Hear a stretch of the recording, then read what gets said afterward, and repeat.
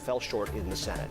A federal appeals court in Chicago ruled immigration agents are no longer limited on their use of force. The judges vacated a lower court's ruling that placed the restrictions on agents during Operation Midway Blitz.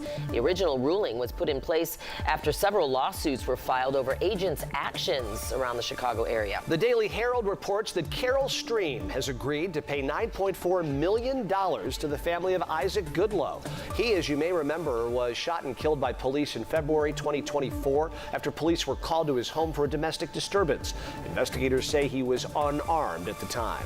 Former Sangamon County Deputy Sean Grayson is back in court today asking for his sentence to be changed. In January, he was ordered to spend 20 years in prison for killing Sonia Massey. Today, the court will hear clemency arguments, including letters from Grayson's friends and family asking for a shorter prison term. Grayson is due in court at 2 o'clock this afternoon. Well, with the celebration of life for Reverend Jackson going to be underway here in just a little while, you're going to be seeing scenes like this. A motorcade on the Kennedy is seen from the Blue Line stop at Harlem. Numerous dignitaries from around the nation and around the world are going to be inbound toward the House of Hope, and this is just one of those VIP motorcades coming through under police escort. We have on top of this 3 former U.S. presidents. You heard the list there, and they're going to need expedited movement throughout traffic there, so expect that. Nothing out of the ordinary as far as traffic except the fog will slow you down a little bit. Have a great day, drive safe, let's be nice to each other. Laura? Thanks, Chris. Yeah, the fog's going to be around for the morning hours until 10 o'clock. We have some storms approaching right now. We're on the stream this morning. We'll keep you up to speed as far as when and where those storms will be moving through. But do expect several rounds. The last one comes through tonight from 70, 61, and falling on Saturday. Beautiful Sunday in the 60s. Laura, thanks. Before we go, a K-9 deputy from Ohio is in the doghouse. Moby with the Lucas County Sheriff's Office accused of the gruesome shredding of a lamb toy. Yeah, the tongue-in-cheek investigation led to Moby being the top suspect, largely because, according to authorities, there were, quote, 0 signs of forced entry. The department believes it has figured out the motive of the crime. The squeaky toy appears to have been too tempting for Moby to resist. Law enforcement officers need a little levity too, Yeah, right? we all need a little levity for sure. Well, thanks so much for being with us, everyone. I'm Dana Kozlov. I'm Chris Tye. If you're watching on TV, CBS Morning starts in just a moment, but you can catch 3 more hours of live local news and coverage of our Jesse Jackson services next on our stream. Have a great day, everybody.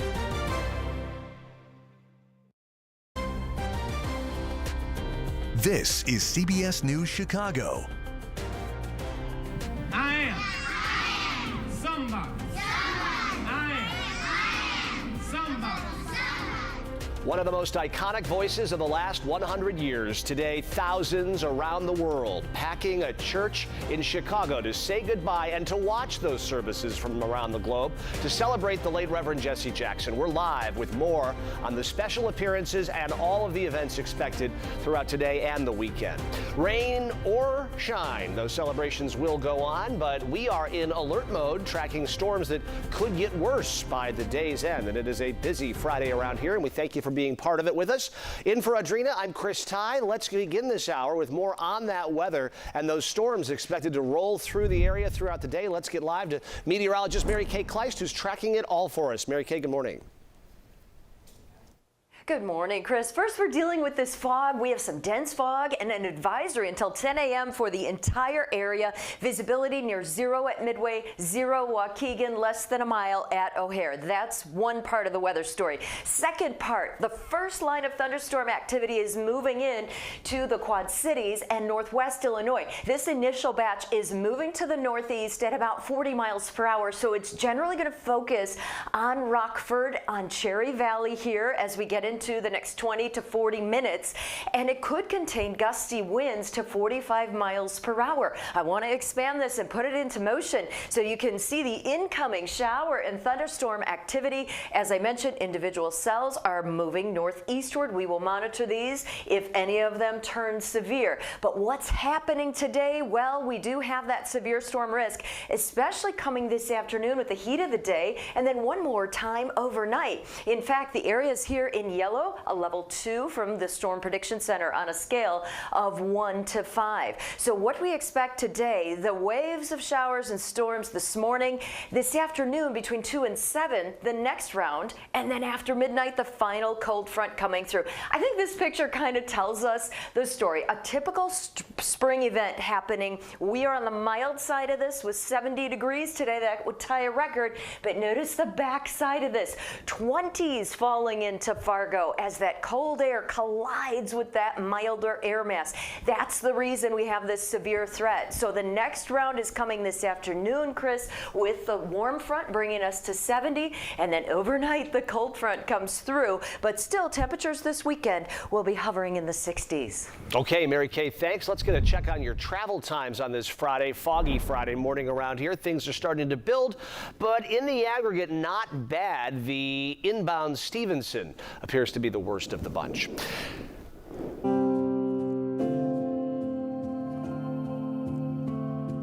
Today is the People's Celebration for the late Reverend Jesse Jackson. Former presidents, civil rights advocates, and family will all attend the celebration service for the civil rights leader. It all begins at 11 this morning at the House of Hope. That's on the far south side here in the city.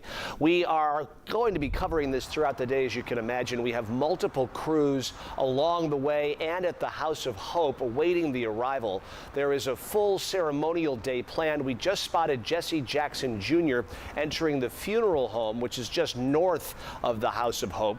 They will be, of course, escorting their father's casket down to the site of today's service. We'll have more throughout the morning. Stay with us here at CBS News Chicago for the very latest. And Darius Johnson is covering this story for us from the House of Hope. He has made his way inside. Darius, set the table for us as we're now just a couple hours away. You're inside for the first time here on the air. What are you seeing? What's the mood there?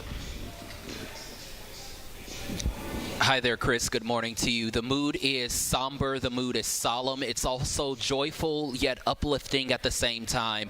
Outside the doors of the House of Hope right now, there is a line of upwards of possibly nearly 75 to 100 people who are just waiting to be able to make their way inside these doors to be able to honor the life and the legacy of Jesse Jackson, Reverend Jesse Jackson Sr. Not too long ago at the end of the 6 o'clock, if our viewers, if you all were with us during that time, you all were able to see that motorcade that is slowly starting to make its way through the city. As we know, this will be a national tribute, not only with family and friends, but also with civil rights leaders, public officials, presidents, so many big names who are going to be in attendance today, all of them coming here to be able to pay their respects to the Reverend Jesse Jackson. Again, the doors will open here at the House of Hope at 9 o'clock this morning, with services beginning at 11. All the media crews are set up right here inside the lobby, and if our photographer John Guajardo is able to show you this right now, I'm going to step out of the frame just so you can see one of these big posters, this big billboard that is on the outside right now. Celebration of Life, Reverend Jesse Jackson. There is also another one on the opposite side as well that is saying Keep Hope Alive. And in the background, you can hear that poetic speech. You can hear I Am Somebody. It is bringing chills to me right now as you begin to hear his voice over this loudspeaker, and that's what people are going to hear as they be able to come inside. Let's go ahead and take you to some of that video. The hearse carrying Reverend Jesse Jackson is expected to arrive here in about an hour or so from now, marking the final leg of a week of remembrance for the civil rights leader. That week included days of lying in repose at the Rainbow Push Coalition, the organization Jackson founded more than 5 decades ago and used as a platform for civil rights advocacy, economic justice, and political mobilization. He was then taken to his home state of South Carolina, where he lied in state, a place he was not welcomed as a young black man growing up in the South. He was brought home just days ago, and last night the Rainbow Push Coalition hosted yet another tribute where members, you see them standing with their purple ties. Those are members of Jackson's fraternity, Omega Psi Phi Fraternity Incorporated, holding a traditional Omega service, honoring him as a brother and recognizing his lifelong commitment to service and civil rights. Now, today's funeral is expected to draw in people from all around the world. We know that former presidents Bill Clinton, Barack Obama, and Joe Biden are all expected to attend, and Illinois Governor J.B. Pritzker and Chicago Mayor Brandon Johnson are scheduled to speak. There will also be some beautiful musical tributes from voices that are capable of filling a sanctuary as big as the House of Hope, including Chicago's own Jennifer Hudson and gospel legends BB and Marvin Winans. Back out here live this morning here at the House of Hope on the city's far south side. Again, Chris, as I mentioned, the stage is being set. There has been Secret Service sweeps all throughout the property so far this morning. They have started to allow people to line up this morning, and I can tell you it is amazing to see the crowd that is already began to gather right outside these doors right now. It's something that was slowly starting to build as he lied in repose at the Rainbow Push Coalition, but really this is that day. This is that homegoing celebration for so many people to be able to show up. You can see that line right there. That's just a small number of the people who are here so far this morning. So again, we know that family, friends, leaders from around the world will all gather under this roof here at the House of Hope today to be able to honor his life and his legacy. So Chris, we will be here throughout the morning, and of course we will do everything that we can to bring you all of the coverage and bring you every piece of what is happening inside that sanctuary. For now, we're live inside the House of Hope. I'm Darius Johnson. Chris Ty, back to you. And an excellent perspective, Darius. And for folks who are watching, the answer is yes, you can go. You think, oh, it's Barack Obama, it's Joe Biden, it's only VIPs. That line you were talking about there signals in real terms the doors are open for anyone who wants to go, right? You know, that's one thing that I remember my grandmother saying growing up, and pastors often saying, the doors of the church are open. That is the case today. The doors of the House of Hope are now open for Chicagoans, for people across the country, for people around the world to be able to show up and pay their respects to the Reverend Jesse Jackson. And that's what his family wanted. They said they always shared their father with the world. They're sharing him with the world one final time so people can show up and honor him. Back to you, Chris. Darius, thank you so much. Excellent perspective. We'll talk to you throughout the morning. Dozens of those people who paid their respects last night at Rainbow Push are now on their way to Selma, Alabama. The group will join hundreds of others to honor 61 years since Bloody Sunday. It was March the 7th, 1965, when Alabama state troopers, remember this, brutally attacked peaceful protesters. Hundreds were marching for voting rights on the Edmund Pettus Bridge. In the years since then, Reverend Jackson has joined annual commemorative marches on that bridge down in Alabama. The people going this year say they'll carry his legacy with them. People don't realize this is not a moment, it's a movement, and we are the movement. Even though we're going to be celebrating the life of Reverend Jackson, his life was about his mission for voting rights. Services to honor Jackson will be held in Selma as well. Some of the Reverend's kids are expected to join a march there on Sunday. Jackson services are also on throughout the morning and into the afternoon. We have multiple crews. Darius is just one of our crews on this coverage and telling this story today. Coming up in our next half hour, we'll take a look at how some organizers prepared for today's historic ceremony. We'll also show you the service live when it begins a little later this morning. You can stream it on our website, Paramount Plus, and other apps. There is other news this Friday morning. President Trump says he wants to play a role now in choosing Iran's next leader. It's been just about a week, just shy, since U.S. and Israeli strikes against Iran began. U.S. defense officials say the president has directed them to level Iran's ballistic capabilities. Explosions rocked Tehran and Beirut early this morning as Israel announced a new wave of punishing strikes. U.S. defense officials now say hundreds of targets deep inside Iran have been hit in recent days. But Iran is not letting up on its retaliatory strikes, dragging other nations into this now. Massive fires spotted near a military base here in Kuwait overnight, believed to have been targeted by Iran. Saudi Arabia said it shot down multiple Iranian drones Friday morning. Defense Secretary Hegseth says Iran needs to know the U.S. will not stop. Iran is hoping that we cannot sustain this, which is a really bad miscalculation for the IRGC in Iran. You see, there's no shortage of American will here. We've got no shortage of munitions. Our stockpiles of defensive and offensive weapons allow us to sustain this campaign as long as we need to. The bodies of the 6 U.S. service members killed by an Iranian strike will arrive in Delaware tomorrow. Earlier this week, the White House said President Trump is expected to attend the dignified transfer. Still ahead for us here at 7, we are learning more about the pilot involved in that deadly plane crash up in Deerfield, and new body cam videos showing the deadly confrontation between police in Austin and a man accused of killing 3 people. We'll tell you why investigators are now looking into that man's possible ties to terrorism.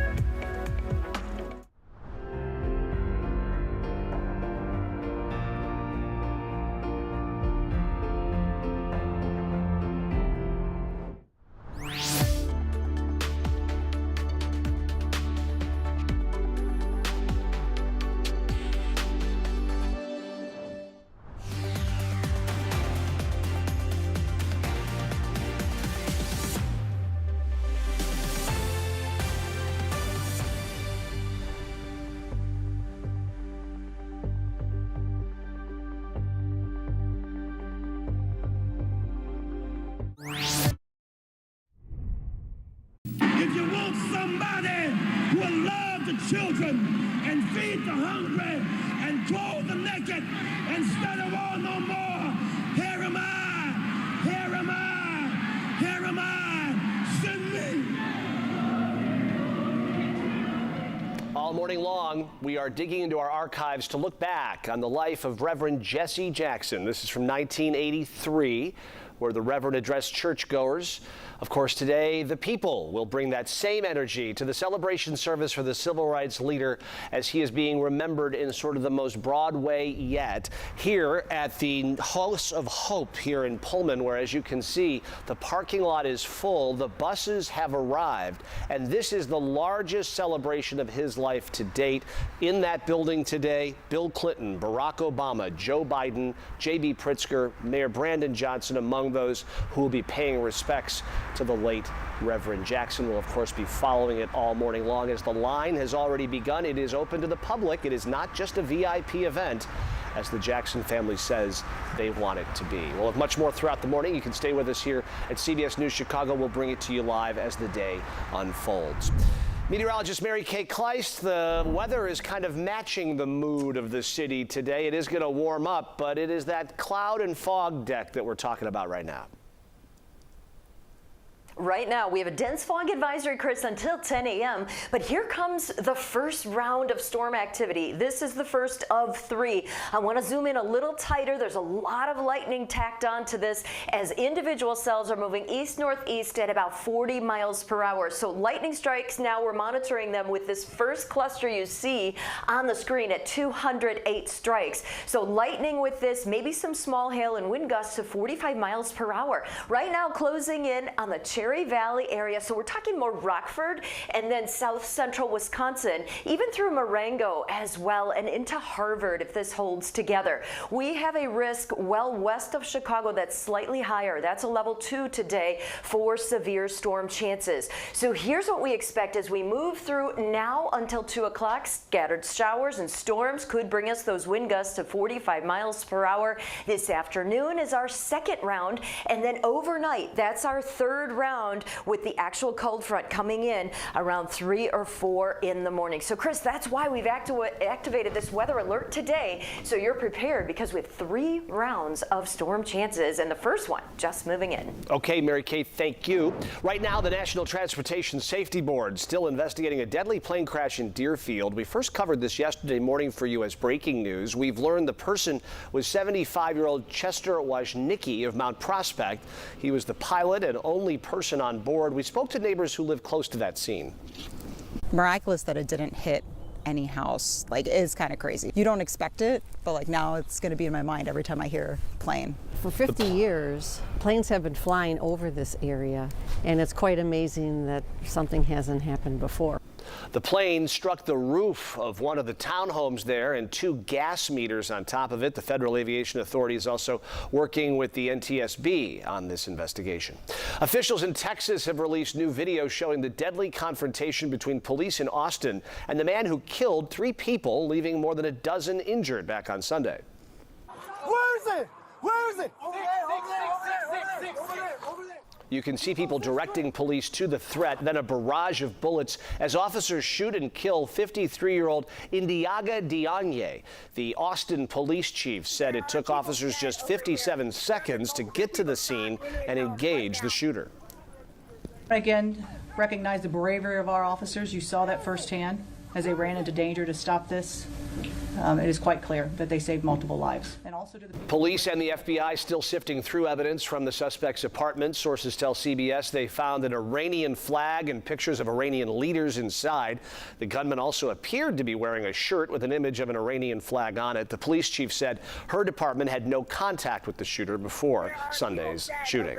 Still ahead for us here at 7, details on International Women's Day events happening in the city this weekend. We'll get you caught up. And an exhibit dedicated to Samoan art is coming to the Field Museum today.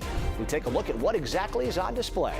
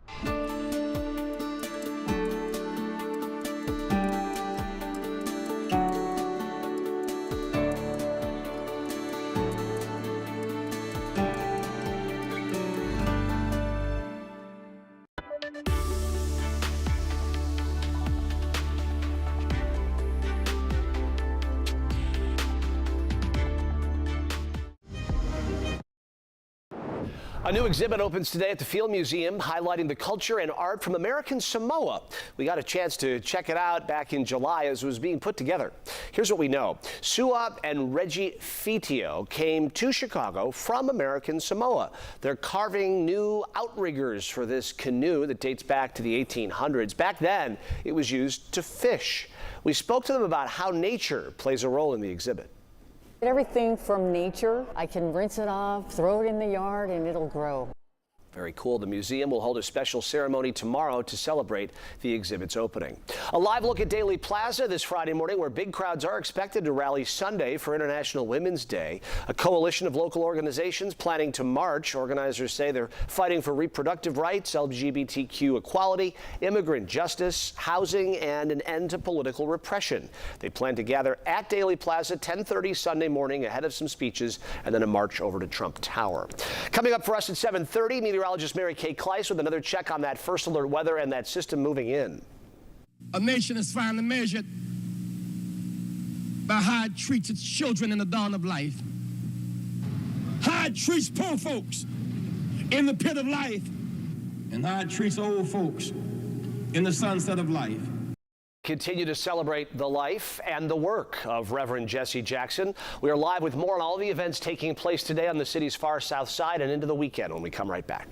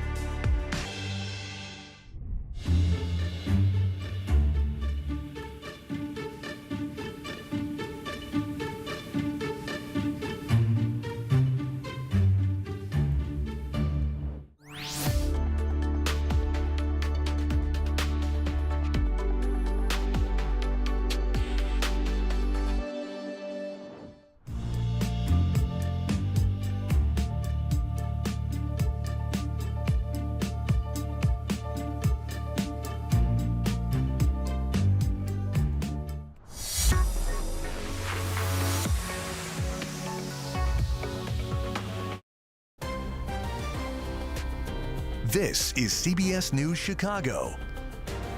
Good morning at 7:26. I'm Chris Ty with a quick look at your headlines this Friday. First, though, meteorologist Mary Kay Kleiss with a look at the forecast.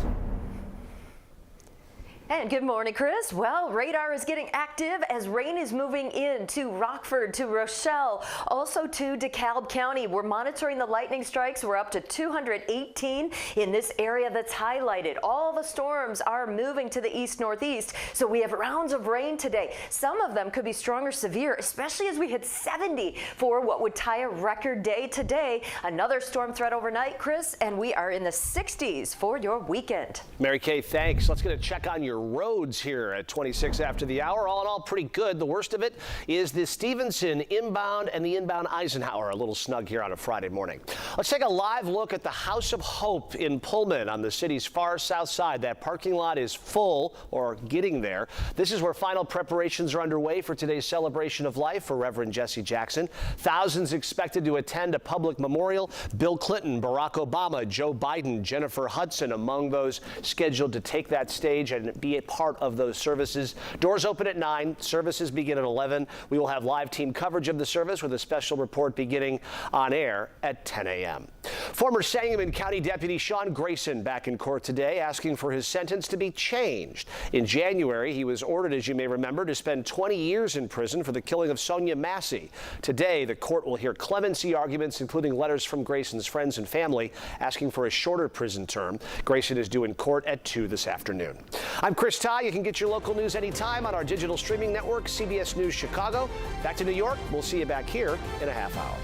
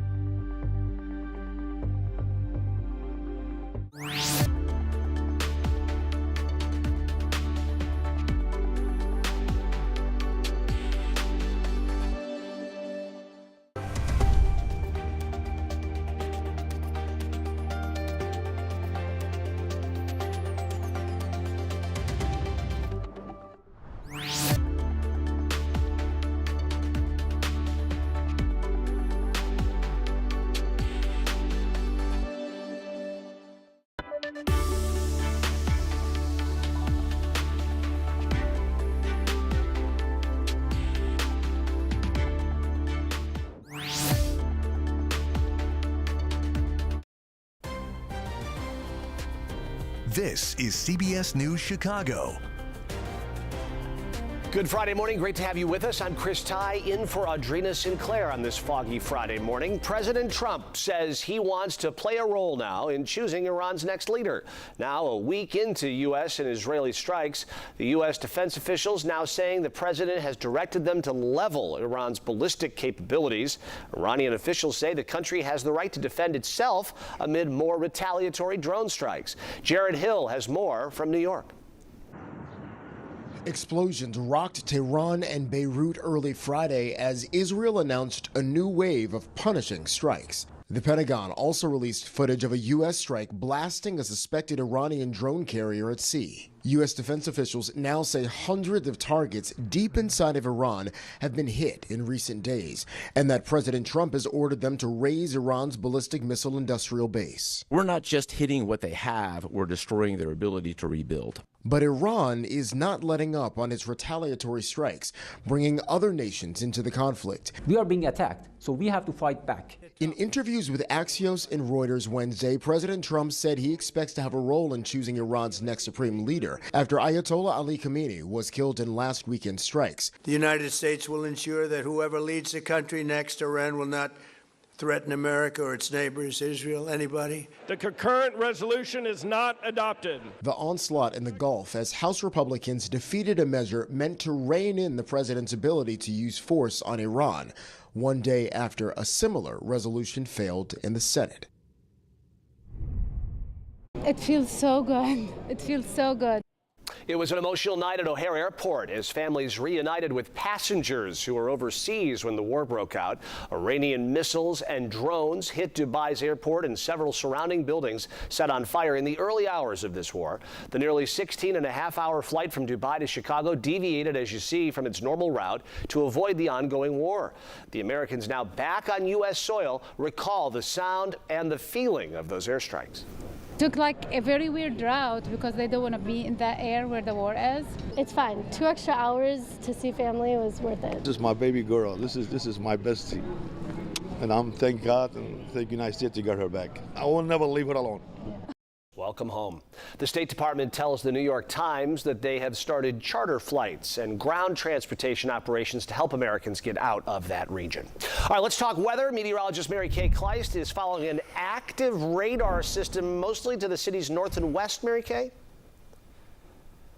Yes, round one coming in, and it's going to meet the foggy conditions, Chris, we have in place. Visibility near zero, Valparaiso, also for the Fox River Valley. So we have the dense fog advisory for everybody until 10 a.m. But I'm mentioning the Fox River Valley because that's where we're seeing evidence of the main body of rain starting to get closer. And we've been monitoring the movement of this to the east-northeast. And so far, lightning strikes now at 219 and counting for this cluster of shower and storm activity. And as it moves first to Belvedere and Rochelle, we're going to see it move into Marengo just after 8 o'clock. So the rain just starting to close in on the Fox River Valley. I want to widen this out and show you this is the first round of 3 that's going to soak us as we move through the day. Storm Prediction Center keeping an eye areas west of the city. This area in yellow, a level 2 on a scale of 1 to 5 for severe chances. So this first round moves through. The wild card will be when the warm front comes in the heat of the afternoon as we hit 70.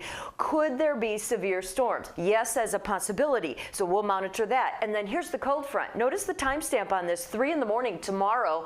This is the actual cold front that's going to be coming through. Very early rain Saturday. The rest of your weekend is dry. We will see highs in the 60s, but I think some cooler air behind that front on Saturday may create falling temperatures. And don't forget, before you go to bed Saturday night, it's time to spring forward. And boy, Chris, this is a spring-like pattern because we have storms, we have 70, and then at the tail end of the 7-day, you see the 40s again. A classic Chicago buffet. Thank you very much, Mary Kay. Let's take a look at the roads this morning. Could have some interesting traffic on the city's south side because of the Jesse Jackson services, but right now, a pretty stable Friday morning. The Stevenson inbound is the worst of the bunch. And on the topic of the Jackson services,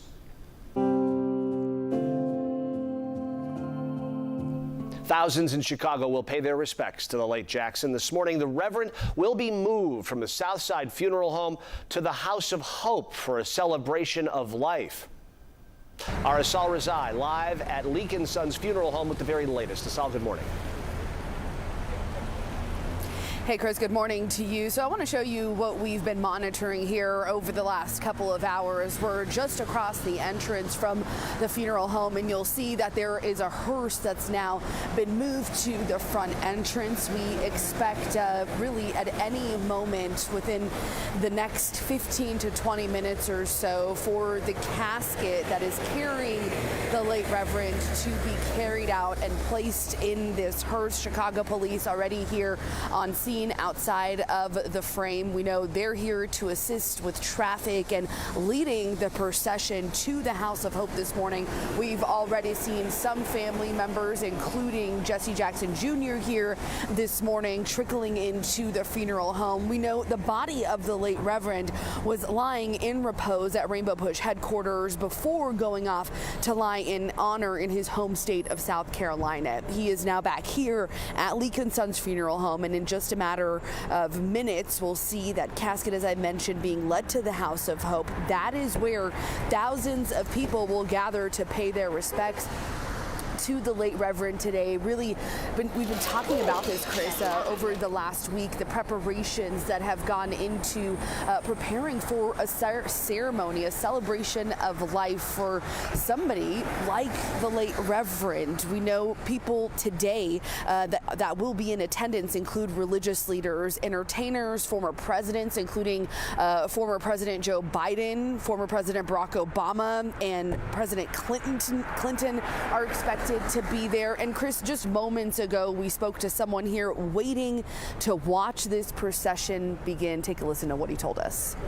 Came out because it brings back so many memories. I mean, Jesse Jackson was loved, and by me being in the community for 50 years, I mean, we've had a bunch of celebrities, a bunch of hood celebrities that passed and had their funerals here. So it just brings back I just wanted to be here just to show my appreciation to the Leak family for their continued support of the community and for Jesse Jackson and his family in their loss. And Chris, as you can see, another hearse just pulled up here to the entrance of the funeral home. Again, the procession will begin here and then will be led to the House of Hope, where you've been watching our Darius Johnson reporting from all morning long at the House of Hope. The doors open to the public in less than 2 hours at 9 o'clock. We know there's a lot of people, over 100 people waiting in line there right now. The service expected to begin at 11 o'clock this morning. And again, we're expecting in just a few moments for the procession to begin here on the south side. For now, I'll send it back to you in the studio, Chris. Saul, thanks very much. It's a really big thing because, I mean, this is a moment in history. A group of culinary students from the Rich Township area are preparing for a day of service, all to honor the late Reverend Jesse Jackson. Each student waking up at 4 in the morning today to prepare and serve food to the Jackson family and their friends. Happening today at House of Hope, of course, as Asal mentioned. Chef Darius Bright is the class instructor. This is their volunteering time, and this is, definitely giving back. I mean, it's the Jackson family. And Reverend Jackson, being the icon that he was, set a precedent. This is a once-in-a-lifetime thing, so I get to do it, and I'm happy that I'm the one that was chosen and the one that was, trusted to serve them. Congratulations, Courtney. Organizers say several local restaurants donated food for today's celebration and the private homecoming service on Saturday. You can watch all the coverage of the People's Celebration of Life of Reverend Jackson here on CBS News Chicago beginning at 10 a.m. That is when our coverage begins. The service starts at 11. It's also going to be up and live on our stream, websites, Paramount Plus, and other apps. There is other news. A judge in Indiana has blocked Indiana's abortion ban for women whose religious beliefs would be impacted by not being able to get an abortion. The judge ruled that the state's near total abortion ban violates a 2015 law on religious freedom. That law makes it illegal for the government to substantially burden how someone chooses to exercise their religion. Indiana Democrats say it's a positive step for women across the state, but more needs to be done to give more women access to the procedure. Health and Human Services Secretary Robert F. Kennedy Jr. pushing medical schools nationwide to teach more about nutrition to help make America healthy again. In an announcement yesterday, RFK revealed the Trump administration has secured pledges from 53 medical schools in 31 states to require, quote, meaningful nutrition training for future doctors. That means the schools will now offer at least 40 hours of nutrition education to students beginning this fall.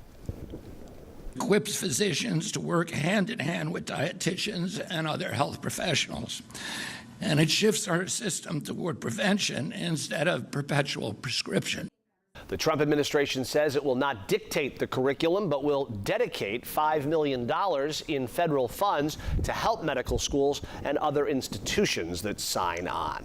On the Money Watch this Friday, the head of the U.S. Postal Service warns it could run out of money in a year if Congress does not step in. Postmaster General David Steiner told the AP that lawmakers should lift the agency's $15 billion borrowing limit. He also suggested other changes to bring in cash, like raising first-class stamp prices prices, pension reforms, and extending last-mile delivery service. The USPS suffered $9 billion in losses last year alone, despite more than $900 million in increasing operating revenue. Coming up for us, if you think today's storms could be bad, wait until you see what people in the Southwest are dealing with. And in honor of America's 250th anniversary this year, a collection of special documents from the nation's founding will go on tour starting today. We've got a look inside the exhibit when we come right back.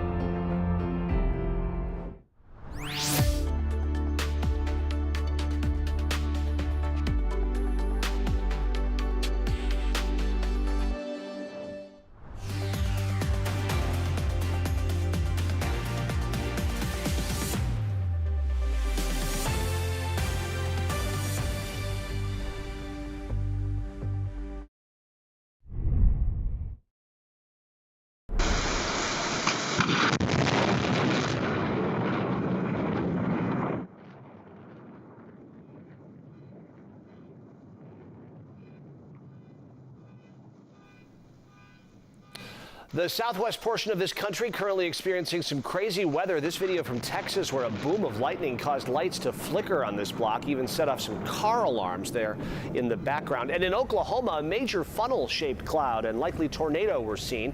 This is in Major County, northwest of Oklahoma City. Video shows the formation lit up by lightning. The National Weather Service issued tornado warnings for 7 counties. Officials warned people to seek shelter. We are not dealing with anything quite that severe, at least not yet. And knock on wood, Mary Kay Kleiss, that we don't see anything like it. Well, we want you prepared, Chris. That's why we've activated a weather alert. Yes, it's cool and it's getting wet in the far northwest suburbs, especially around Rockford. You can see all the lightning really starting to amplify along this line. Number of strikes up to 190. So we're monitoring this. The line itself is moving east-northeast at about 40 miles per hour. So the timing of this, Mendota at about 7:56, getting into DeKalb at about 8:16. And we do expect this to bring moving rain into McHenry County, also now moving into the Fox River Valley. I'll expand the line and you can see how the rain continues to fill in. This is our first round of 3 chances to see some active weather today. Storm Prediction Center has our western counties in yellow. That means it's a level 2 on a scale of 1 to 5. It's a level 1 for the city and northwest Indiana. A typical spring setup. We will have that unseasonably mild air pushing us to a record today. 70 would tie the old record. 80 degrees down in St. Louis. 28 on the other side with rain changing to snow in Fargo. A typical collision of 2 air masses. That's the concern today. So wave number 1 now through 2 o'clock. Wave number 2 in the heat of the day. And then the final cold front coming in after midnight. So as we time this out, we have this first rain event coming in. A chance for us this afternoon. But here's the cold front. 3 a.m. in the morning. That comes through and brings us that gusty storm chance. But most of your Saturday's dry, Chris. But very early, around 3 to 4 in the morning, we'll have that front come through. Okay, Mary Kay, thanks very much. We want to take you live to the city's south side where we are seeing some activity at the funeral home where Jesse Jackson's body was being prepared for today's service.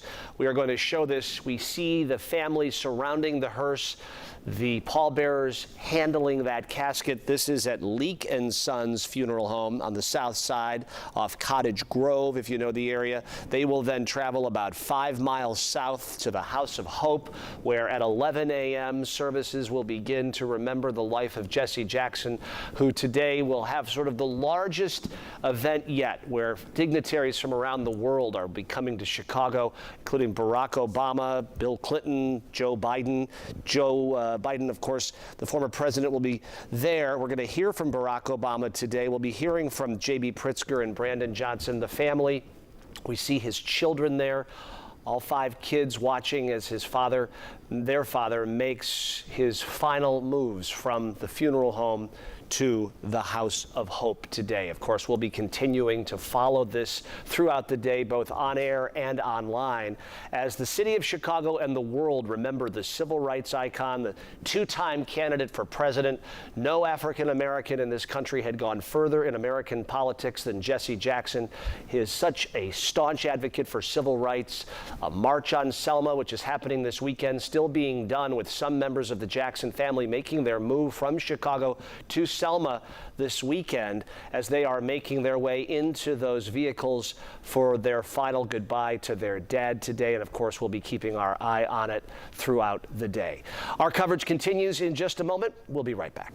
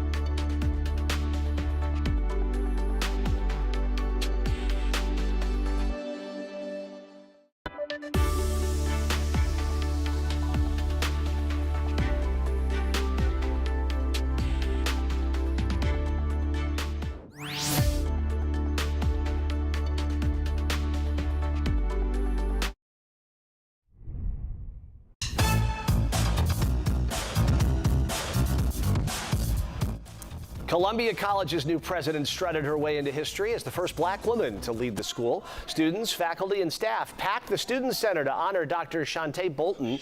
During yesterday's ceremony, her colleagues spoke about the impact she's already had on students and how important her work is. Two women actually founded Columbia College back in 1890 when it was Columbia School of Oratory. Attendees happy to be part of history again. I don't think that I knew that Columbia was started by two women, and so it was really inspiring to hear that and then hear about how she plans to carry their mission forward. Representation matters. It matters because the students that I serve and all of the students that are throughout the city of Chicago and the state of Illinois and this nation and world, they need to see reflections of themselves. Congratulations to Dr. Bolton. Columbia is a private nonprofit college that prepares students for careers in film, journalism, music, and a whole lot more. Our own Sharday Gray, who did this story for us yesterday, is a graduate of the school. Coming up for us, we want to show you a live picture of the Jackson services. Here we see the hearses moving from the Leak & Sons funeral home off Cottage Grove. The family loaded into those vehicles about 5-6 minutes ago. They are making their way about 5 miles south to the House of Hope in the Pullman neighborhood. We'll be following this throughout the day. Our coverage continues in just a moment.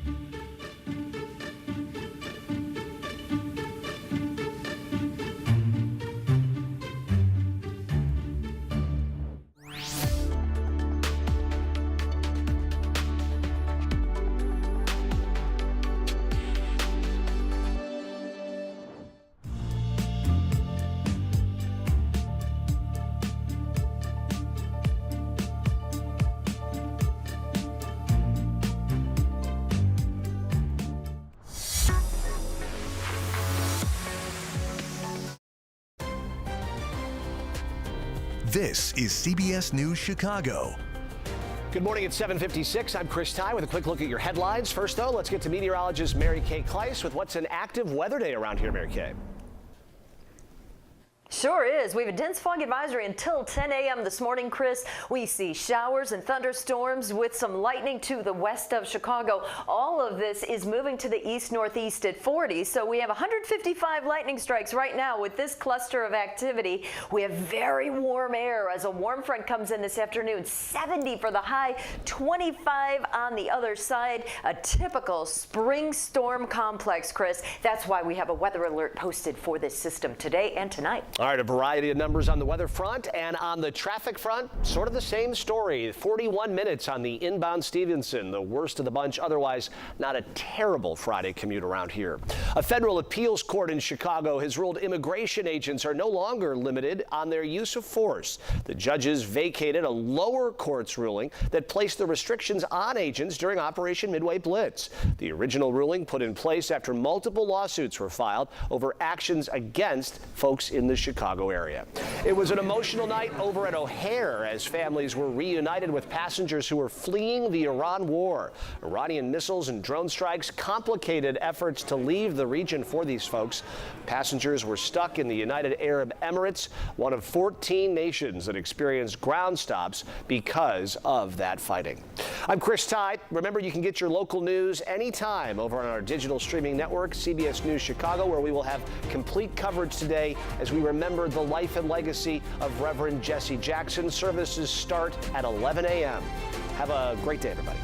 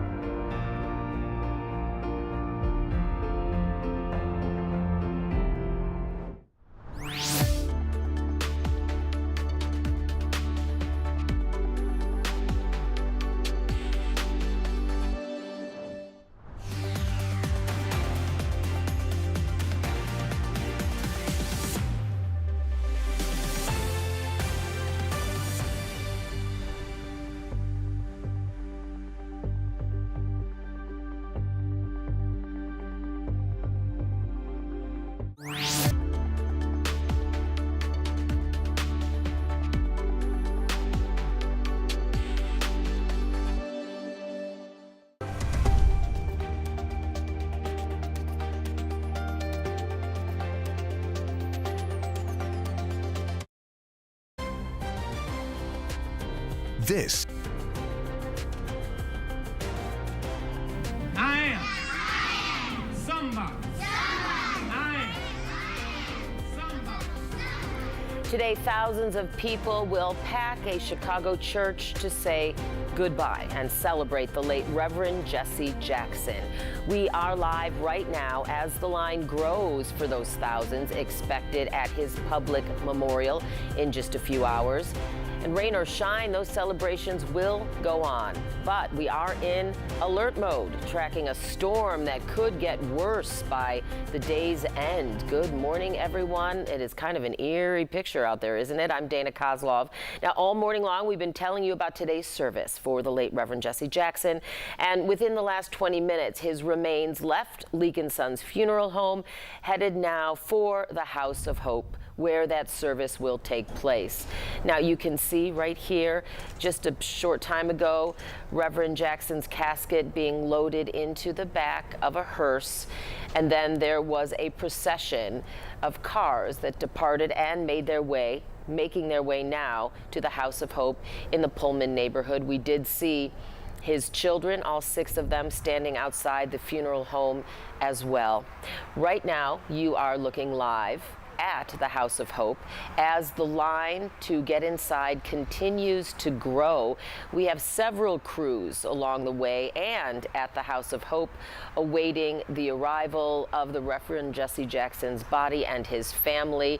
And of course, there is a full day of ceremonies and speeches and remembrances planned. You can see that line. I mean, at least 100 people outside the House of Hope right now, waiting. The doors open in just about an hour to the public, and we expect that line will get much longer as this hour ticks by.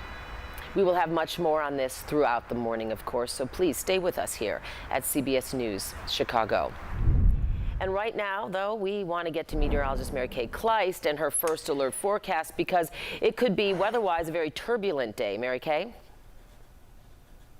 Yes, we do have a weather alert activated. Dana, good morning. We have a dense fog advisory now until 10 a.m. You could see that from our live pictures, poor visibility in spots. But here's what Dana's talking about. Thunderstorms really closing in on northwest Illinois. These are producing a lot of lightning strikes right now, about 160 in this area that's moving east-northeast at about 40 miles per hour. So here's the timing on the rain. In Marengo at about 8:12, DeKalb about 8:16. You could have wind gusts of 45 miles per hour and possibly some small hail with this initial line as it moves in. This is round 1 of 3 rounds of weather that we expect from this whole storm complex. In fact, the Storm Prediction Center has our western counties shaded in yellow. That's a level 2 on a scale of 1 to 5. It's a level 1 for Chicago and northwest Indiana. So here's what we expect as we move through now through early afternoon. These scattered showers and storms creating the gusty winds and small hail. Then in the heat of the afternoon, there's a chance that some of these could be strong or severe as we push for a record of 70 degrees. That would tie the old record. And then overnight, here comes the main cold front. This is going to come through around 3 in the morning, so it's a secondary front that's going to push through, and that's going to create that chance for severe storms.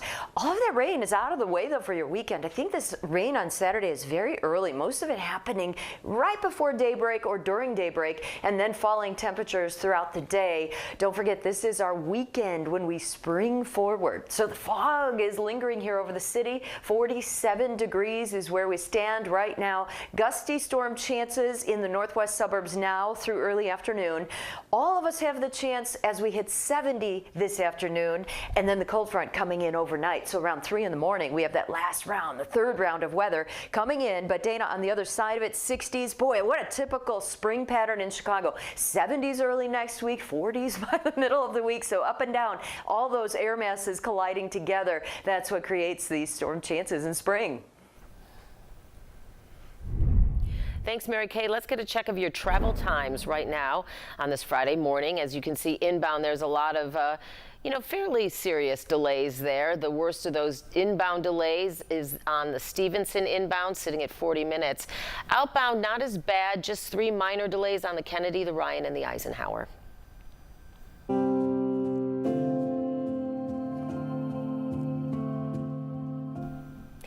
And as I mentioned, today is the People's Celebration for the late Reverend Jesse Jackson. 3 former presidents, civil rights advocates, and of course his family will attend the celebration of life service for the civil rights leader. That begins around 11 o'clock this morning at the House of Hope on the south side. And a line there already growing. That is where we find Darius Johnson joining us live now with a look at what we can expect at today's service this morning. Good morning, Darius. Dana, good morning to you from the far south side, inside the House of Hope, a place that is essentially turning into a national, really a global tribute this morning as so many people from around the world show up to pay their respects to Reverend Jesse Jackson Sr. I want to see if we can go back to that shot on the outside that is showing the line that continues to grow outside the House of Hope as we've been looking at all morning long.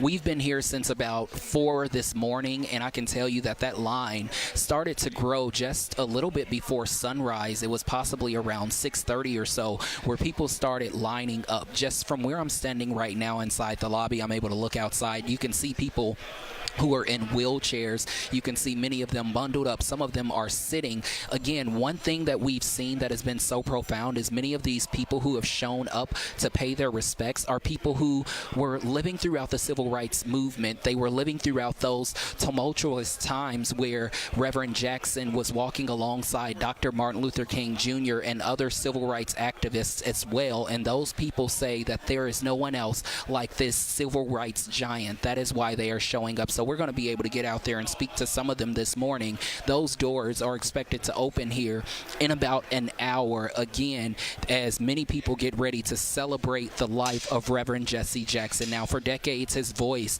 called the nation to action, and today, people from across the world will gather to honor this life and this legacy. Now, the hearse carrying Reverend Jesse Jackson is currently en route here to the House of Hope right now at this time. You can see it as it left not too long ago. We were showing you that hearse when it was leaving from Leak & Sons at 79th and Cottage Grove. And this is marking that final leg of a week of remembrance for this civil rights giant. That week included days of lying in repose at the Rainbow Push Coalition, the organization Jackson founded more than 5 decades ago and used as a platform for civil rights advocacy, economic justice, and political mobilization.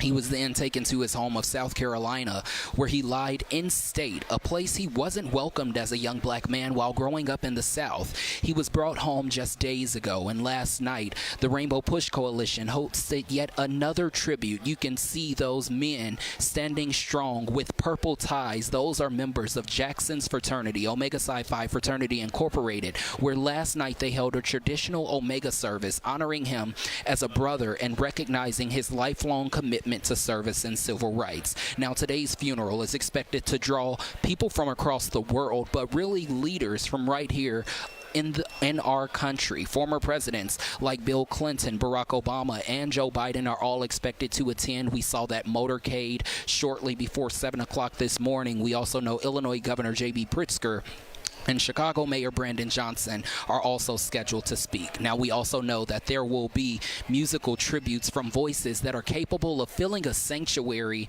so big, like here at the House of Hope, including Chicago's own Jennifer Hudson and gospel legends BB and Marvin Winans. Back out here live inside the lobby of the House of Hope here on the far south side this morning. Again, you saw that crowd growing outside. Many of them are waiting to make their way inside, get through security, and be able to fill the seats here inside this sanctuary at the House of Hope to be able to pay honor and respect to this civil rights giant. Now, Chicago is preparing for really a day of mourning and a day where someone who they called a friend and neighbor for so many decades, where they finally get to lay him to rest. This is that final moment where his family will continue to share him with the world as they always have throughout many years of his life. Again, we know that Jesse Jackson has been known for trying to bring this country together. And again, even on his final day, that is something that he is still continuously doing. So, Dana, we're going to be out here throughout the day as we continue to see how things take shape. And one other thing, just standing inside this lobby right now, you can hear some of the music from the sanctuary starting to fill this lobby. And you're also hearing that I may be poor, but I am somebody. You can hear those iconic words starting to fill up all of the hallways here inside the House of Hope. So it's really making it a somber moment, but also yet a joyous homegoing celebration as so many people get ready to arrive here this morning. For now, we're live inside the House of Hope on the city's far south side. I'm Darius Johnson. Dana, back to you in studio. Thank you, and I know we'll check in with you later this morning.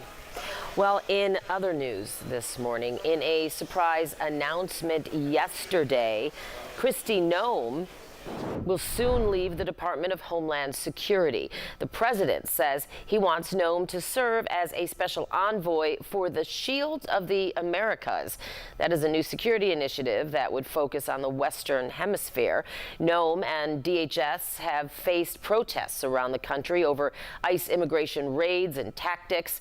Two administration officials tell CBS News that Noam was in a precarious position with the president. He had issues with how she handled the Minneapolis immigration crackdown, including the fatal shootings of 2 U.S. citizens by federal agents. Illinois Congresswoman Robin Kelly led a push to impeach Noam and says changes still need to happen within DHS. Need to put the same pressures on, and also remember that Democrats put the pressure on, but also Republicans put the pressure on her too. They weren't pleased, particularly in the Senate. They weren't pleased with what she was doing. So I'm sure they want to see, a change, and that's where the people come in. Trump's pick to replace Noam is Senator Markwayne Mullin. He is a former businessman and martial artist. Mullin will need confirmation, though, from his Senate colleagues. Kelly's opponent in the upcoming Senate race is fellow Illinois Congressman Raja Krishnamurthy, and he commends Kelly. In a statement, he says Noam's removal does not erase the abuses that occurred under her watch, adding that this is why Congress must demand accountability. As for Governor J.B. Pritzker, he did not mince words. Hey, Kristi Noem, don't let the door hit you on the way out. Here's your legacy: corruption and chaos, parents and children tear-gassed, moms and nurses. Tough words from Illinois Governor J.B. Pritzker from his X account, that video there. Pritzker went on to say, as you heard, don't let the door hit you on the way out. Now, he has been a loud critic of Noam, criticizing her for her role in Operation Midway Blitz here.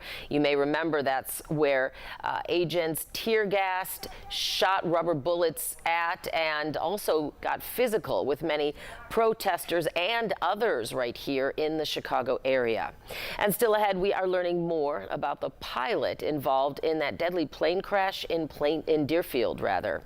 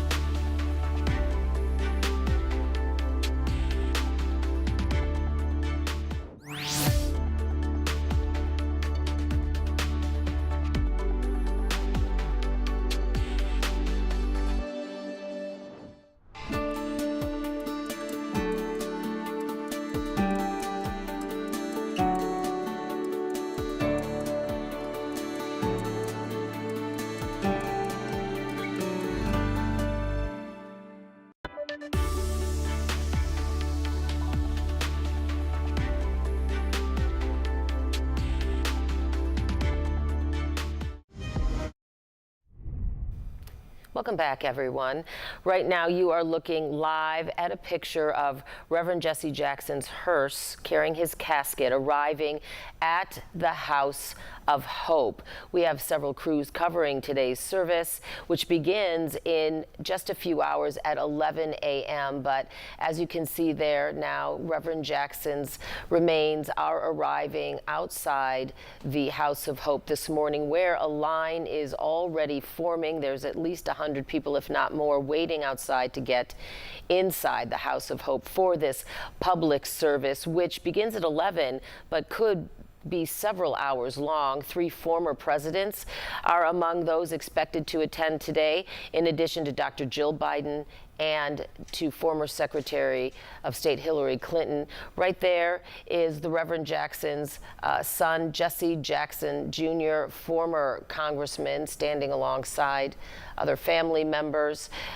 It looks like we're waiting for the Reverend Jackson's casket to be carried inside again for the service that begins at 11 o'clock this morning. However, doors open to the public at 9 o'clock this morning. Among those performing today is Chicago native Jennifer Hudson. She will be among those singing songs, and there'll be several speakers, including former President Barack Obama, Chicago Mayor Brandon Johnson, and Illinois Governor J.B. Pritzker.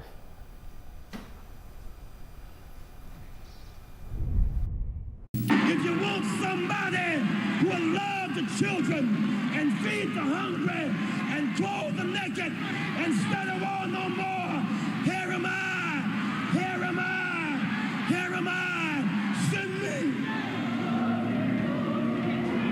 All morning, we'll be going into our archives to look back at the life of Reverend Jesse Jackson. This is from 1983, where the Reverend addressed churchgoers. Today, the people will bring that same energy at the celebration service for the civil rights leader that begins again at 11 o'clock this morning. Right now, once again, we want to bring you this look at Reverend Jackson's casket getting ready to be moved into the House of Hope by pallbearers for today's service, which is expected to be attended by thousands of people. A private service with his family and others will take place tomorrow. Let's just pause for a moment and pay our respects to this solemn moment.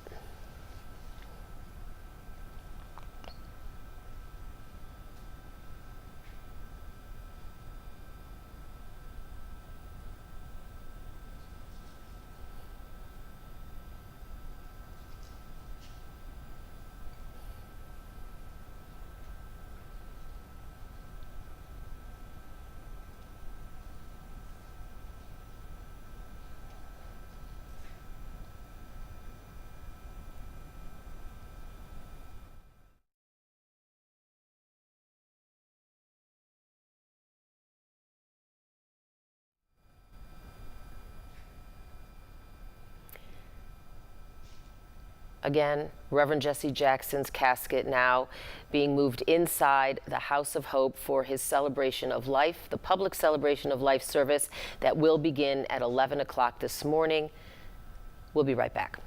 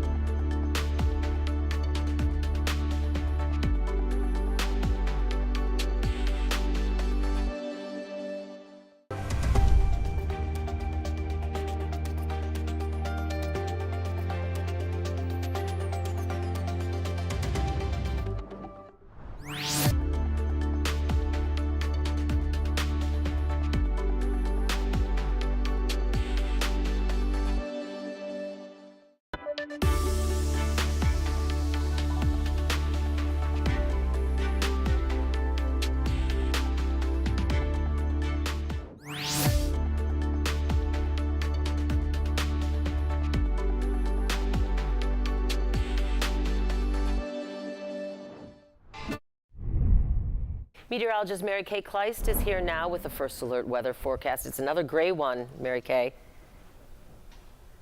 Oh yes, Dana, good morning. We have a dense fog advisory for everybody until 10 a.m. We have storms that are closing in on the western suburbs. Right now, lightning strikes are holding at 140. I've seen that number come down a bit in the last 20 minutes. However, rain is downpouring in DeKalb County. So you can see this here from Waterman to Genoa. This is moving into Huntley with some lightning as well because the position of this is to the west and it's moving east-northeast at about 40 miles per hour. So heading into Burlington and then into Grafton at 8:38, Elgin about 8:49. So you could have wind gusts to 40 miles per hour. Some small hail is a possibility with this. This is our first line of activity that's going to be moving into the picture today. It's a typical spring storm setup. Check it out. Warm front coming this afternoon could activate round 2 of our strong storms as we meet the record of 70. But look what's happening on the other side. 25 degrees for the high in Fargo, and then the actual cold front will come through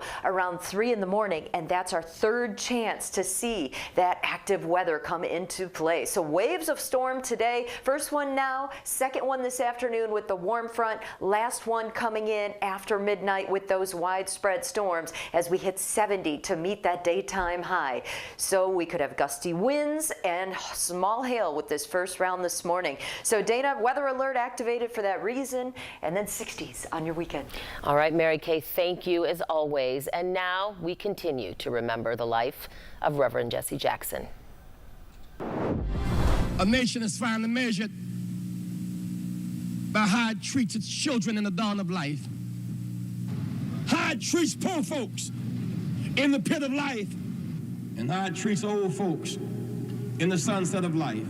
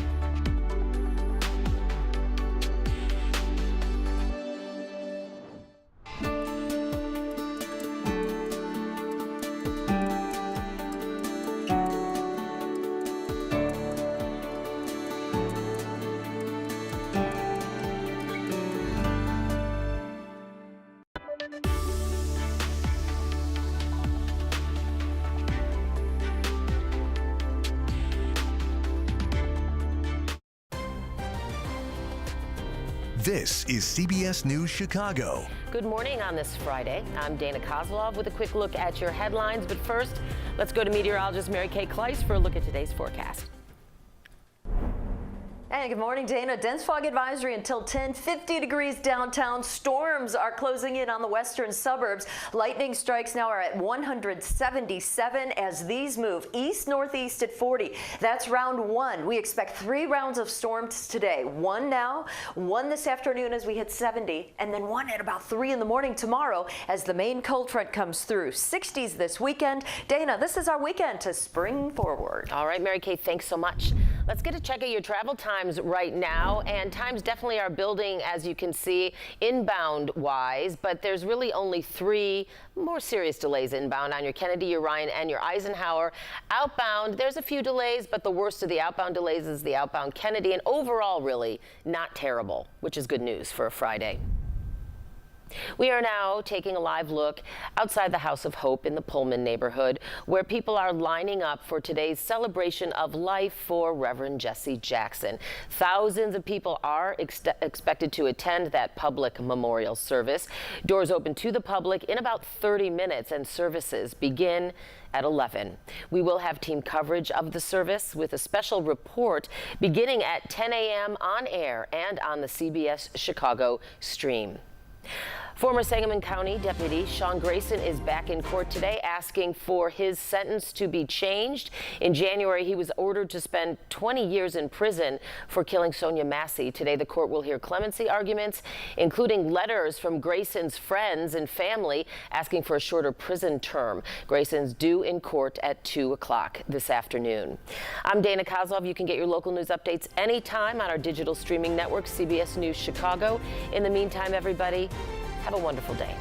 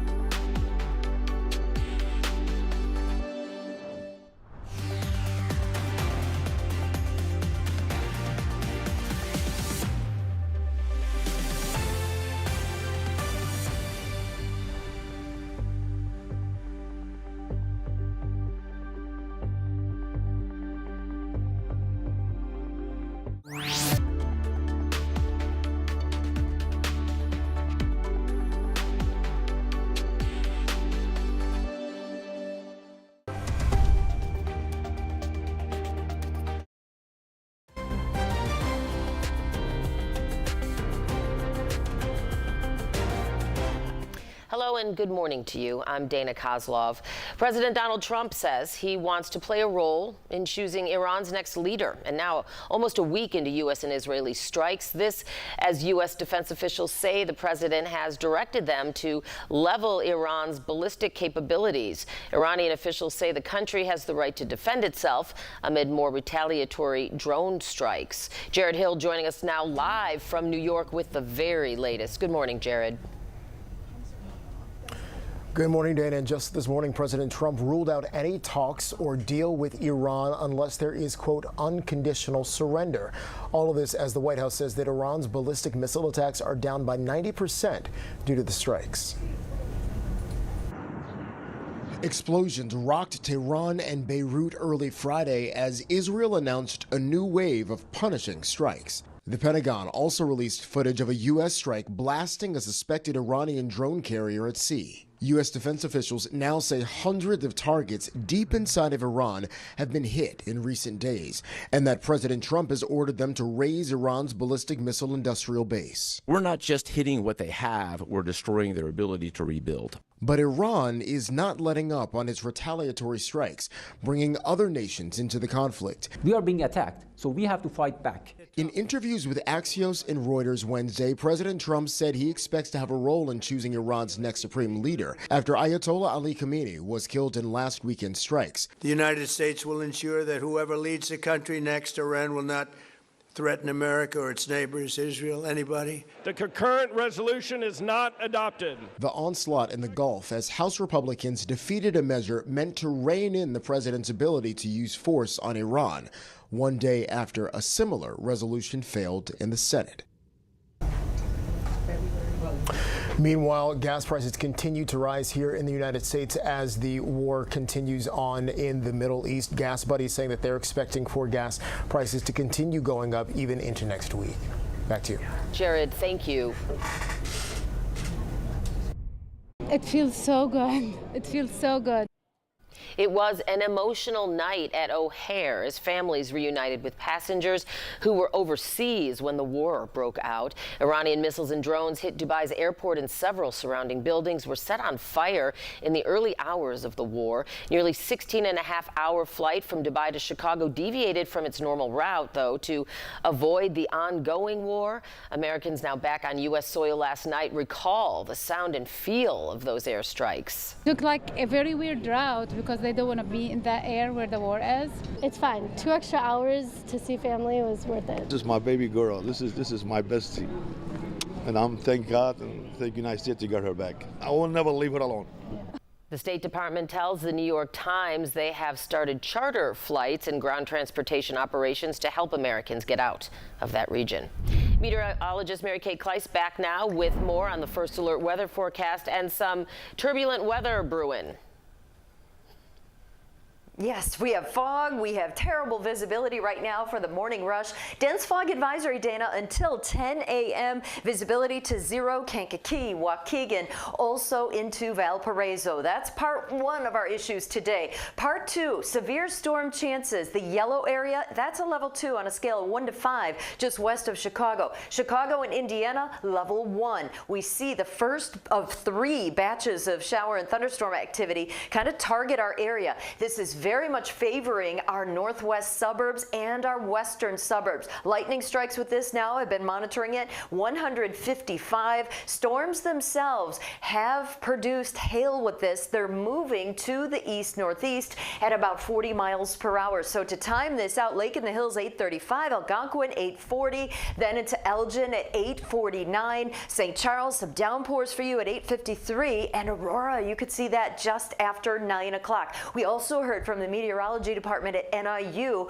where they have rain, they have 48, they have fog, and pea-sized hail reported on campus there. So just know these storms have the potential for that this morning. Then we turn our attention to this afternoon. We could tie a record of 70. This is a spring storm setup. 70 here, 80 St. Louis, 25 on the backside in Fargo. That collision of 2 air masses, that's what's going to instigate the afternoon and evening storm threat. With the warm front, that's part 2.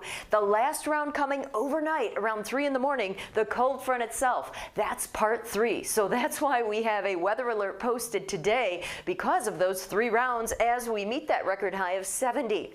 Front comes through, a dry weekend, but windy, Dana, with highs in the 60s. Mary Kay, thank you. Let's get a check of your travel times right now. And there are definitely some delays, especially inbound, well, and outbound too. The worst of the inbound delays is the inbound Ike sitting at 32 minutes. Outbound, the worst of those delays is the outbound Kennedy at 28 minutes right now. Overall, though, not as bad as it could be on such a foggy and rainy morning.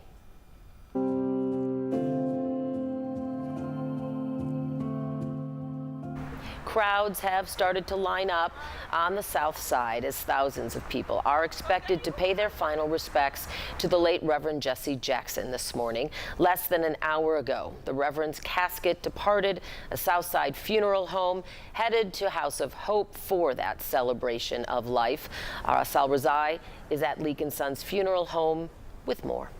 Streets here on Cottage Grove near 79th back open as the procession was seen leaving here around 8 o'clock this morning. We'll show you video we captured as the casket carrying the late Reverend Jesse Jackson was placed inside the hearse, surrounded by his 5 children who watched as their father made his final trip to the House of Hope. The procession headed about 5 miles further south to the House of Hope, where we will see the largest celebration of his life since his passing. We know thousands of people will be there today to pay their respects and say their final goodbyes. I spoke with one man who lives just a block away from here. Listen to why he tells me he felt compelled to come watch the late Reverend's departure from the funeral home. I came out because it brings back so many memories. I mean, Jesse Jackson was loved, and by me being in the community for 50 years, I mean, we've had a bunch of celebrities, a bunch of hood celebrities that passed and had their funerals here. So it just brings back I just wanted to be here just to show my appreciation to the Leak family for their continued support of the community and for Jesse Jackson and his family in their loss. After today's service, there will be one final private homegoing service for the family tomorrow. That will be at Rainbow Push Coalition's headquarters on the south side. For now, I'm reporting from 79th and Cottage. Asal Razai, CBS News Chicago. It's a really big thing because, I mean, this is a moment in history. A group of culinary students from the Rich Township area are preparing for a day of service. It's all to honor the late Reverend Jesse Jackson. Each student is waking up or woke up at 4 o'clock this morning to prepare and serve food to Jackson's family and friends. That is also happening today at House of Hope in Chicago during Jackson's memorial service. Chef Darius Bright is the class instructor. This is their volunteering time, and this is, definitely giving back. I mean, it's the Jackson family. And Reverend Jackson, being the icon that he was, set a precedent. This is a once-in-a-lifetime thing, so I get to do it, and I'm happy that I'm the one that was chosen and the one that was, trusted to serve them. Organizers say several local restaurants donated food for today's celebration and for the private homegoing service for the Reverend on Saturday. We want to mention right now that as the service begins at 11 o'clock this morning, and doors were supposed to open to the public at House of Hope at 9 a.m., but we understand those doors have opened early. They are open now to allow the people who have been lined up there for an hour or more to make their way inside. And of course, we want to mention you can watch coverage of the People's Celebration of Life here on CBS News Chicago. That special coverage beginning at 10 a.m. You can also stream it on our website, Paramount Plus, and other apps. Well, a judge in Indiana has blocked Indiana's abortion ban for women whose religious beliefs would be impacted by not being able to get one.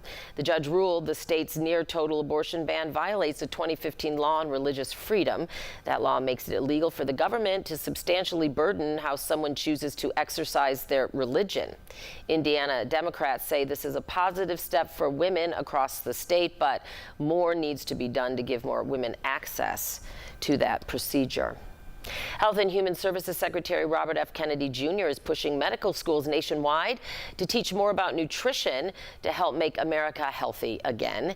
In an announcement yesterday, RFK revealed the Trump administration has secured pledges from 53 medical schools across 31 states to require, quote, meaningful nutrition training for future doctors. Now that means the schools will now offer at least 40 hours of nutrition education to students beginning this fall.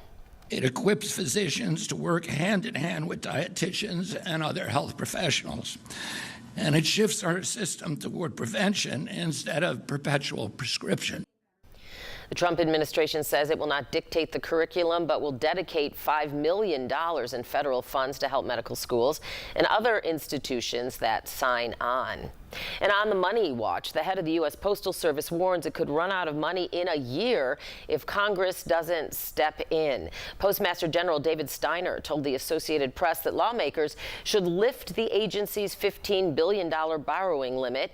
He also suggested other changes to bring in more cash, like raising first-class stamp prices, pension reforms, and extending last-mile delivery service. The USPS suffered $9 billion in losses last year, despite a more than $900 million increase in operating revenue. Well, still ahead, we have one more check of your first alert weather. But before we go, we continue to remember and honor the life of Reverend Jesse Jackson. We must never surrender. America will get better and better. Keep hope alive. Keep hope alive. Keep hope alive on tomorrow night and beyond. Keep hope alive. I love you very much. I love you very much.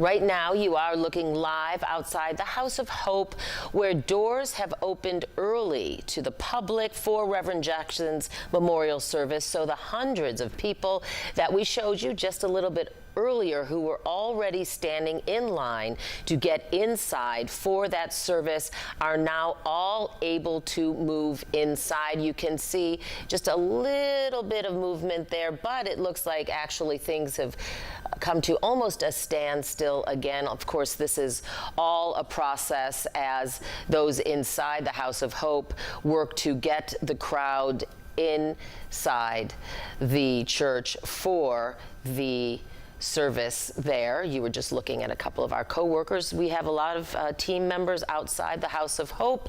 Again, there's at least a couple hundred people there congregated outside to try to make their way inside the House of Hope for the service that begins at 11 o'clock this morning. 3 former presidents, including Barack Obama, Joe Biden, and Bill Clinton, will be in attendance, along with Illinois Governor J.B. Pritzker, Mayor Brandon Johnson, Reverend Al Sharpton, among many other dignitaries, too, expected to attend. And we will have much more throughout the morning on the service and preparations for the service to begin. So please stay with us right here at CBS News Chicago. Now let's turn it back over one more time to meteorologist Mary Kay Kleist with the First Alert forecast. Mary Kay?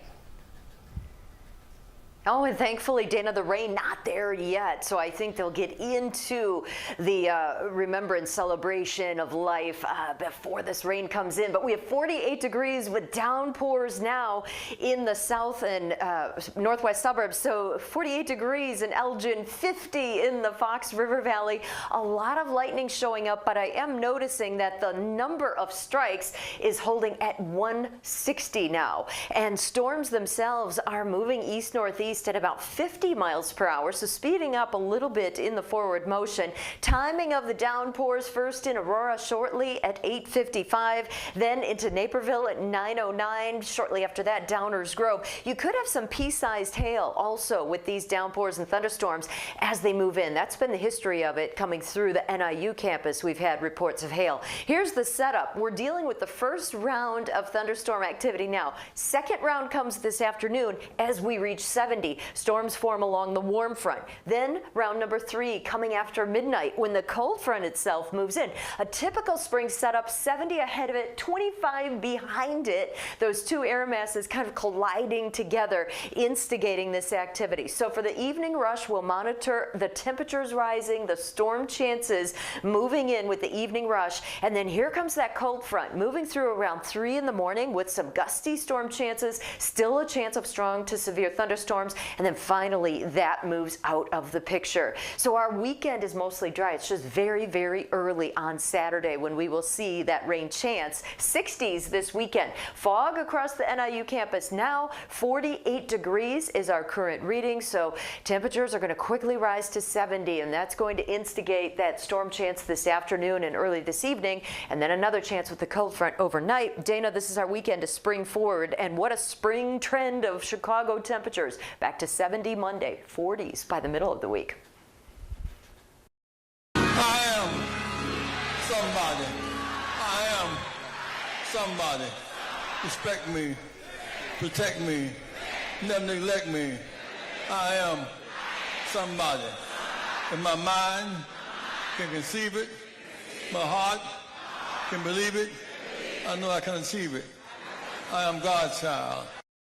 That was the Reverend Jesse Jackson. In 1988 at the Democratic National Convention in Atlanta, he came in second for the party's nomination that year, but his message was a resounding one for the ages. And as we remember Reverend Jackson, we are going back into the archives to December 1983 now, during Jackson's first presidential run. Here's Dan Rather with a presidential profile of the late Reverend. Tonight, another in our series of early looks at the election 84 presidential candidates. Tonight, a look at and a talk with Democratic candidate Jesse Jackson. He has never held elective office, but his powers of speech are the envy of those who have. If you want somebody who will love the children and feed the hungry and clothe the naked and study war no more, here am I, here am I, here am I, send me.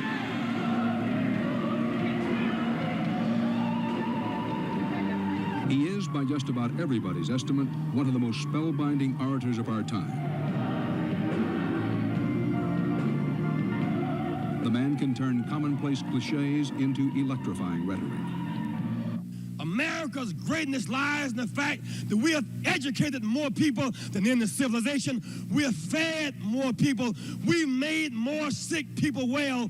We provided more hope. That's our greatness. His style generates genuine excitement. God bless you. Good to see you, Jesse. Witness the University of Texas. And many young Americans were inclined.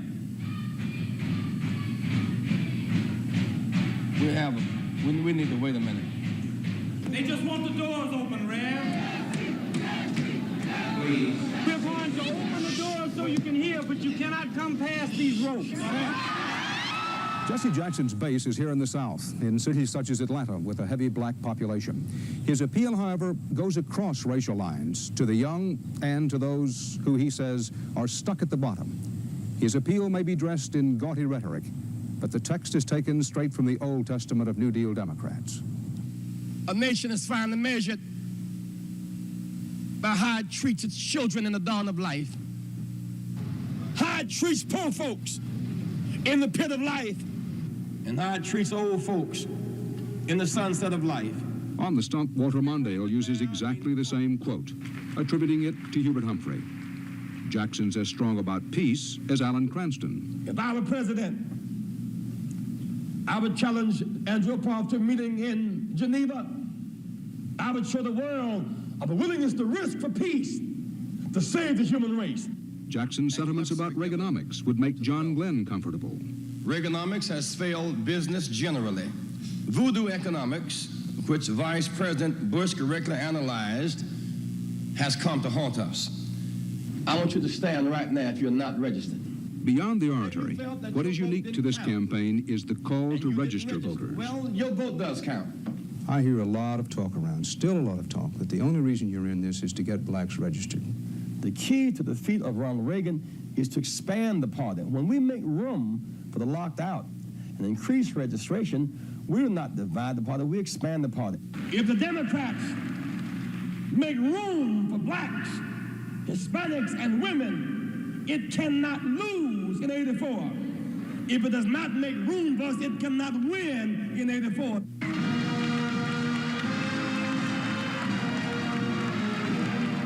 The call to register often resembles a religious crusade.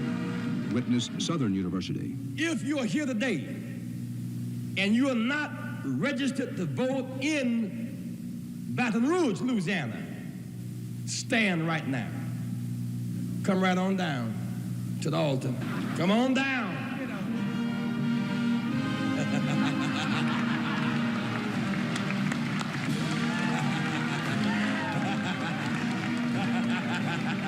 Shall we take these students down and get them enfranchised right now? Certainly, they need to be. Where are the buses?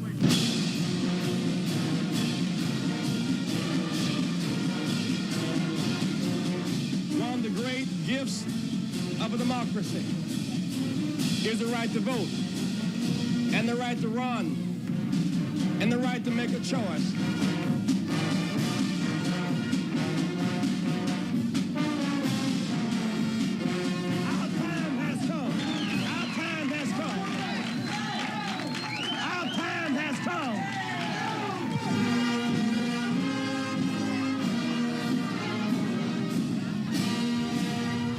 Listen to Jesse Jackson, and you hear the echoes of his tutor, the Reverend Dr. Martin Luther King, Jr. Some other black leaders don't like it. They consider it unfair and undeserved. But whatever happens to this trial for the White House, Jesse Jackson can lay legitimate claim to the King legacy.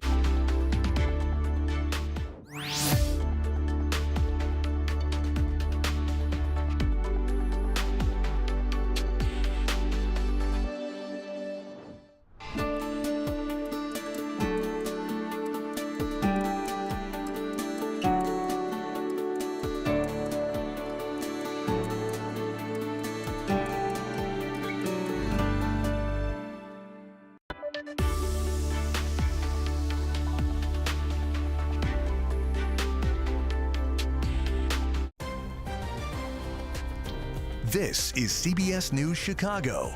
Good morning, everyone. I'm Dana Kozlov. It is 8:55. Time to get a check of your local news and weather. And we're going to start with meteorologist Laura Bannon for a look at today's forecast. Laura. Yeah, we've got lots of fog this morning, poor visibility, and some mist. A live look, 50 degrees now, so we're starting to warm things up. But we also have some thunderstorms on the approach right now and weakening by the time it gets here. But we're still looking at clouds around lightning west of Chicago now, heavy rain and gusty winds. So all that's going to be sweeping through within the hour. We'll see some more thunderstorms here today with highs middle upper 60s and some 70s. Afternoon storm chance, and then the last round will come through overnight tonight into early Saturday morning. 61 early in the day, falling to the 40s by the afternoon. We'll have a windy, sunny setup on Sunday, 62. Record warmth again on Monday. Our storm chances and unsettled skies continue at least through the middle part of the week. We go from the 70s and 60s down to the 40s by the middle part of the week. Thank you. Thanks, Laura.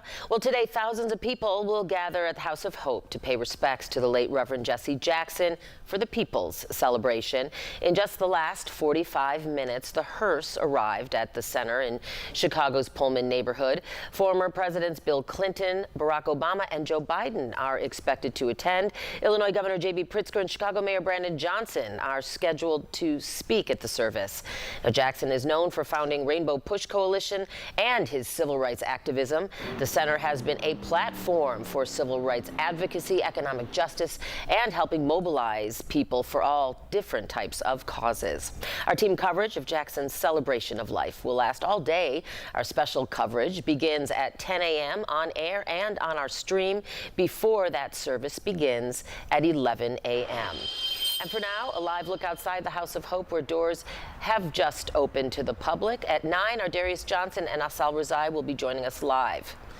We'll see you then.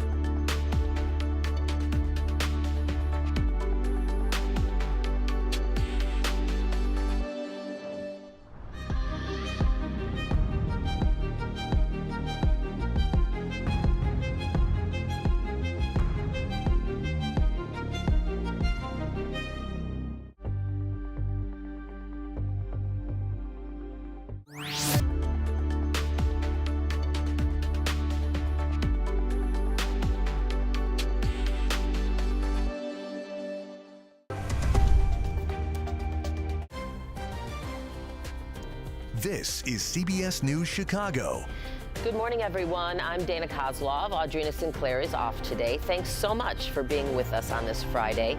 We are under a weather alert this Friday morning. Temperatures will be near 70 degrees today, but strong storms are also possible. We're timing it all out for you in your first alert forecast. And we are remembering the life and legacy of Reverend Jesse Jackson all morning long. Thousands of people are expected to gather at the House of Hope Church in Chicago's Pullman neighborhood for a public homegoing service that begins in just a couple of hours. And here's a live look outside right now showing the line of people already there as the doors are expected to open to the public right now.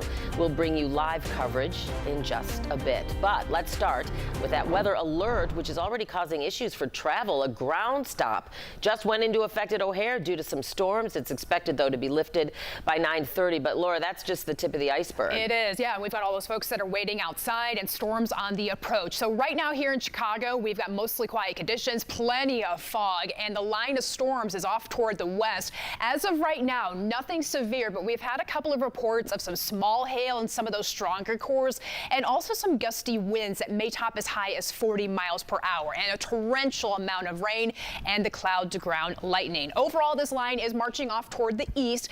We'll have an arrival time out at Wheeling, 9:03 for that stronger core of thunderstorms. Naperville, 9:09, Lisle, 9:13, and Logan Square, we're looking for about a 9:30 arrival time. So we'll see changing conditions throughout the next couple of hours, but mostly been looking at foggy conditions area-wide, dense fog even, until about 10 o'clock. We'll see this drop off here across Chicago with visibility just a couple hundred feet in front of you.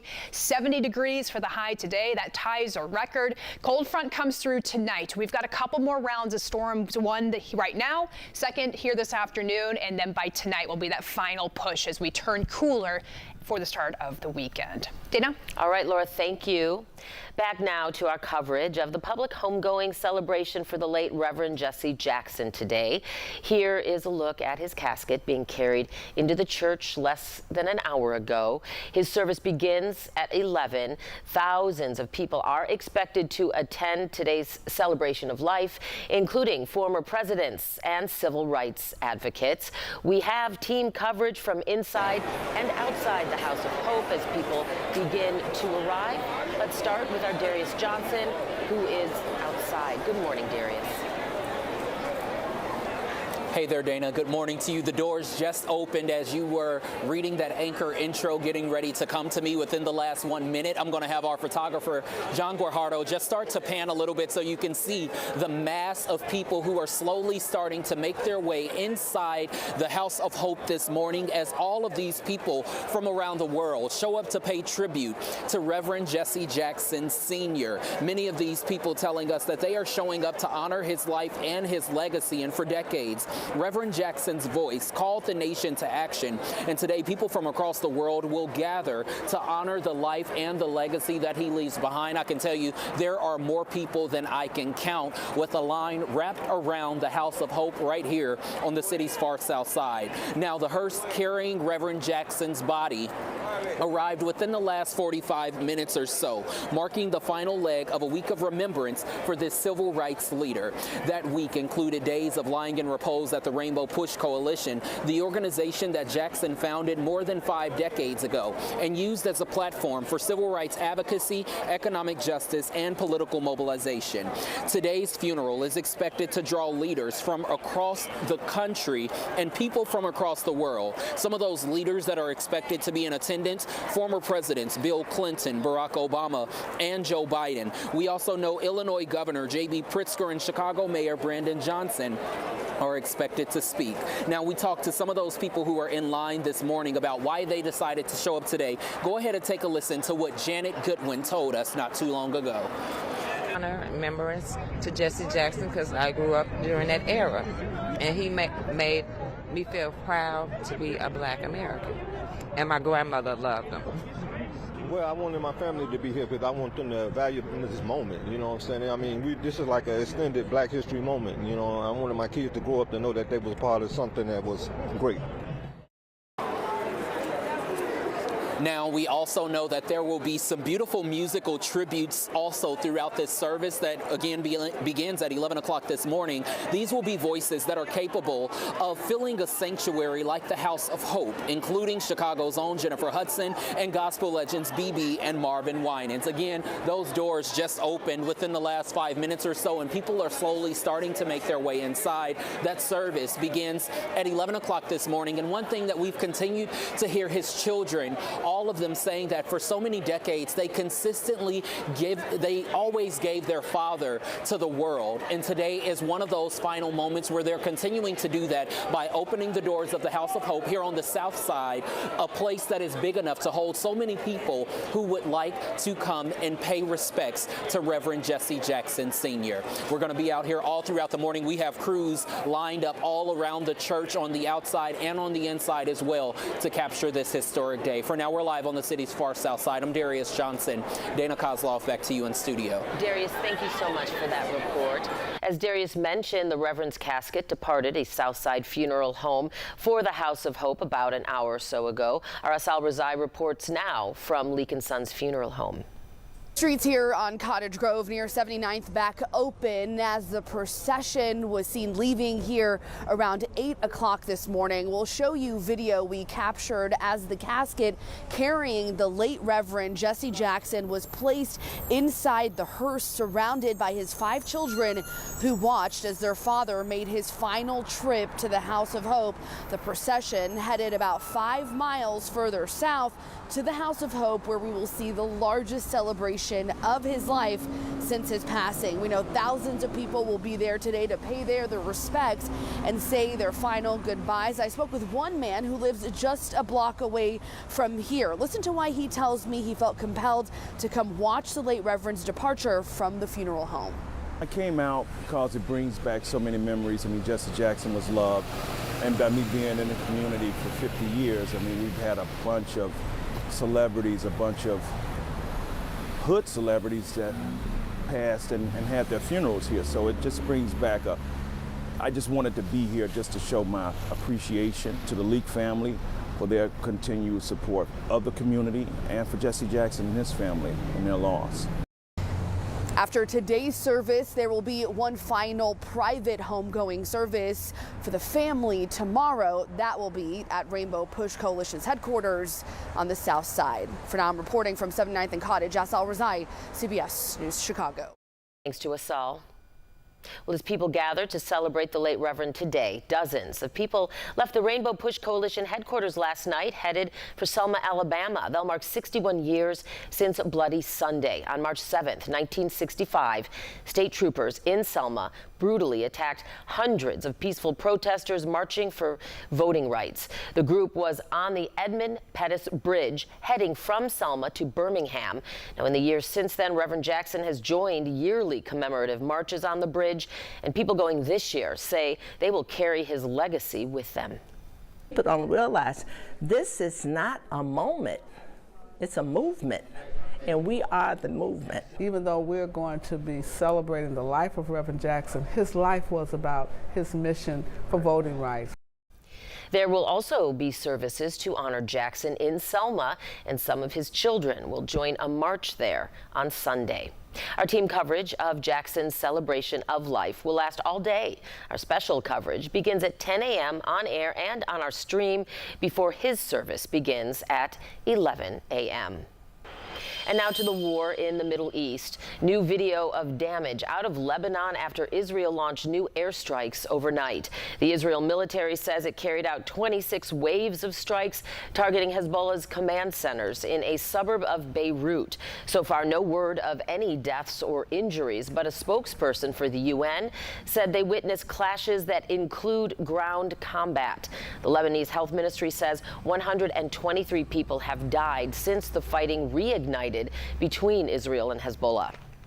President Donald Trump says he wants to play a role in choosing Iran's next leader, now about a week into U.S. and Israeli strikes. Iranian officials say the country has a right to defend itself amid more retaliatory drone strikes. CBS News' Jared Hill has more. Explosions rocked Tehran and Beirut early Friday as Israel announced a new wave of punishing strikes. The Pentagon also released footage of a U.S. strike blasting a suspected Iranian drone carrier at sea. Our munitions are full up, and our will is ironclad. U.S. defense officials now say hundreds of targets deep inside of Iran have been hit in recent days, and that President Trump has ordered them to raise Iran's ballistic missile industrial base. We're not just hitting what they have, we're destroying their ability to rebuild. But Iran is not letting up on its retaliatory strikes, bringing other nations into the conflict. An intercepted missile sparked a fire in a neighborhood in Tel Aviv overnight. Massive fires were also spotted near a military base in Kuwait that was believed to have been targeted by Iran. Saudi Arabia said it shot down multiple Iranian drones Friday morning. We are being attacked, so we have to fight back. In interviews with Axios and Reuters Wednesday, President Trump said he expects to have a role in choosing Iran's next supreme leader after Ayatollah Ali Khamenei was killed in last weekend's strikes.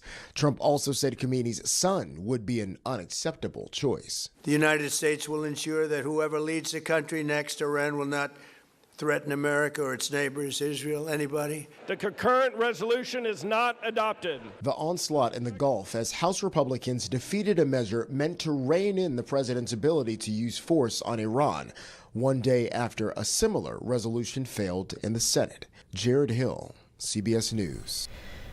The bodies of 6 U.S. service members killed by an Iranian strike in Kuwait will arrive in Delaware tomorrow. The White House said that President Trump is expected to attend the dignified transfer. And developing this morning, the Department of Justice has posted 3 FBI interviews online related to sexual assault allegations against President Trump. They'd previously been missing from the release of the Jeffrey Epstein files. Now, the records involve a woman who told agents she was sexually abused by Epstein and Trump starting when she was 13 years old. Yesterday, the White House called those, quote, completely baseless accusations backed by zero credible evidence. President Trump has repeatedly denied any wrongdoing. It's unclear why the witness allegations against the president were not released until now. And Kristi Noem will soon be leaving the Department of Homeland Security. In a surprise announcement yesterday, the president says he's moving her to Special Envoy for the Shield of the Americas, a new security initiative that would focus on the Western Hemisphere. The move ends Noem's tenure overseeing the Department of Homeland Security that faced protests around the country over ICE immigration raids and tactics. 2 administration officials tell CBS News Noem was in a precarious position with the president over her handling of the Minneapolis immigration crackdown, including the fatal shootings of 2 U.S. citizens by federal agents. Illinois Congresswoman Robin Kelly led a push to impeach Noem for her part in the immigration crackdown, and she says changes still need to happen at Homeland Security. We need to put the same pressures on, and also remember that Democrats put the pressure on, but also Republicans put the pressure on her too. They weren't pleased, particularly in the Senate. They weren't pleased with what she was doing. So I'm sure they want to see, a change, and that's where the people come in. Trump's pick to replace Noem, Senator Markwayne Mullin, a former businessman and martial artist, will need confirmation from his Senate colleagues. Back to Illinois Congresswoman Robin Kelly. Her opponent in the upcoming Senate race, fellow Illinois Congressman Raja Krishnamurthy, is commending her push to impeach Noem. In a statement, he says Noem's removal does not erase the abuses that occurred under her watch, adding, "This is why Congress must demand accountability." Hey, Kristi Noem, don't let the door hit you on the way out. Here's your legacy: corruption and chaos, parents and children tear-gassed, moms and nurses. Illinois Governor J.B. Pritzker had some tough words for Noem in that video posted to X. Pritzker says, as you heard, don't let the door hit you on the way out. He'd been a loud critic of Noem, criticizing her for her role in Operation Midway Blitz here, which saw federal agents using tear gas and shooting pepper bullets at demonstrators and others in the Chicago area. And back now to our coverage of the public service honoring the late Reverend Jesse Jackson. Here is a live look outside the House of Hope. You can see people starting to stream into the church, but that line is wrapping around the walkway and the road there. At least several hundred, from my vantage point, several hundred or more people long at this point. And that is an hour and 45 minutes before his service is actually set to begin. And now we want to give you a live look from inside the House of Hope, a live stream from the church. They are sharing this video tribute of the late Reverend right now at the moment, something that people, mourners, celebrants can look at as they go in and take their seat. We'll be right back. Call of conscience, redemption, expansion, healing, and unity. Leadership must heed the call of conscience, redemption, expansion, healing, and unity, for they are the key to achieving our mission. Time is neutral and does not change things. With courage and initiative, leaders change things. No generation can choose the age or circumstance in which it is born, but through leadership, it can choose to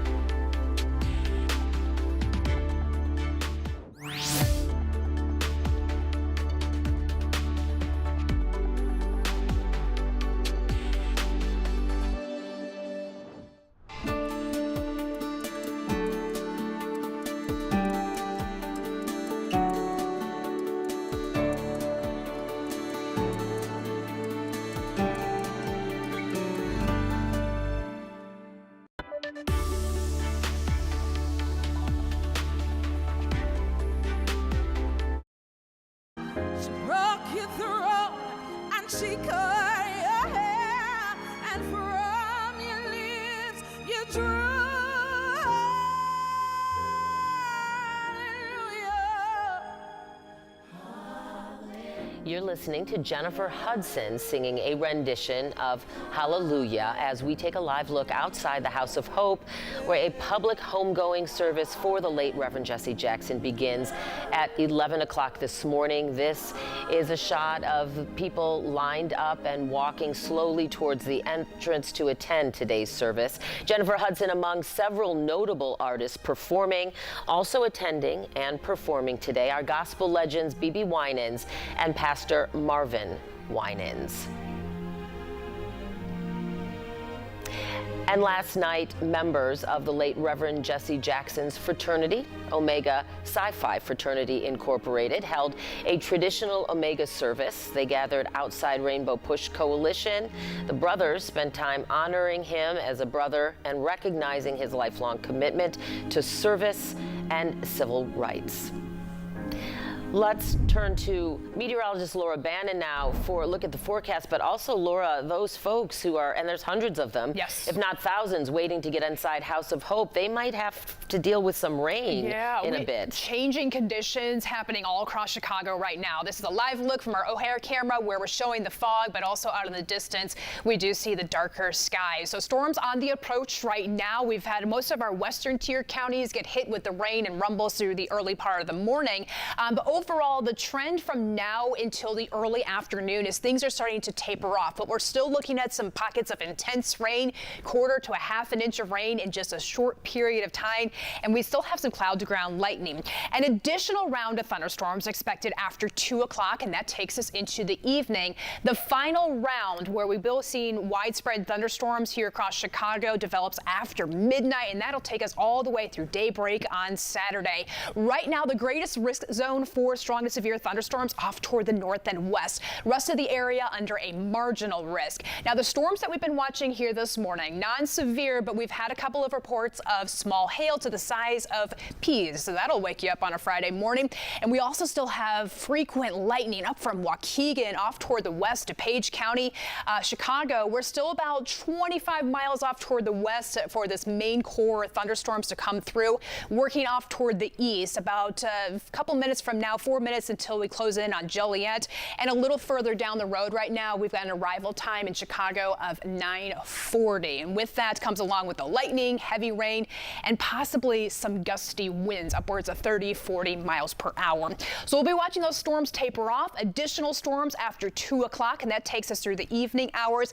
These storms could pack a punch overnight tonight, certainly on the table here as that cold front sweeps through. That'll give us that final round of rough weather before we clear out and stay calm, quiet through the rest of the weekend. 7-day forecast going for a record today, 70 degrees, tying it 61 on Saturday, early in the day down to the 40s for the afternoon. Calmer skies on Sunday, Monday rebounding to the 60s and 70s again for the start of next week.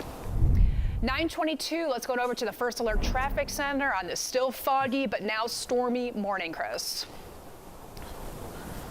Indeed, here in my studio at Chicago Executive Airport, where we keep Skywatch that couldn't fly this morning because of the fog, we've traded fog for thunderstorms.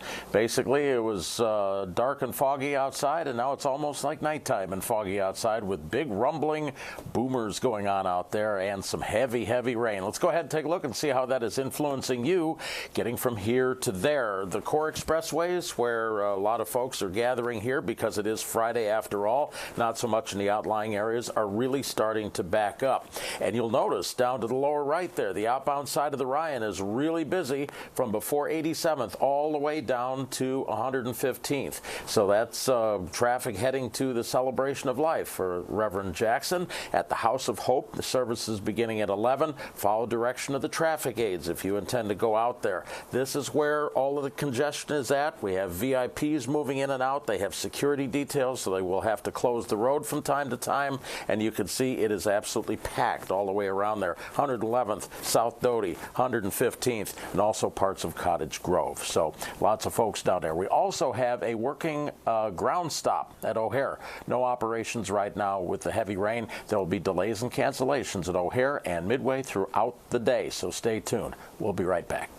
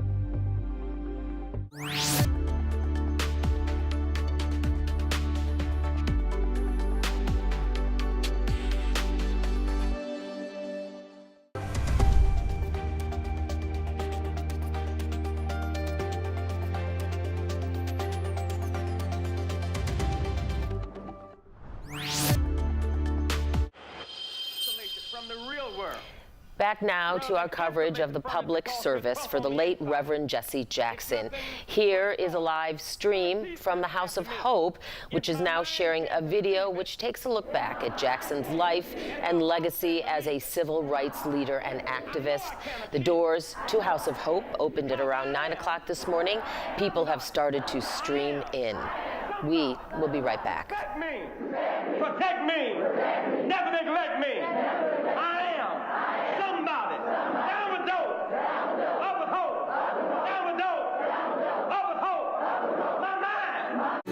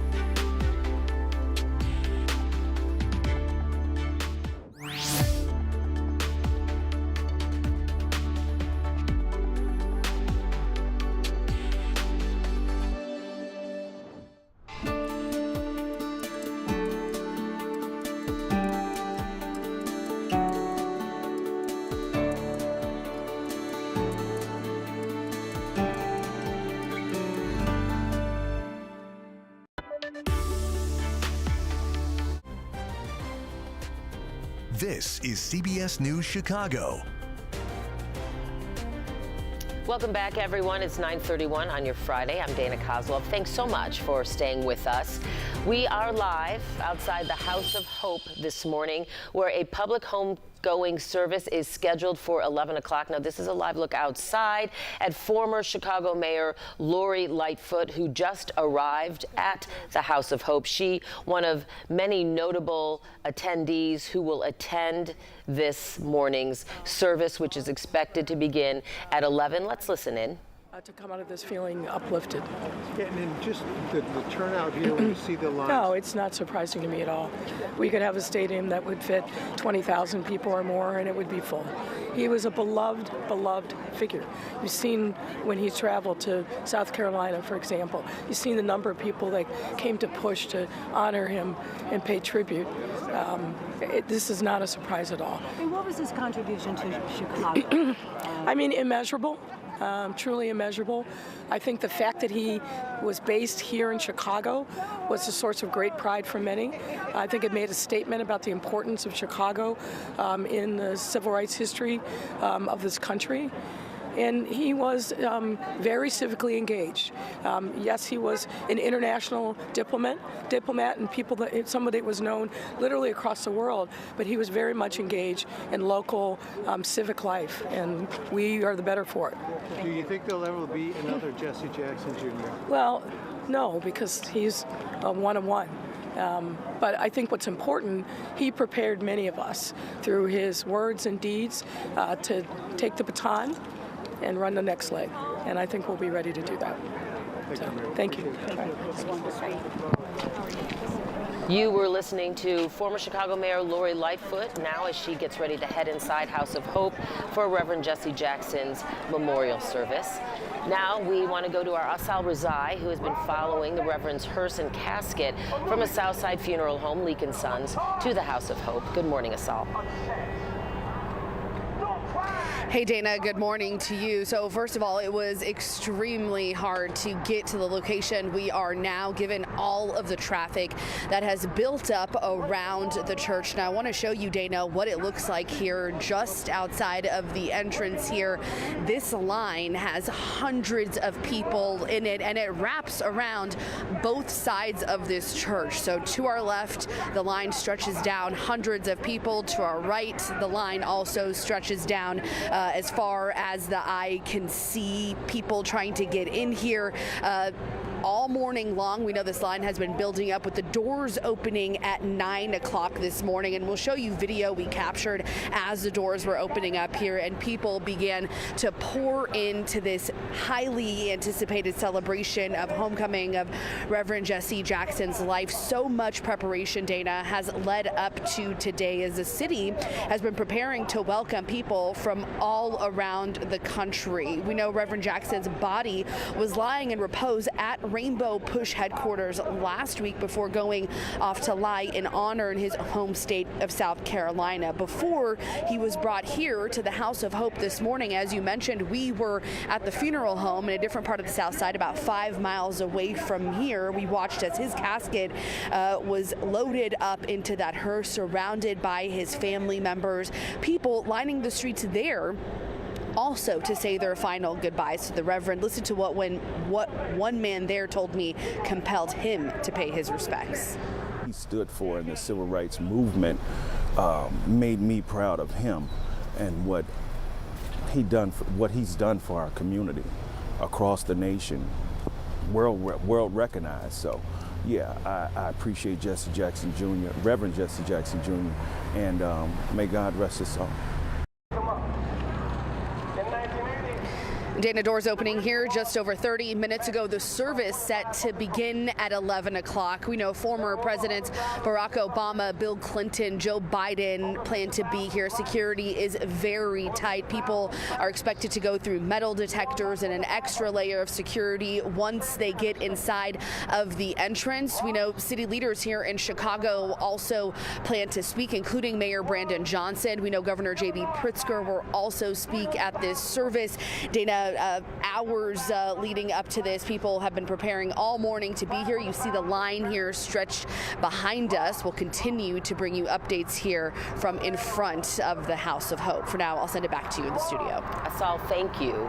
Well, with thousands of people expected to pay their respects, as Asal said, preparing for this memorial service has been a major undertaking. Our Noel Brennan shows us how crews got ready for the service that's been more than a week in the making. From the arrangement of the flowers to the cleaning of the floors and windows, every task inside the House of Hope, keep it more presidential, if you will, is completed with care.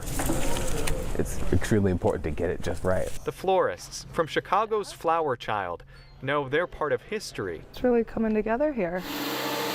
Helping to prepare for the celebration of life for Reverend Jesse Jackson. It's huge.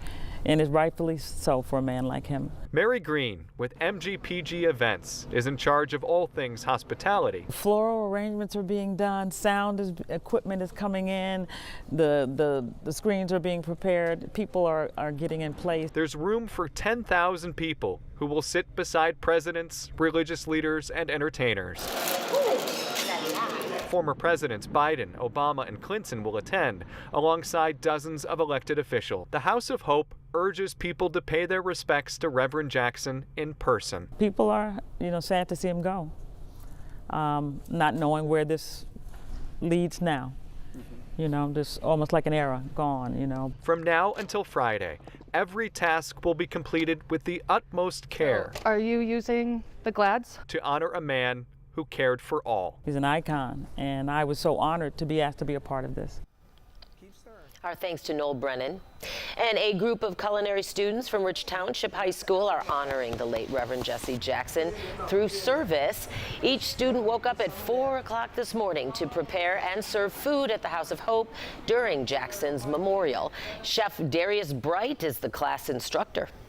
This is their volunteering time, and this is, definitely giving back. I mean, it's the Jackson family, and Reverend Jackson, being the icon that he was, set a precedent. This is a once-in-a-lifetime thing, so I get to do it, and I'm happy that I'm the one that was chosen and the one that was, trusted to serve them. Organizers say several local restaurants donated food for today's celebration and for the private homegoing service tomorrow. Our team coverage of Jackson's celebration of life will last all day long. Our special coverage begins in just a bit at 10 a.m. on air and stream before the service starts at 11 a.m. And now we want to get over to weather alert and meteorologist Laura Bannon, because we have some weather moving in, Laura. Yeah, not severe thunderstorms, but look at all the lightning that we have with this line that's approaching Chicago right now. Areas to the west got hit with heavy rain and also some small hail, gusty winds, and cloud-to-ground lightning. So Chicago right now, we're going to be watching for this line right here to close in here shortly, moving off toward the east at a decent clip here. So by the top of the 10 o'clock hour, we're going to be seeing some heavy rain here in Chicago. The line extends farther off toward the south and west, out toward LaSalle County. Same deal here, same threats. Gusty winds, small hail, possibly. I haven't seen too many reports of that as of late, but the overall trend is that this is beginning to weaken while working across Chicago, tapering off by noon, 1 o'clock. After 2 today is when we'll see some additional thunderstorms. That's round number 2. The third round comes through late tonight. Each round has the potential to have strong, possibly severe thunderstorms. I think the round that we have right now, not so much, but again, heavy rain, and we've got people outside that'll be in the elements here. We're going up to near 70 today. Additional thunderstorms turning cooler for the weekend. We'll track it hour by hour coming up here shortly, but for now, let's send it over back to Dana. Okay, Laura, thank you. Well, now to some other news today. Former Sangamon County Deputy Sean Grayson is back in court asking for his sentence to be changed. In January, he was ordered to spend 20 years in prison for killing Sonia Massey, and today the court will hear clemency arguments, including letters from Grayson's friends and family asking for a shorter prison term. One of those letters, obtained by our affiliate Downstate WCIA, is from Deputy Travis Koster, the president of Fraternal Order of Police Lodge 55, and he says a lack of training and supervision from the Sheriff's Department were some of the reasons that led to the deadly shooting. Grayson is due in court at 2 o'clock this afternoon.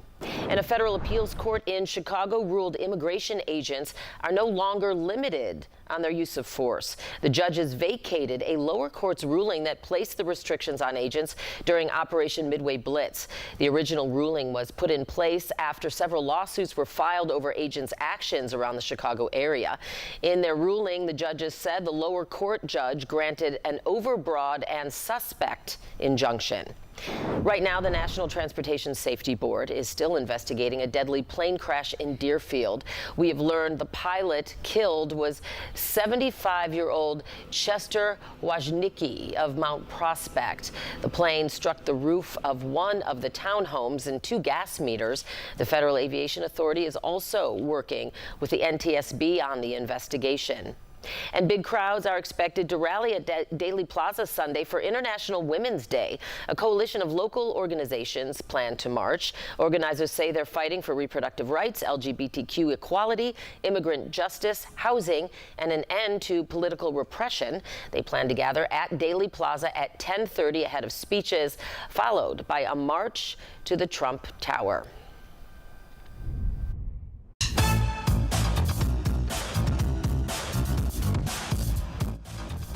And Columbia College's new president strutted her way into history as the first black woman to lead the school. Students, faculty, and staff packed the Student Center to honor Dr. Shantae Bolton.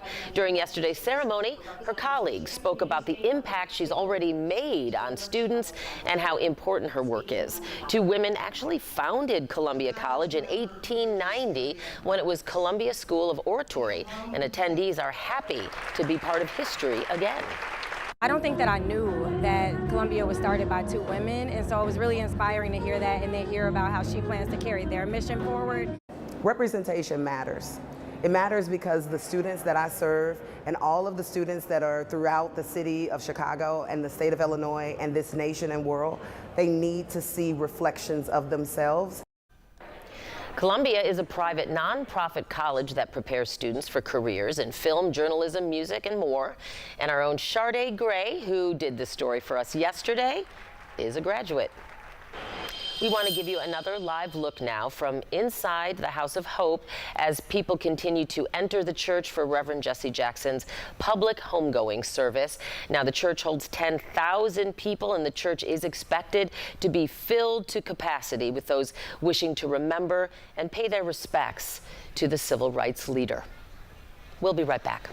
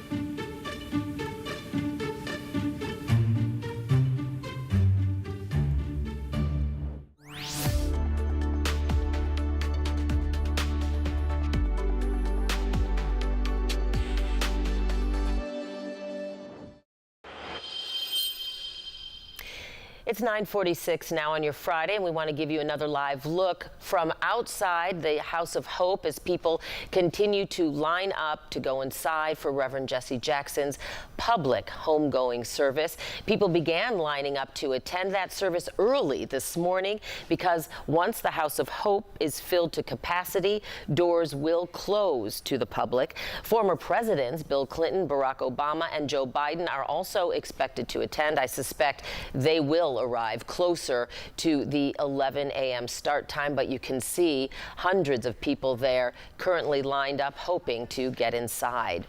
And now we want to take a live look from inside the House of Hope as people continue to enter. Former Chicago Mayor Lori Lightfoot is already inside House of Hope. She arrived about 15 minutes ago or so with her wife.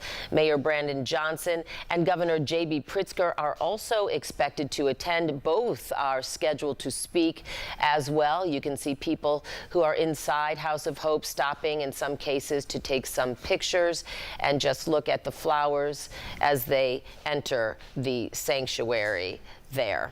And we want to give you another live view from inside showing the video tribute playing as mourners enter the church. This video, a look back on Reverend Jackson's work, his speeches, his life, his legacy, all surrounding his civil rights activism and his pursuit of justice and equality over the last 60 years.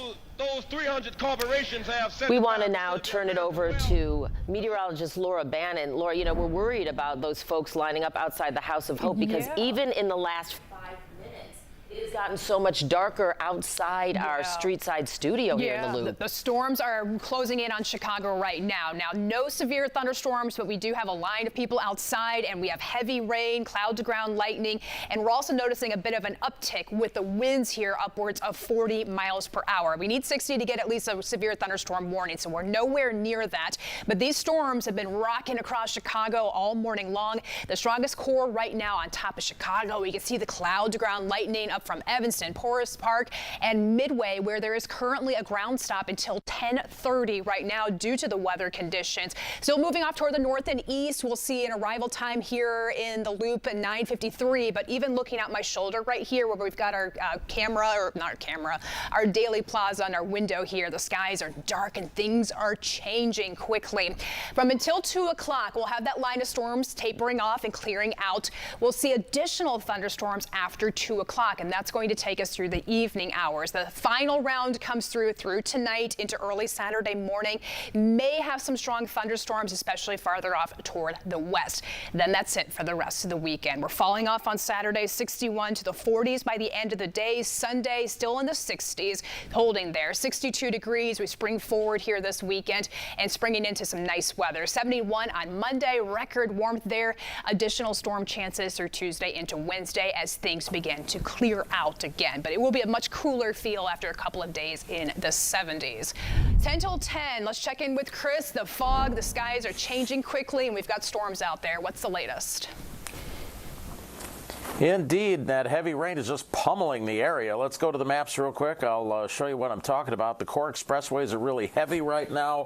Rule of thumb, water ponding, sun-reduced visibility. Any dark intersections with the wind and the lightning, treat them as four-way stops. And if you see any fallen power lines, stay away from it. It doesn't have to be arcing or sparking in order to be energized. This is what it looks like getting into House of Hope right now. The outbound side of the Ryan is backed up solid from 87th all the way down to about 115th on the Bishop Ford. Checking with the airports, there's 78 flight cancellations at O'Hare. The ground stop has been lifted, and we now have ground delays averaging 2 hours and 47 minutes. And as you heard from Laura, we have a full ground stop at Midway. Dana, back to you. All right, Chris, thank you so much. Let's go back now to our Darius Johnson, who's been at the House of Hope all morning long for Reverend Jesse Jackson's public service. I know some people are concerned about weather. Darius, is it holding up for now? Hey there, Dana. Good morning to you. The weather is holding up, and surprisingly, they've been getting people in really fast. This is now the end of the line, as you can see, as at least one of the lines that was wrapping itself all around the building. There is still another one that's going around as well, as thousands of people have already made their way inside. Now, the hearse carrying Reverend Jesse Jackson arrived in the last hour, now marking the final leg of a week of remembrance for the civil rights leader. Today's funeral is expected to draw leaders from across the country. Former presidents Bill Clinton, Barack Obama, and Joe Biden are all expected to attend. Illinois Governor J.B. Pritzker and Chicago Mayor Brandon Johnson are expected to speak. Go ahead and take a listen to what we were able to, after we were able to speak to some people this morning, and what they had to say and why they showed up. Reverend Jesse Jackson is our hero. I met him at the Fellowship Baptist Church through Reverend Clay Evans. I've been knowing him since I was 7 years old. Jesse Jackson is an icon. He's beloved. He's going home to be with his father. There will also be musical tributes during this service from voices that are capable of filling a sanctuary like the House of Hope, including Chicago's own Jennifer Hudson and gospel legends BB and Marvin Winans. Again, people are slowly making their way in. One of the most profound moments that we saw this morning was people chanting, "We shall overcome." The service begins at 11 this morning. For now, I'm Darius Johnson reporting for CBS News Chicago. We'll continue our coverage after the break.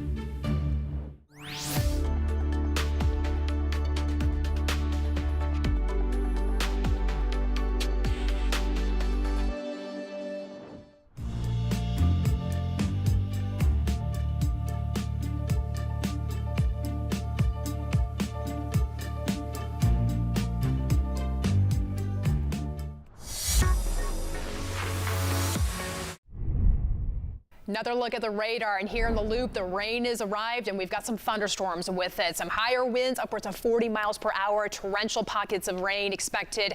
We're going to have this around in multiple rounds. So first one from now until 2 o'clock, additional storms by 2 p.m. The final round comes through tonight as we drop off through the 60s, a cooler day on Saturday. Definitely a volatile day today, though, Laura. Thank you. And thank you for joining us here on the News at 9. Our coverage of Reverend Jesse Jackson's public service continues. So stay with us. We are live starting at 10 o'clock for that. And for now, we leave you with a live look from inside the House of Hope.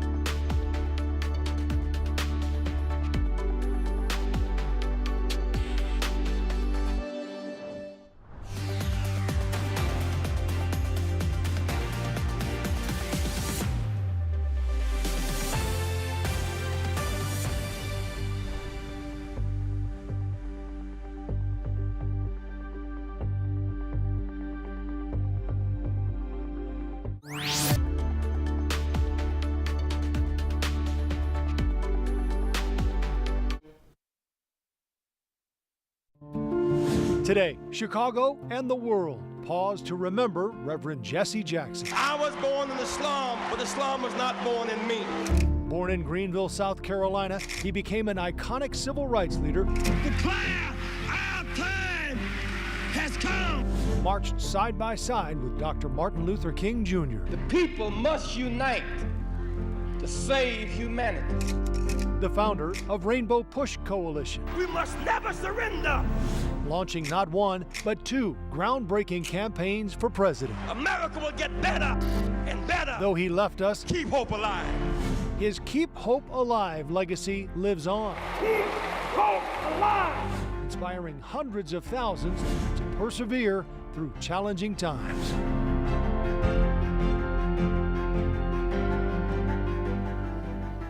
A live look right now inside the House of Hope as people gather to say a public goodbye to a civil rights icon. Good morning, everyone. It is great to have you with us. Thank you for being here for the public homegoing service of the Reverend Jesse Jackson, also appropriately called the People's Celebration. I'm Joe Donlin. And I'm Jim Williams. We have multiple crews covering today's homegoing service. Dorothy Tucker, Asal Rasai, and Darius Johnson are all outside the House of Hope, where people started lining up early this morning to get through security and go inside for the service. Ryan Baker is in the lobby of the House of Hope, speaking with people as they head to their seats. They'll all be with us as we continue here over the next hour or so until the service begins. Don Terry also with us here in the studio. As a journalist, he wrote about Jackson's role in the civil rights movement and how his efforts shaped the national conversation. In 2016, he became the National Press Secretary and Communications Director for the Rainbow Push Coalition. We will chat with Don throughout some of our coverage, early on at least, because Don is heading to the service himself, so we're going to have to cut him loose in about 20 minutes or so. But let's start with Dorothy Tucker, who's been outside House of Hope as people gather for Reverend Jesse Jackson's public funeral. Dorothy? Well, Joe, let me tell you what's happening right now. We are finally seeing the end of this line outside of Gate 4. This is what people really wanted to come and finally see, but all morning long, the lines have really kind of represented the love and the admiration that people have for Reverend Jesse Jackson. Once they come around the corner and get into this line, they were able to see, take a look over here, they were actually able to see Jesse Jackson on the air. He's not there right now, so let's come on back over here. I think what we want to do is talk to some of the people who have been out here, as you said, 2 or 3 hours. Sir, can I just ask you guys for a moment, why did you want to make sure that you were out here this morning? Oh, because this is 40 years of knowing Jesse Jackson and his family and being a musician in the music industry. And he would always shake my hand firmly and say, you are somebody and keep hope alive. Thank you, thank you. And Miss, you wanted to... Good morning. I grew up with Reverend Jesse Jackson. Operation Push, I was introduced to Operation Push at the age of 11. And Reverend Jesse Jackson invited my entire family to the headquarters. We had our family reunion there in 2010, and I just love Operation Push. Keep hope alive. Again, the good news now is that people are getting in. The lines are shorter, but they, I'm sure, are going to continue to arrive throughout the morning. Services started at 11 o'clock, so it is a constant flow of people, and we will be out here talking to them all morning long. Joe? Thank you, Dorothy. Ryan Baker's in the lobby of the House of Hope as people are starting to come into the service now, and he joins us with Senator Dick Durbin. Hi, Ryan. Joe, Jim, I'm here with the senior senator from Illinois, Dick Durbin. Thanks so much for joining us on this, we can say, joyous occasion, because it is a celebration of the life of Reverend Jesse Louis Jackson, his work, his legacy, but it's still a sad occasion because we've lost an icon, haven't we? We have lost him, but when you think of the people that he inspired to public service and to help others, the legacy is still there and growing. It will continue to. And I think we're here to say thanks. Thanks to his family, his wife, and his children, of course, but thanks to all the people who stood by him. You know, in these moments, it's hard to remember that he was a controversial figure. There were some people who didn't like him at all.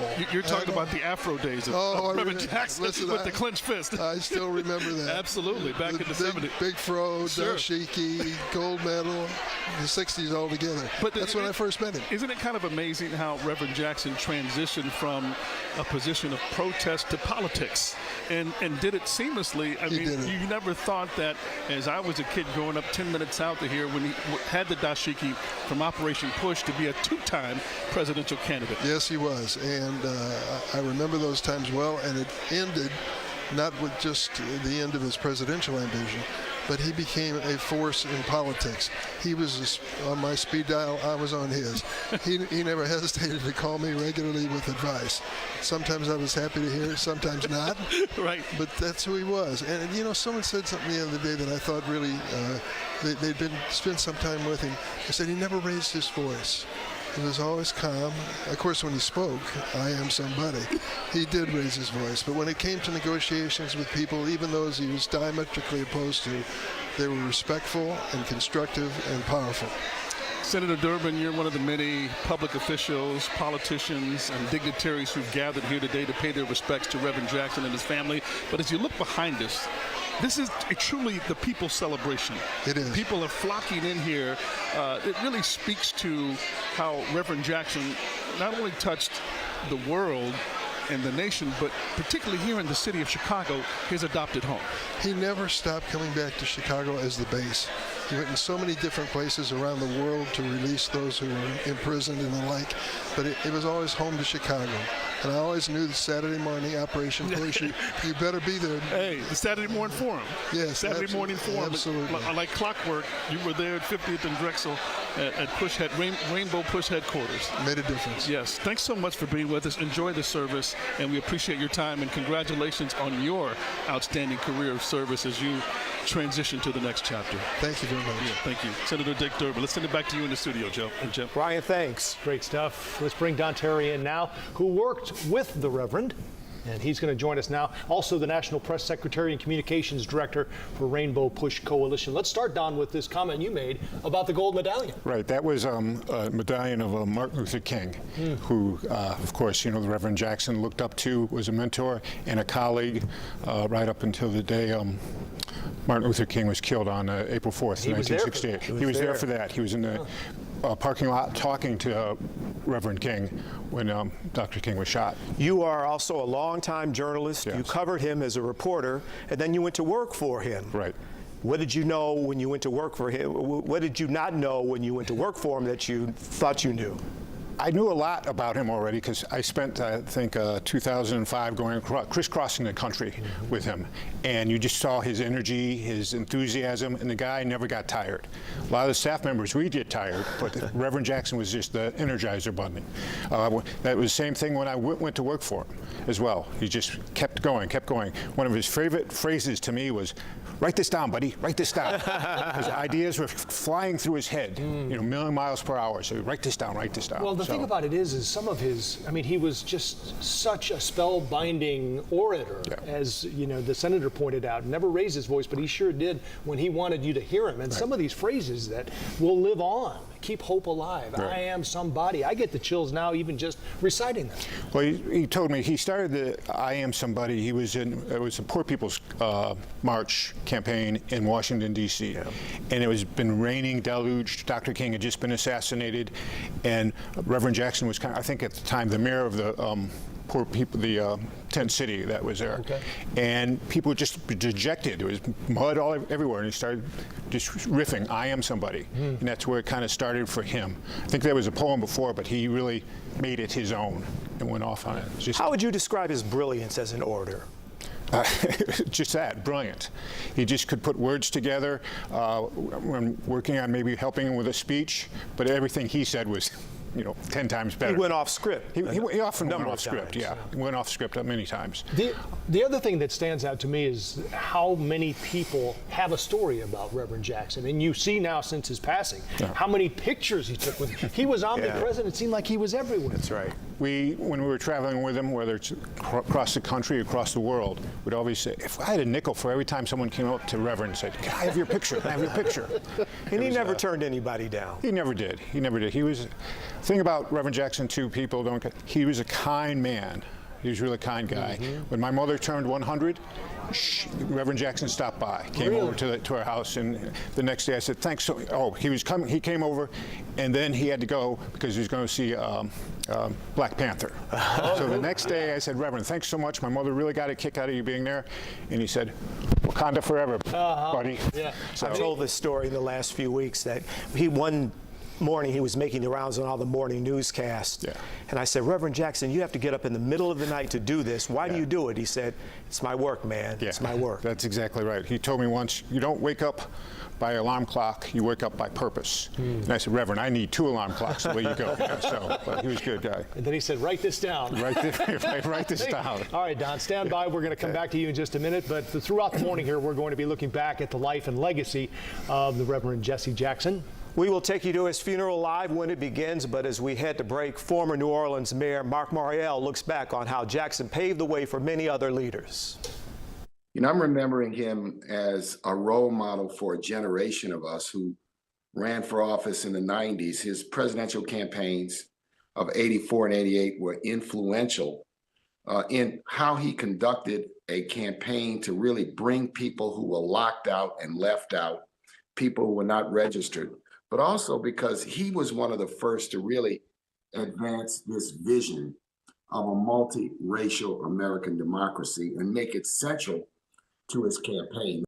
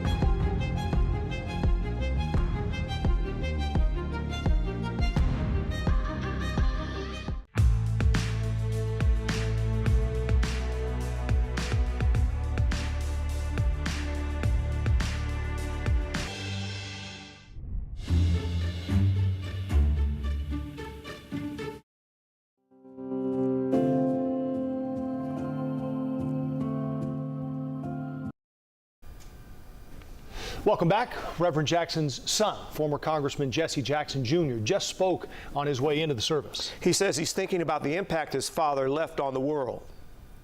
And when you think about what's taking place in the world right now, bombings in the Middle East, hostages potentially being held, and people who cannot get home or their phone calls home, I'm saying to myself in this moment, if there were someone who had the courage and the willingness to go and save men and women abroad in this climate, it would be the Reverend Jesse Jackson. And so he'll be sorely missed. It is a void that is impossible to fill. The star that he represented and the star that he was born under, which I will talk about in my brief remarks, are unique to him. And so I'm just grateful to the people of the city of Chicago and the people from all over our country that are expressing their condolences, their gratitude for the extraordinary life that he lived. Thank you all so much. It's been a whirlwind for the family, no doubt about it, with the services here at Push last week and then South Carolina and now here. Let's bring Ryan Baker back in. Ryan, you and I talked a minute ago about just the atmosphere of this service. And while the sadness has subsided a bit since the Reverend's passing, this feels like today will be a celebration. In fact, I saw where Pastor Dates said it's going to be a few hours of power-packed hope and magic. Hey, this is in the traditional Black Baptist Church tradition of a homegoing service. I'm joined now by civil rights attorney Ben Crump. Thanks so much for being with us. You spent your career fighting for justice on a legal front, but how did Reverend Jackson pave the way for you to be able to fight for those who can't fight for themselves over his 6 decades as a civil rights icon? You know, Reverend Jesse Jackson was the standard bearer for civil rights throughout my life. I'm 55 years old, and all my life, Jesse Jackson led us. He was the trailblazer that we all followed. I mean, from Trayvon Martin to Michael Brown and Ferguson to Breonna Taylor in Louisville, Kentucky, George Floyd in Minneapolis. He was always there. Even when his health was starting to decline, his spirit never left. And that's why you see so many of his mentees that he had his handprint on, all here to pay respects, even presidents of the United States. Three of them. Yes. 3 of them. And you are one of his mentees, his proteges. He not only was our mentee, he was also my friend, my fraternity brother in Omega Psi Phi, but he always was an inspiration. I mean, I could tell you stories about when we in courtroom battles, how he said, Attorney Crump, you don't drown because the water is deep. You drown because you stop kicking. I don't care how much the odds are against you. Don't ever stop kicking. People forget that he is the Reverend Jesse Jackson. He would deliver a good word like that, right? Oh, man. To get a prep talk from Jesse Jackson. A little sermonette. Oh, man. If you go in that courtroom and you knew that we could overcome whatever we were facing. Attorney Crump, I know you're busy and you're making the rounds. We appreciate you stopping by with us here on CBS Chicago. And condolences to the Jackson family and to you and all that love Reverend Jackson. Thank you. Okay. God bless. Joe, Jim?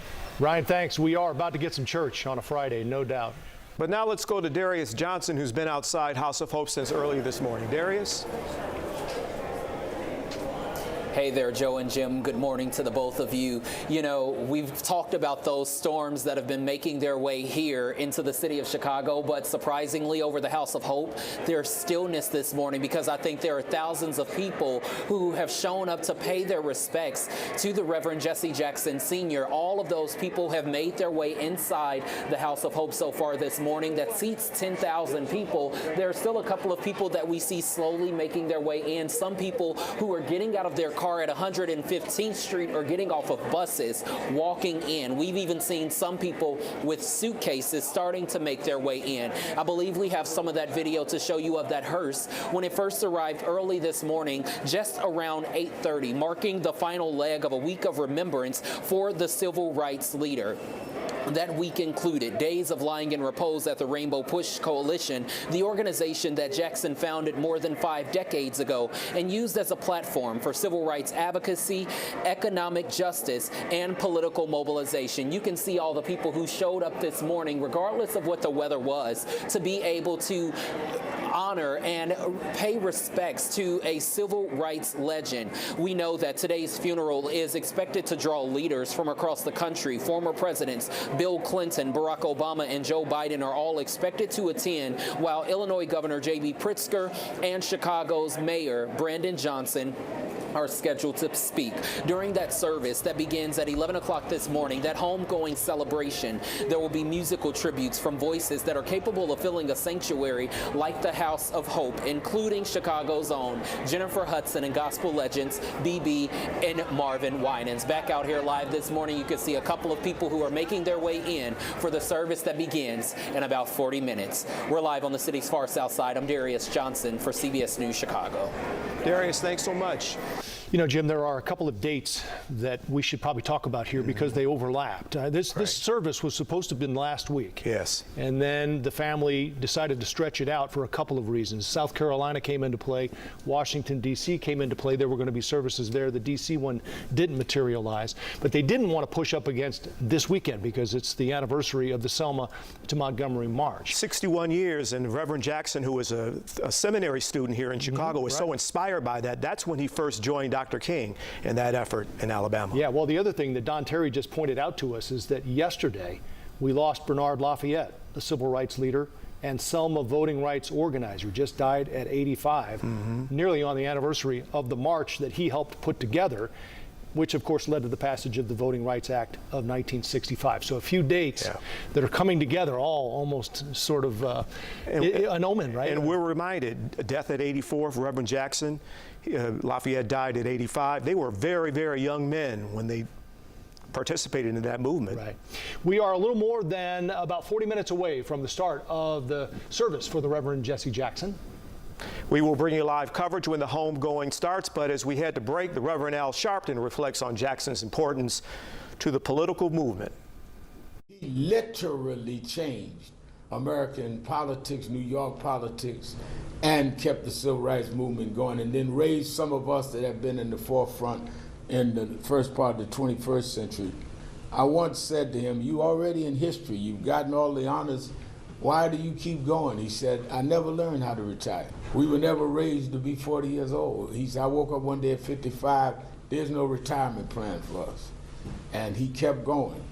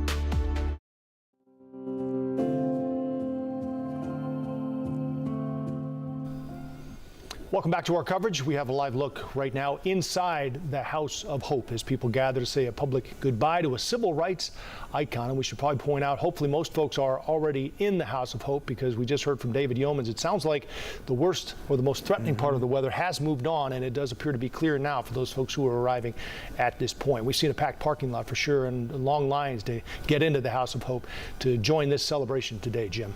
And a reminder that it is a very large church, seats 10,000 people. Dorothy Tucker is live outside the House of Hope. Dorothy? Well, Jim, scores of people have worked for Operation Push, for Rainbow Push over the years, but few of them have had the kind of relationship that Reverend Jeanette Wilson had with Reverend Jackson. She actually met Jackson in the late 1960s when she was in high school on the picket lines. She went on to volunteer for the organization, and when she graduated from law school, she became Reverend Jackson's legal counsel. Theirs was a very special bond. He was an amazing figure because he never rested, ever. If you traveled with him, it was 12 hours, 18 hours a day. He was up early, went to bed late, and he was a fearless advocate for people. My first trip was to Mississippi, and they had bombed a church that he was supposed to visit where a guy was running for county supervisor. So I thought, Reverend, they have bombed the church. We need to go back home where it's safe. He said, no, we're going to go to the church. What are we going to do at the church, Reverend? Well, we got to go. So we get there, and I mean, they had firebombed the church, so the only thing was standing was the frame of the church. And he walks right up there and starts praying. I'm like, well, I'm not closing my eyes. You go ahead and pray. They were already targeting you. You know, he had more death threats than any other presidential candidate. He never stopped moving. If we want to honor Reverend, we have to support his mission, support his organization, and continue the fight. When we thought he was at his highest point of decline, lowest point, and everybody's praying for him, he said, no, feed hungry people. He hadn't eaten in 8 days, and he's telling us to feed people that lost SNAP benefits. He had visions of how we could really make a difference in this nation and in this world. He fought for the end of apartheid. He fought to bring several hostages who nobody was looking for. And so he would say to us today, figure out your lane and get in that lane and make sure that you are fighting for somebody other than yourself.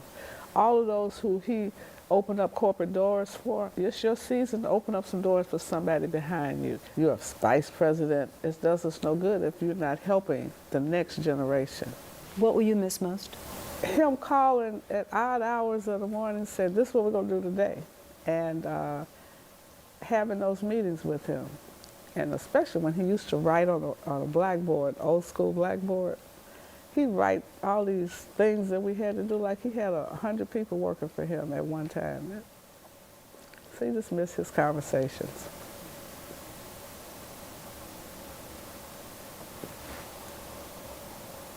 Well, he was a mentor, he was a friend, he was a force at times. You know, he pushed you to do, sometimes he'd push you to do things you didn't think you could do. You know, he was that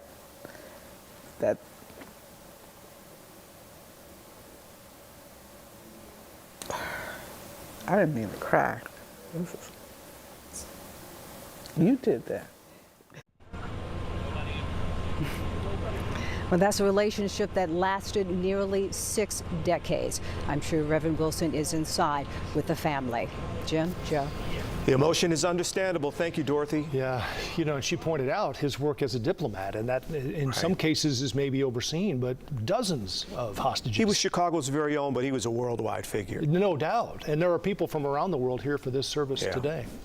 Throughout the morning, we will be looking back at the life and legacy of the Reverend Jesse Jackson. We'll take you to his funeral live when it begins, but as we head to break, Chicago Mayor Brandon Johnson talks about what Jackson meant to him.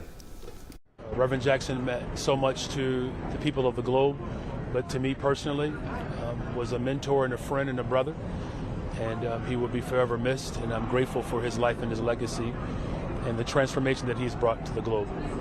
My hope and my prayer is that people recognize what our assignment is in this season, that hope is only alive if we show up in resistance, resisting tyranny and fighting for working people across this city, across the country, and around the globe.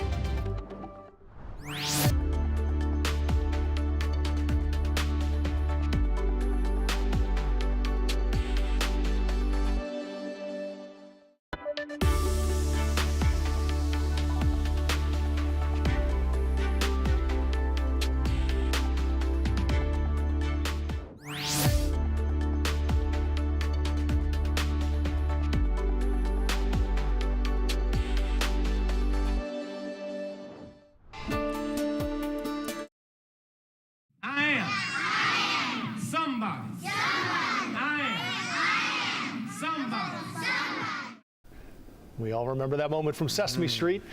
Welcome back to our coverage as we say goodbye to a civil rights icon today. We remember the life and legacy of Reverend Jesse Jackson with a look at how the community has been honoring him for the past 2 weeks and the people lining up right now to be a part of this final public goodbye. In fact, let's take a live look inside. You can see the song has begun as we look at the House of Hope and people gathering to say this goodbye today. And as we said, Jim, again, I do feel a chill today and a smile to celebrate his life, but also to enjoy, as Reverend Date said, the magic that's about to happen here over the next few hours this afternoon.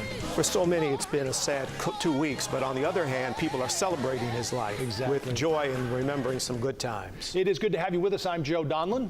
And I'm Jim Williams. We have been covering the prelude to the funeral service all morning here. We have multiple crews covering today's funeral. Dorothy Tucker, Asal Rasai, and Darius Johnson are all outside the House of Hope, where people started lining up early this morning to get through security and go inside for the service. Ryan Baker is in the lobby of House of Hope speaking with people as they head to their seats. We're going to start with Asal Rasai. She is outside, has been pretty much most of the morning, and check in with what's happening right now. Asal? Yeah, Joe, Jim, the area surrounding the church for hours was really in a gridlock as far as traffic is concerned, and we've been watching as this line has been wrapping around really all sides of the church. And you'll see here behind me, this is one of the entrances where we've been watching a number of high-profile officials and government officials. We've watched as Pete Buttigieg was here. Former Governor Pat Quinn at one point was here. We know former Mayor Lori Lightfoot was seen already here at the church. We've also seen a number of city aldermen here as well, along with Jesse Jackson Jr.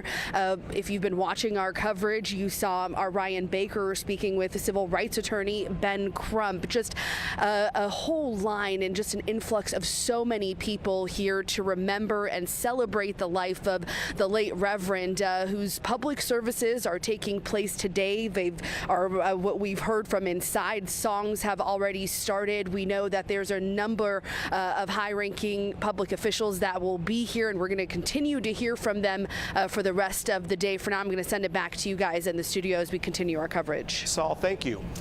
So we know we're going to see a large outpouring as all of these folks come forward, as Saul mentioned, and we've been talking about 3 former presidents are there and several dignitaries, politicians, and special guests, family, friends. It's going to be a big day that's ahead for us today. Let's start with Dorothy Tucker. She is live outside the House of Hope. Dorothy? Well, the people behind me, as you heard Asal say, we're not too far away from each other because I, too, am looking at Gate 5, where you have all these VIPs. These are the people with titles. But the people who stood in line for hours, the people who came out here early, these are the people that Reverend Jackson served. These are the people that he spoke to, those that he protested for, that he held the boycotts for.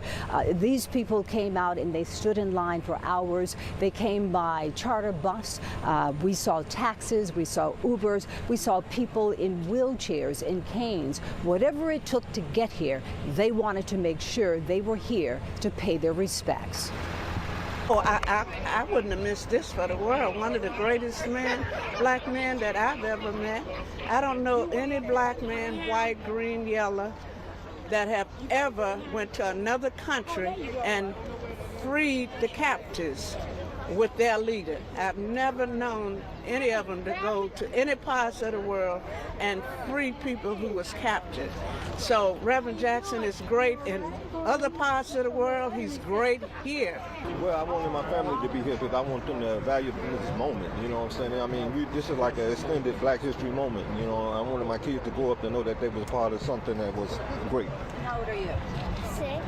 6 years old? All right, tell me what you know about Jesse Jackson.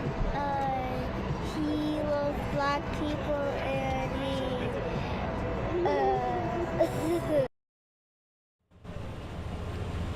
Trust me, this is a day that little girl will never forget. History is being made. Joe, Jim. And that's why they're all there. Dorothy, thank you for the perspective. Ryan Baker is in the lobby of the House of Hope as people coming inside for the service. Ryan? And Jim, as we've been mentioning, so many familiar faces and dignitaries, including former Illinois Governor Rod Blagojevich. Thanks so much for being with us. Well, thank you for having me. You dealt with Reverend Jackson in good times and bad throughout your political career. As we celebrate his life and legacy here today on the South Side, what are your thoughts and memories of Reverend Jackson and the impact he had on you? Well, he had a great personal impact on me. Reverend Jackson and I shared a couple of unique experiences together. First, back in 1999, when I was a congressman, we went to Serbia when NATO bombs were falling. Notwithstanding the bombs, the Reverend had great courage and went there and negotiated the release of 3 American soldiers who were being held prisoner. And I had the chance to basically carry Reverend Jackson's bags because he was the central figure in that drama and was masterful in what he was able to do. And then all the years would pass by, and when I finally was let out of prison by President Trump, I called my wife Patty, talked to my 2 little girls, Annie Banani over here, and my older one Amy, and then the next phone call was to Reverend Jackson. And in the parking lot of the prison, as I'm about to go home, after 2,896 days, I said, Reverend, who'd have thought, after all those years, when you and I were there in 1999 working to get those boys home, our soldiers, you would one day reach in and get me out of prison, too. So he was instrumental in helping you in your release. Well, very much so. He worked closely with Patty, spoke to President Trump on several occasions on my behalf. When I think about Reverend Jackson on a personal level, I feel like I've lost a real dear friend. And my family feels the same way. And that's why Annie's here, because we love Reverend Jackson. It feels like a family funeral. Yes. And I hate to use that word funeral because it's truly a celebration of his life. Correct. And his incredible legacy and everything he accomplished, from civil rights to politics and everything in between. And for people like you who have a personal story, it really, really hits home. Well, I have the personal story, but I also have the historical perspective. Right. And, you know, I spent those 2,896 days in prison reading the Bible every day and have a much closer understanding of what God wants from us. And I think of Reverend Jackson's life, he's pleased with the Lord. And when you think about what he's done, having the courage to fight and stand up for the underdogs, for the outcasts, for the underprivileged, the disadvantaged, didn't matter whether you were black, white, Latino, Native American, he was a spokesperson for those who were down and out and who got screwed by the system. And I know you're grateful for his assistance in fighting for your freedom. Yes, I am. Former Governor Blagojevich, thanks so much. Okay, enjoy the service. And again, our condolences to the Jackson family. And thank you to you. Thank you. Back to you in the studio. Brian Baker, thanks. Yeah, we all maybe overlooked the picture of Jesse Jackson with Fidel Castro after negotiating the release of 22 American hostages, but that was a big part of his legacy. Brian, thanks again. Let's go live now to Darius Johnson, who's been outside House of Hope since early this morning. Darius? Hey there, Joe and Jim. Good morning to you once again. Again, people are slowly making their way inside. It seems as if every seat is possibly filled here inside the House of Hope, a place that can seat up to 10,000 people. We know so many people have come from across the world. This morning, I've been able to speak to people from Indiana, people from California, some people who tell us that they've come from Europe to be able to honor his life and his legacy. Take a look at some of that video that we've been able to gather and get so far this morning. You can see where the line has continued to wrap around the House of Hope as so many people show up to be able to celebrate the life of Reverend Jesse Jackson. Take a listen to what one person told us while standing in line early this morning about why he decided to show up. I grew up attending Operation Breadbasket with my father. On Saturday mornings, he'd take me and my 3 brothers, and so we would recite "I Am Somebody," do the fists, and hear the singing, and the motivation. A special moment this morning as so many people were starting to make their way in. As soon as the doors opened at 9 a.m., you started to hear people recite, "I Am Somebody." You started to hear many of those blacks who were in line singing, "We Shall Overcome," really taking you back to the songs during that civil rights era. We know that service will begin in about 20 minutes, and we can already hear a lot of the praise and worship that is beginning inside. For now, we're live outside the House of Hope here on the city's far south side. I'm Darius Johnson. Joe and Jim, back to you. Darius, quickly before we let you go, does it appear everyone is in the church now who's there to go? And have you been able to see inside? Is it full? You know, the only shot that we've been able to see inside is the shot right here from our external monitor showing some of the cameras that are on the inside. As I look out right now, there are still vehicles. There is still a line of vehicles lined up back to 115th Street, and it appears that it's wrapping around to the Bishop Ford as people are still slowly trying to make their way in. And so it seems like everyone is just trying to get in as fast as they can before the service begins at 11 o'clock this morning. All right, Darius, thanks so much. Operation Breadbasket, that gentleman talked about, that was Jesse Jackson's, that was the arm of SCLC, and Jesse Jackson was here in Chicago heading that organization. They used to have their morning meetings, the Saturday morning meetings at the Capitol Theater at 79th and Halsted. Well, that's Dr. King appointed him to that position with Operation Breadbasket, and it's what went on to become Operation Push.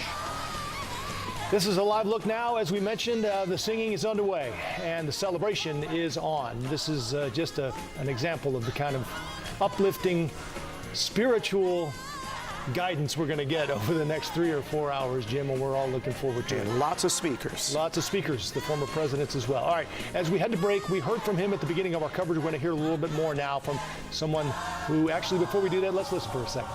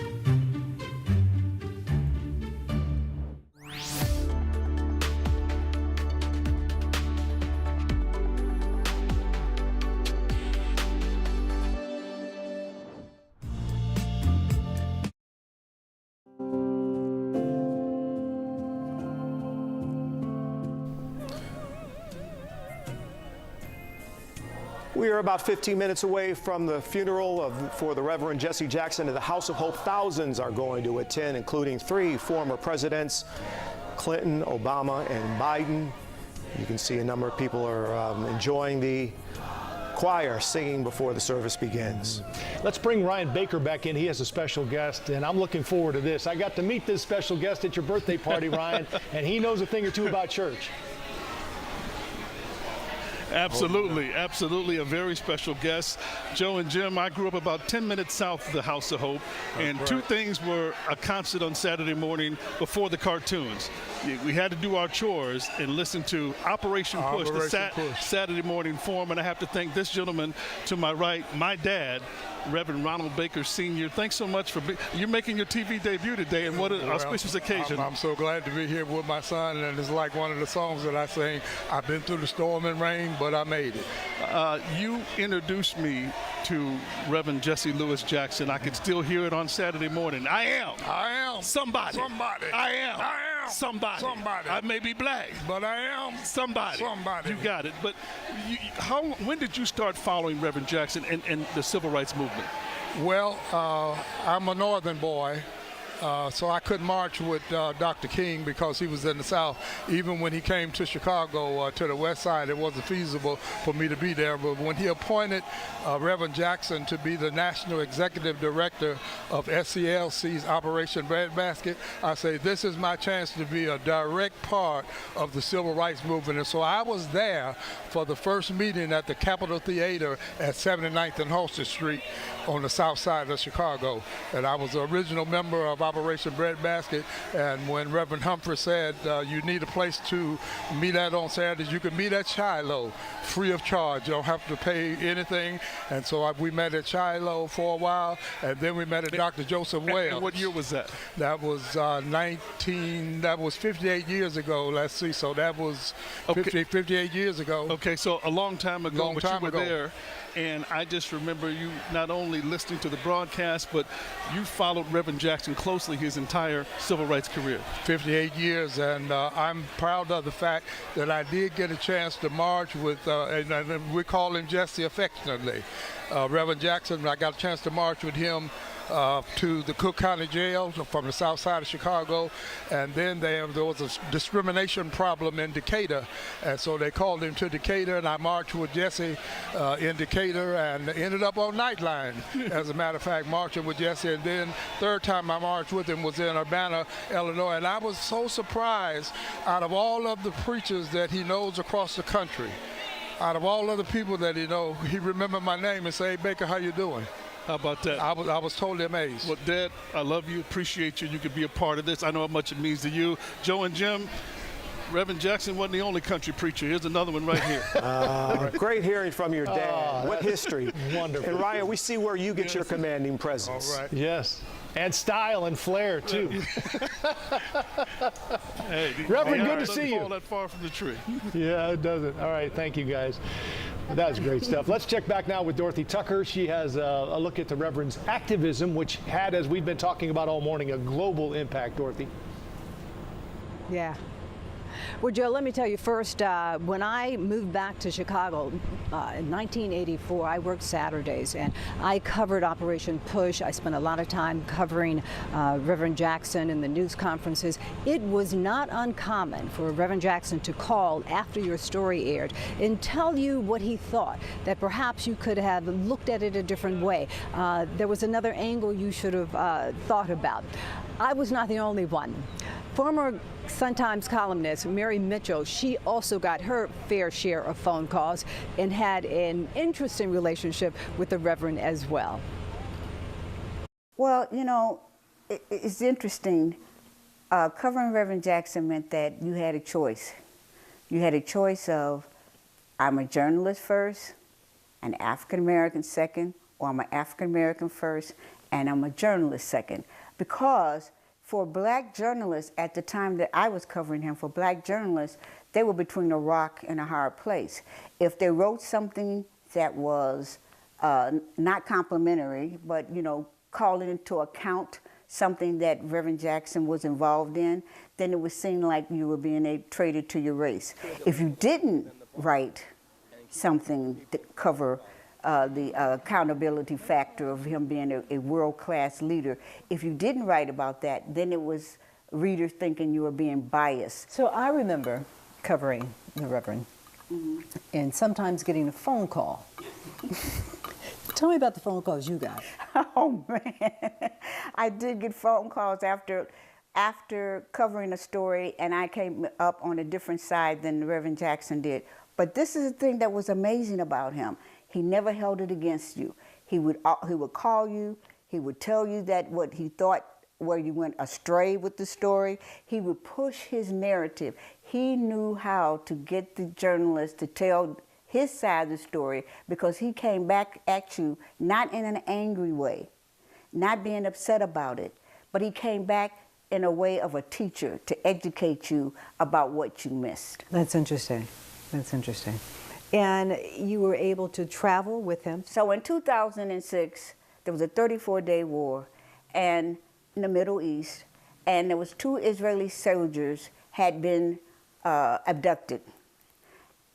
Jesse Jackson decided that this was something that he could get involved in because he had done it in the past. He came into the newsroom and told the editorial board, you know, he was going on a humanitarian mission and he wanted invited a journalist to travel with him. My editor asked me if I wanted to go. I said I would, and that's how I really got to see the other side of Reverend Jackson. What was the other side that you saw? The other side that I saw was he was a prophet everywhere but in his own town, because in the Middle East, he was treated like dignitary, like a presidential dignitary. He was treated like, you know, a royalty. He was treated with red carpets. He was treated with, you know, a convoy of cars meeting him at the airport. He was treated as if he was a world-class leader. Now, I had not seen that side of him. You know, I've seen the side of him where there was controversy over this, something that he said or something that he did that people didn't like, you know, and then you had to come down on one side or the other. But I hadn't seen where he was adored to the point that people would stop us every 100 feet or so. People would stop to get his autograph. People would stop and say, "We love you." People would stop to say, "You bring peace, you bring hope." It was an amazing journey to me. It was like he was a teacher, that he didn't have to call me up and tell me, "This is the part you missed." He showed me the part that I missed. Reverend Jackson gave a lot of respect to black journalists. He was there for us. When something we would been treated unfairly or felt that something was not fair, he would get involved and he would educate us. There were positive things going on in the community that we were not reporting on. And there were events that he was holding that nobody was interested in putting in the paper, you know, and they didn't assign us to do it. Well, he wanted us to be able to fight for that. He wanted us to be able to tell the other side of the story. And so I will be forever grateful for that, because it made me a better journalist in the long run. Mary is right. Reverend Jackson had a huge amount of respect for all journalists, and he may have called you, but he also allowed you to do your job. Jim, Joe, back to you. Yes, he did, Dorothy. He was persistent with journalists and with everybody else. Thank you. The funeral for the Reverend Jesse Jackson is expected to start at 11 o'clock. That's about 7 minutes from now. Hard to believe they won't hold that, at least for a little bit, Jim, because we know there are still folks coming into the parking lot, as we heard from Darius, maybe some folks still on the Bishop Ford. They'll probably hold it for a bit to make sure everyone's in there. And again, that is a very large auditorium, 10,000 people, so thousands are already inside. We'll continue our coverage and certainly bring you live coverage when the homegoing begins. We'll take a break, be back after this.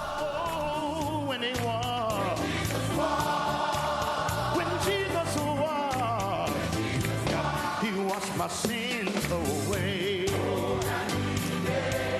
Oh, so happy.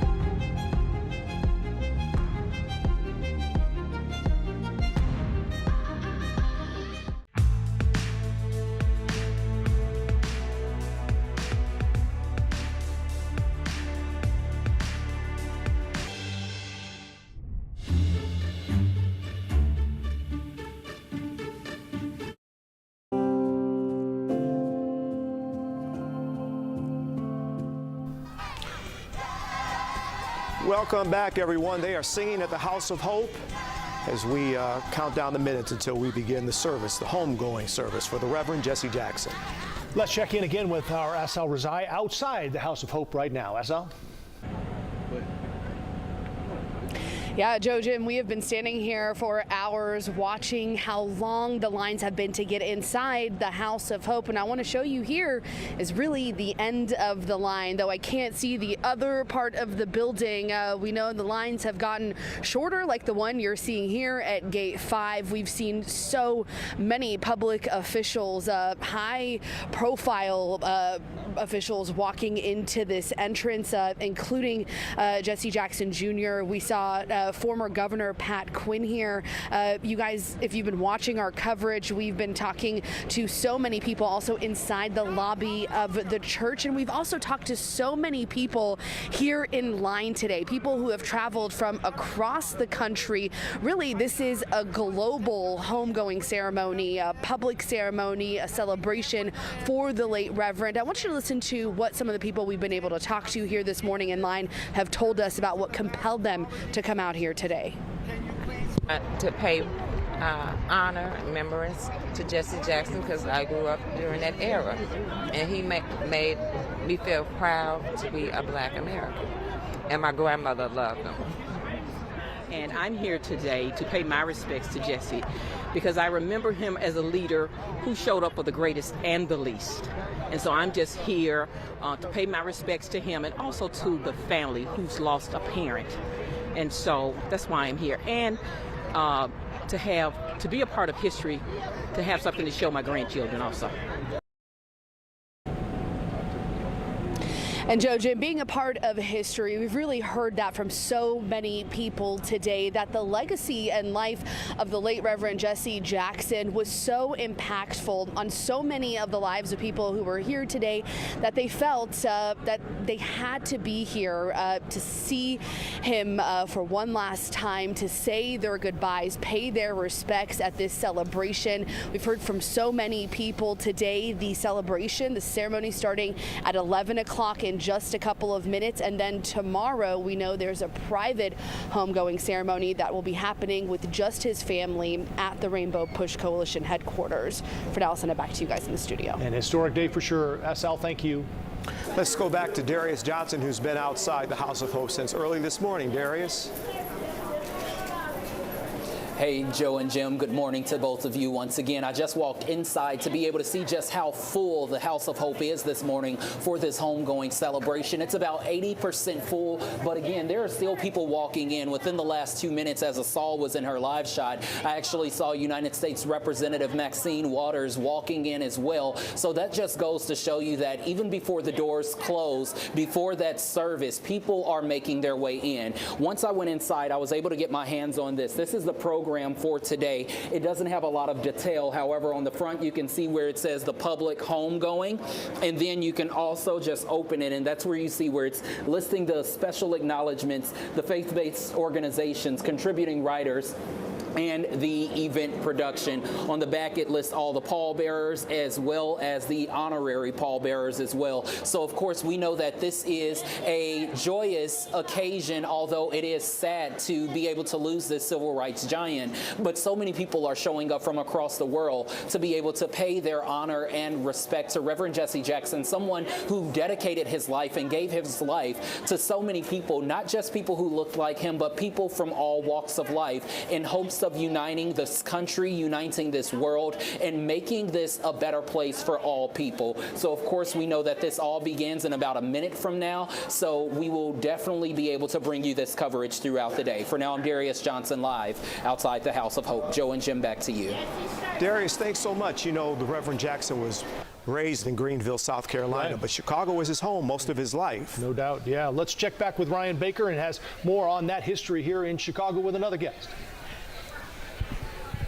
And Joe, someone who's chronicled that history from a bird's eye view with Reverend Jackson is Hermine Hartman with Indigo. You had a personal relationship with Reverend Jackson and worked for him and with him going back to the very beginnings of Operation Push. All of me being a college student at about 18 years old. That was only a couple weeks ago. That's all.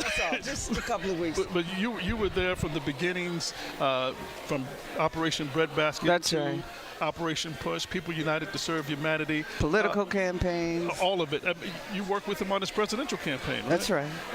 What are your memories as we've had a couple weeks now to reflect on the life and legacy of Reverend Jackson, but culminating with this People's Public Homegoing Service today? Well, thank God for the People's Service, because he would love this. I could just hear him saying, look at the people, look at the people. He'd be in his element, right? Oh my God, he would be, he's in heaven, and he would be in heaven, right? I think as we look at Reverend Jackson in a retrospect, who he was, what his life represented, he lifted the black veil. He really lifted the caste system that we live under. He was fearless. He was smart. He was brilliant. He wasn't afraid of anything. And he was confrontational. And sometimes that's what you have to do. He fought racism.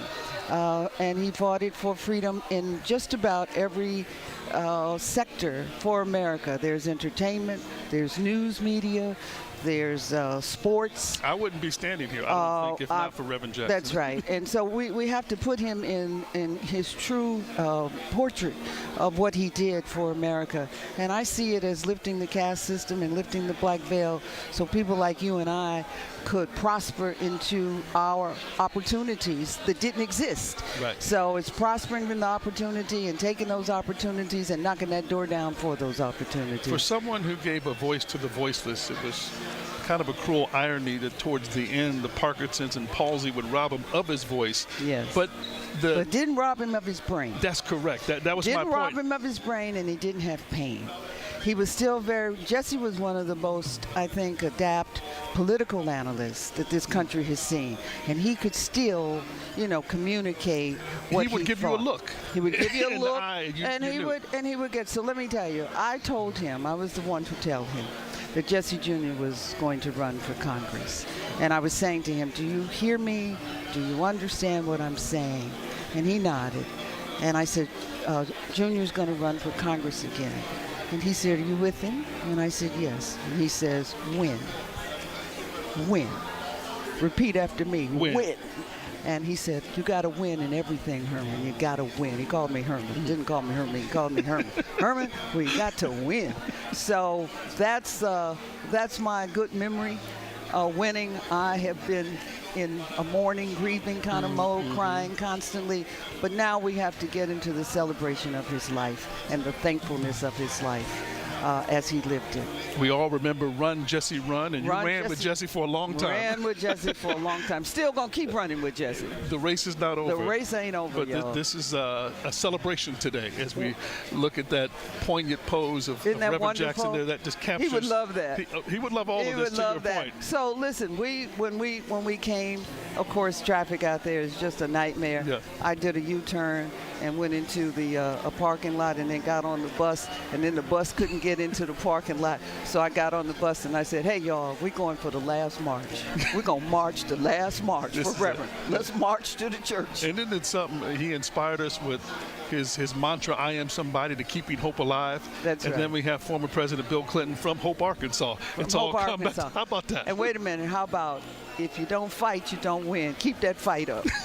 Don't forget that slogan, right? Never forget it. Don't forget it. Ms. Hartman, thanks so much for being with us. Hey, thank you. And my condolences to you personally, you. because I know how much Reverend meant to you and to all of us here. Right. And we're going to celebrate his life and legacy. And thank you for being here. I appreciate that. Thank you. Joe, Jim. And looking at some of the dignitaries arriving, you probably saw Gavin Newsom there before that, Tyler Perry in the crowd arriving, Pete Buttigieg, among others we've seen, Alexi Giannoulias. We know Governor J.B. Pritzker is scheduled to speak, as well as also all three former presidents who are there. It's unclear if they're in the building just yet, Presidents Clinton, Obama, and Biden, but you can imagine they're probably in a holding room. There's former Governor Blagojevich there as well. But once the former presidents come in, we'll probably be getting closer to the beginning of this celebration of life. As we said, Jim, this is probably going to take a little while. They won't put this on hold until everybody. There are many speakers, 4 pages of speakers. Right. You know, to hear these stories, I remember back in 2018, I was working at WGN at the time, and it was the day before the protest to shut down the Dan Ryan. And we had Reverend Jackson on our news that night at 9. And this was at about 7 o'clock, 7:15. I look up in my office, and there's Reverend Jackson. He would just walked into He just walked in and sat down. And the first thing he said, "You got anything to eat?" And I did. I had a bag of potato chips, and he sat down, and we talked about the protest the next day. We talked about his time running for president. We talked about his days with Martin Luther King. And when he got up and left, I thought, where else but Chicago could you be sitting in your office and in walks the Reverend Jesse Jackson? Well, he had such a huge presence here in Chicago. He was at Chicago sporting events, big sports fan in Chicago. And Barack Obama says that when he was working in New York City, he was inspired to become a community organizer in part because of the election of Harold Washington and the presence of Jesse Jackson. Right. Well, Harold Washington made his announcement at Push when he was running for mayor.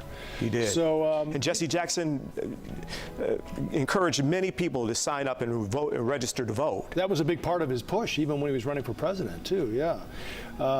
He had a radiating aura. That's just one of many quotes I've written down here in anticipation of this ceremony today. Another called Jesse Jackson a champion of human dignity. Another said he was a born leader. And then this from South Carolina Congressman Jim Clyburn, because of his efforts, I can sit where I am today. And then from Barack and Michelle Obama, we stood on his shoulders. He was a powerful influence and obviously a powerful public presence. And it's hard to sometimes remember that he was born in Greenville, South Carolina, to an unwed teenage mother in the grips of Jim Crow, the Jim Crow South.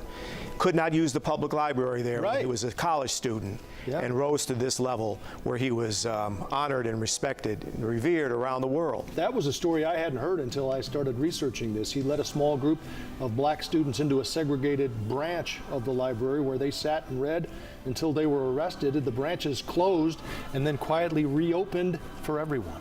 Came to Chicago in 1964 to attend the Chicago Theological Seminary, was inspired by what was going on in Selma in the fight for voting rights. He went to Selma, encouraged some students to go with him, and that's where he met Dr. King, and he became, of course, a trusted aide to Dr. Martin Luther King Jr. Let's go back to Darius Johnson, who's been outside the House of Hope for us with the latest. Darius?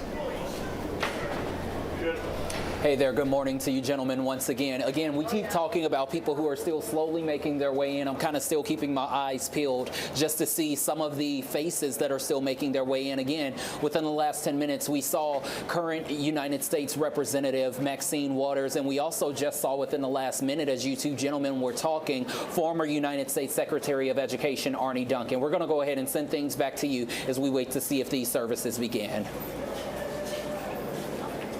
Is underway. We're going to pass along the service right now as it unfolds. We will bring it to you in its entirety right here on CBS News Chicago. Thank you again for joining us, and we will see you soon. Over there, I said, from the rising of the sun to the setting of the same, the name of the Lord is to be praised. The Bible says that the Lord is a strong tower. His name is mighty, that the righteous run in and are safe. I need to poll the room real fast because we got a lot of potentates and dignitaries and all that. But we got anybody in here who love Jesus? We got anybody in here who know my Lord? I need a church crowd. I need a church crowd. I don't need everybody, but I need somebody who ain't ashamed to put their hands together. You ain't too cute to shout hallelujah. I need somebody who can shout thank you. Thank you, Jesus. Thank you for the life of Reverend Jackson. Thank you for every door that's been opened. Thank you for every bill that's been paid. Thank you for every way that has been made. Let the redeemed. I said, let the redeemed, the Holy Ghost filled, the fire baptized. Let the redeemed of the Lord say yes. What a mighty God we serve. Let me say that one more time. I need y'all to pray till it comes to the main floor. Y'all got it up in the 100s and 200s, but they ain't quite got it. I need y'all to do it till they feel it. I need you to praise him that our God's name is great till they start clapping. and he's greatly to be praised. Now we in Chicago. We in the home of the Reverend Jesse Louis Jackson Sr. We in the home of gospel music. Do y'all mind if we have a little church real quick while we're gonna bring the family in just a moment? But somebody shout, Jesus can work it out. That problem that I had, that I just couldn't seem to solve. I prayed and I prayed, just got deeper involved, but I turned it over. What'd he do, y'all? Come on, put your hands together.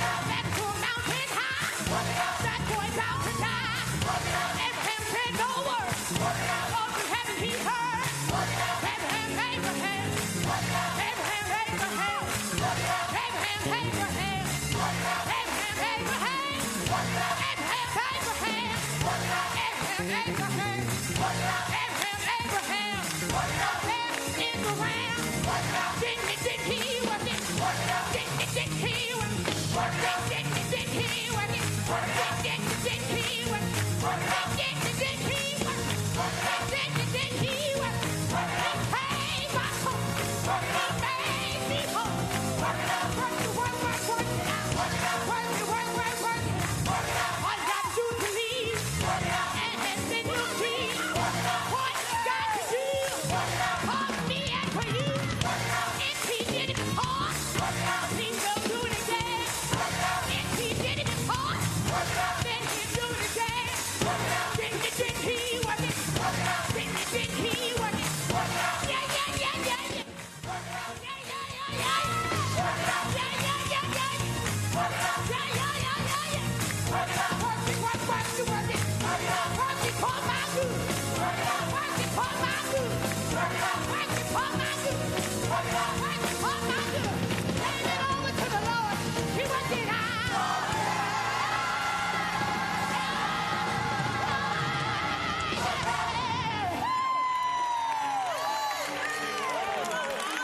I said, isn't he worthy? It's a fact. We gonna have just a little more church. I need y'all to do me a favor though. 2 favors. Everybody say 2. I need you to hear me. I need you to shout back. Say 2. Number one, we're praying for the Jackson family right now. Praying for Mom, Jacqueline Jackson, all of the children. So if you know how to pray, I'm going to ask you that you would pray now to get a prayer through. Number 2, everybody say 2. This black church is the best thing in the world, and the whole world gets to experience it. And we all love each other, and we all want to greet one another, but we cannot have all of the aisles filled and get the family in. So I'm going to ask you one more time, just for the sake of the family, please, with sugar on top, let's clear the aisles. Please get to your seat. The family is waiting to come in, and those of us who are crowding the aisles, we are the ones holding them up from getting in. Also, if you have a camera, we got a section for you. It's called Up There. 100s and 200s. We need no more flash photography on the floor. I know this, sister. Yes, so Lemmy Battles is here, our Chicago legend, sweeping through the city, giving God glory, honor, and praise. Come on, let's praise him a little while more. Hallelujah. Come on, put your hands together. And we'll go. Yeah, Lord. Oh, yeah. And mine. Yeah. Oh, no. And we're gonna have a baby. I tell you that I want. Let me say it again. And we'll go. Yeah.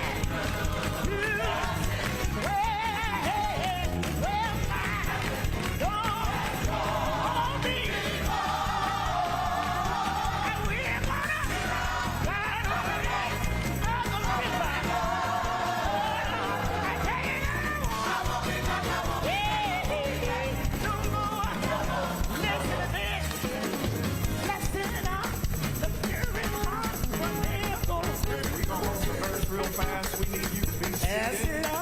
Right in this section over here, our presidents are about to come in, and we need to have a very clear space. If you would, right here to my left. Dr. Foster, thank you, all of the group. Will you all have a seat for me, please? Thank you so much.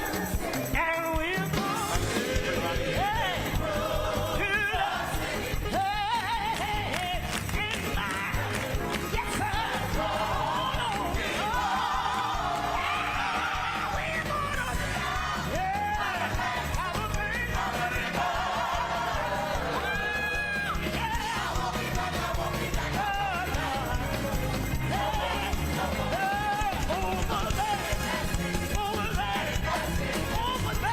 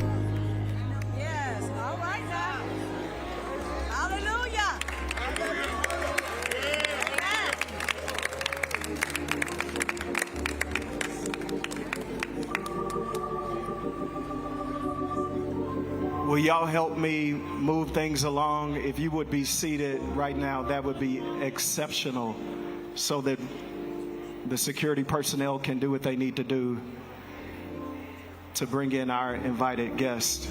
We're here today to celebrate the life of the legend who opened so many doors for so many people. And I want to say thank you to everybody who is in this church today. Reverend Jackson showed up for everybody. Sometimes without an invitation, he would show up when he knew you were hurting, when he knew you were in need. And I want to say thank you for you being here today. Those of you on the floor especially, we need you to be seated and to clear the aisles so that we can process everybody in who is waiting. Those of you not listening to me, I need you to listen to me. Thank you so much. You know, I don't know about y'all, but when it's time for me to go, I want to hear my Lord say, "Well done, good and faithful servant." I think, I don't keep the records, but I think that anybody who has struggled in this life wants to hear those words. We're so thankful that God gave us a legend who took flight and got to hear him say, "Well done, good and faithful servant." Thank you so much. All cameras, we need you to go. Thank you so much.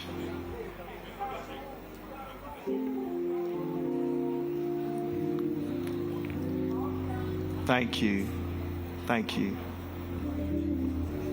Y'all ever been to church with mean ushers? We ain't got no mean ushers. We should have brought them. We should have brought them from the west side, Doc. We should have. We got all these south side nice people. And then these people with these cameras, they don't know the west side will show up, these ushers. And they got peppermints in their pocket for you. But they are security detail. Y'all ain't ready for that, so we're trying. We're so close. Thank you so much for listening, everybody with a camera. Thank you so much. Can you give me a hymn or something? I know we are, but you got just where's Malcolm at? Near the cross would be great. Jesus, keep me near the cross. Oh, there is a precious fountain, and it's free. It's freedom to all thy healing stream. Anybody glad to know rest beyond the river.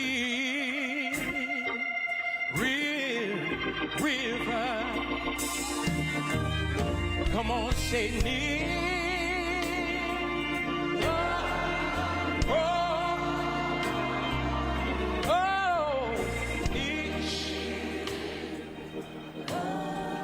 Okay, we need everyone to be seated for the presidents to come in. Everyone must be in a seat. Everyone. We need everyone in a seat, please. Everyone must be in a seat. Everyone. Thank you.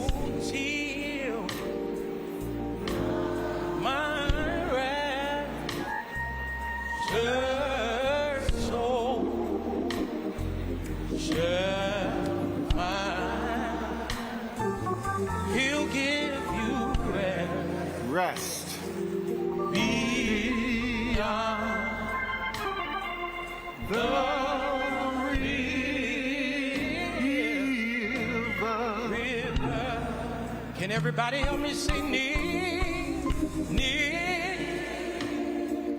the cross?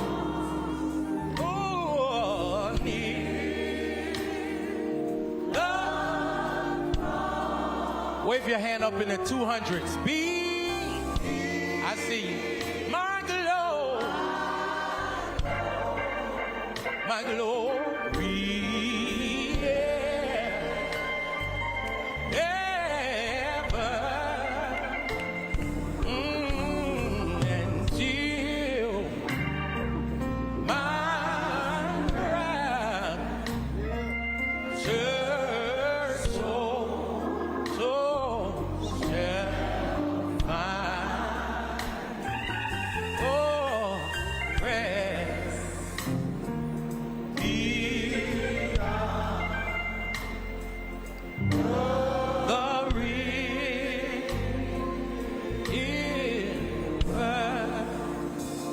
Can I tell you what I'm grateful for? He'll give you everlasting rest. Help me say he'll give you everlasting rest. He'll give you everlasting. Wave your hand if you're happy about it. Everlasting rest. He'll give you wonderful rest, wonderful rest. He'll give you wonderful rest, wonderful rest. Everybody just say rest, rest. He'll give you rest, he'll give you rest. Come on, just shout rest, rest. He'll give you rest, he'll give you rest. One more time, say rest, rest. He'll give you, oh man, say rest, ooh rest, ooh rest, ooh rest. Thank you, Jesus, for it. One of these old moments, and it won't be long. You look for me, and I'll be going on. I'm going to glory. I'll sing and shout. And no, nobody will put me down. Oh, rest. Oh, thank you for rest. Will everyone please stand? Rest be the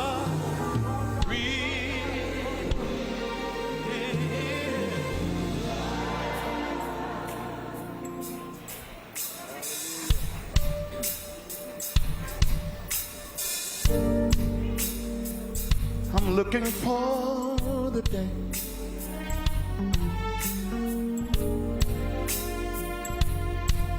when the Lord say, well done. I'm looking for that day when the Lord will say, well done. I'll be somewhere listening for my name. Oh,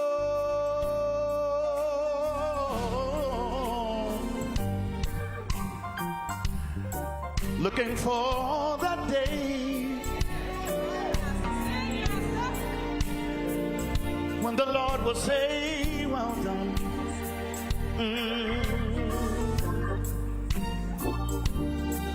When he says, servant, you've been faithful. Well done. I'll be somewhere listening for my name.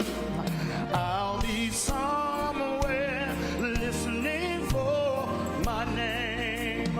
Oh, somewhere listening for my name somewhere.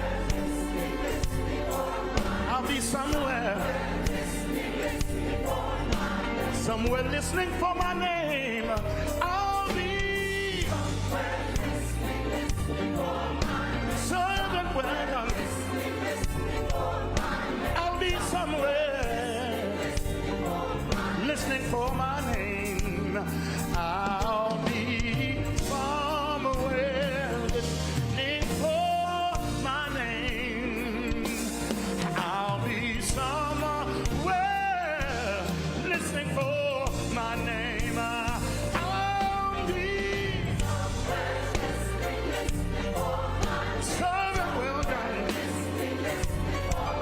You've been faithful of confusing. Come on up higher.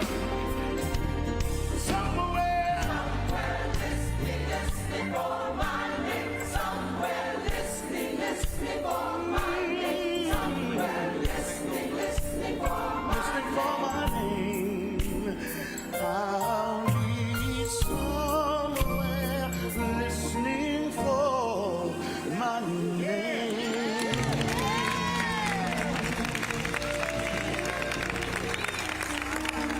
Put your hands together for our Jackson family, and put your hands together for the three presidents, President Bill Clinton, President Joe Biden, and the Southside's own President Barack Obama.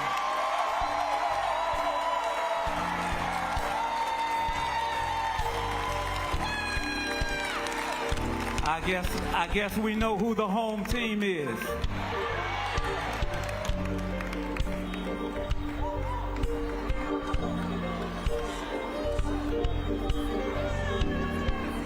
What a joy it is for us to be here today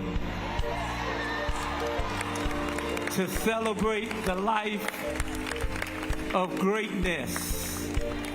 The first thing I want to do is ask that we would all put our hands together and celebrate the Jackson family.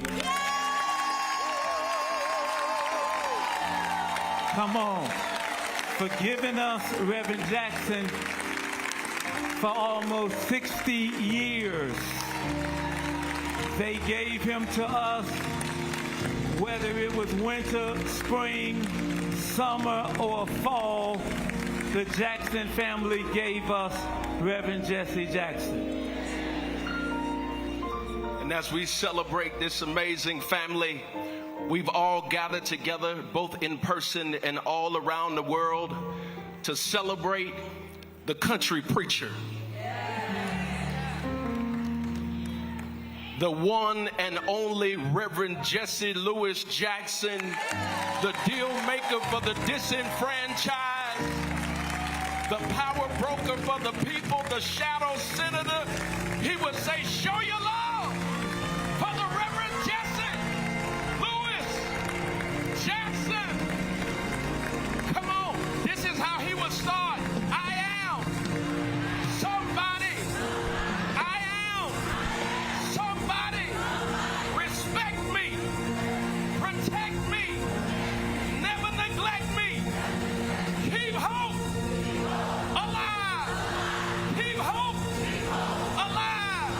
Reverend Jackson would say, let me hear you scream. You may be all seated.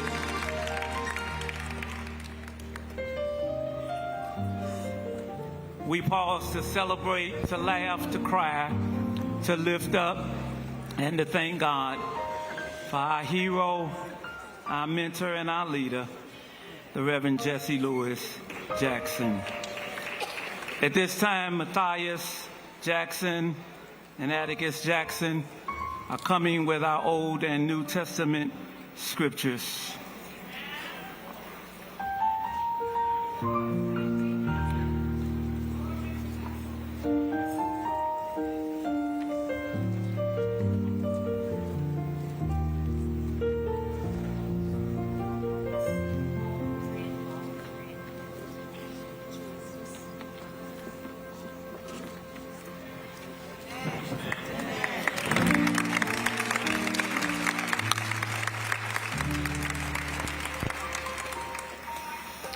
reading from John 1:46. And Nathanael said to him, "Can anything good come out of Nazareth?" Philip said to him, "Come and see."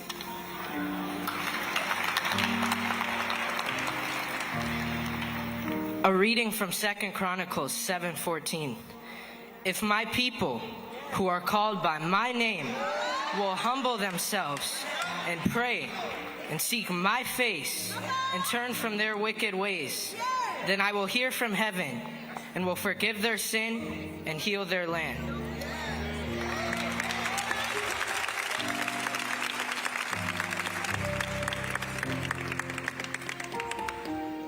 Come on, clap your hands again, everybody. Mrs. Jackson was strict.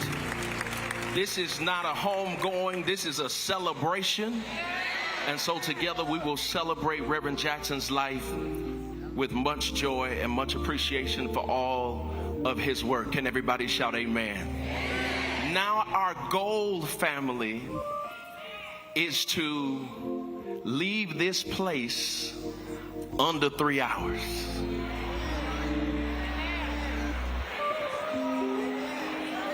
Everyone on program has been given an allotted time to share as we celebrate his life. And if your presentation is longer than the allotted time, we would love for you to continue that presentation on Facebook, Instagram. We would be happy to come to your page to continue to watch your tribute to Reverend Jackson. And teamwork makes the dream work. And so if it feels like somebody's going a little long, we welcome your extra amens to help us accomplish that goal. Amen? All right, everybody, for our time together, we have coming 3 prayers. The Honorable Reverend Dr. Michael L. Flager, Rabbi Sharon Brous, Reverend Dr. Otis Moss III, after which we will have a special musical selection by Bishop Hezekiah Walker. Let us pray. God, who exhales us into life and who inhales us back to life in him, we come today thanking you first for the promise of resurrection life. And we thank you for the gift of the life of Jesse Louis Jackson. Your word tells us we shall be known by the fruit that we bear. In this world, and each of us here are testimonies and beneficiaries of that fruit of his life that has enriched us. And the imprint and the legacy, and yes, the challenge of his life that he has left to us. We repent for how we have failed to appreciate the sacrifices he made. And when we haven't acknowledged and been grateful for the changes he brought about. We thank you not just for the public demonstrations, the boycotts, the sit-ins and the campaigns, but for the unseen phone calls, the meetings and the conversations to bring about justice and equity. We thank you for the doors he pushed open in businesses and unions, in classrooms and boardrooms, in the Democratic Party, and yes, even in the Oval Office. We thank you for the unknown numbers of men and women who attain jobs and benefits, positions, and elected offices because Jesse Louis Jackson never stopped pushing. We thank you that there was no fight too small nor too big that he was unwilling to take on, to level the playing field of a country that has never played fair. We thank you that while some proclaim "Make America Great Again," Jesse Louis Jackson fought to make America achieve the greatness that she promised but always fell short of. We thank you that Jesse Louis Jackson not only called us to keep hope alive, but showed us what hope looked like every day. Never quitting, never assimilating, never selling out, but lived with the tenacity, endurance, and courage and boldness because his hope was based on his faith. And because it was, he reminded us, when we fight, we win. We thank you that Jesse Louis Jackson taught us real victory will come about when our unity sees every person, black, white, yellow, or brown, rich or poor, middle class, young or old, Muslim, Christian or Jew, as our sisters and brothers, the real rainbow family. We thank you for the eyes of children that sparkled when he reminded them that they were somebody. And now, God, as we mourn his loss here, if we listen closely, we can hear the shouts of great civil rights reunion taking place on the other side of Jordan. Or he who says, well done. Finally, as you have shouted for years, run, Jesse, run. We celebrate that today, Jesse Louis Jackson fought the fight, and he finished the race. And now may each of us honor him by picking up the baton, and may we keep on running in Jesse's name. Amen.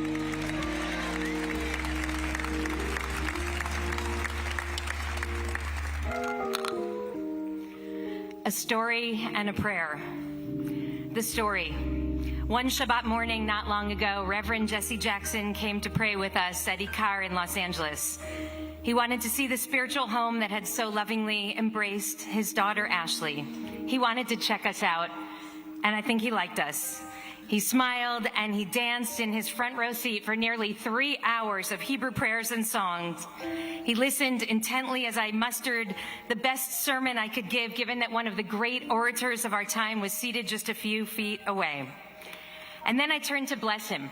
But before I could even finish my first sentence, the whole community rose in a rousing, spontaneous standing ovation.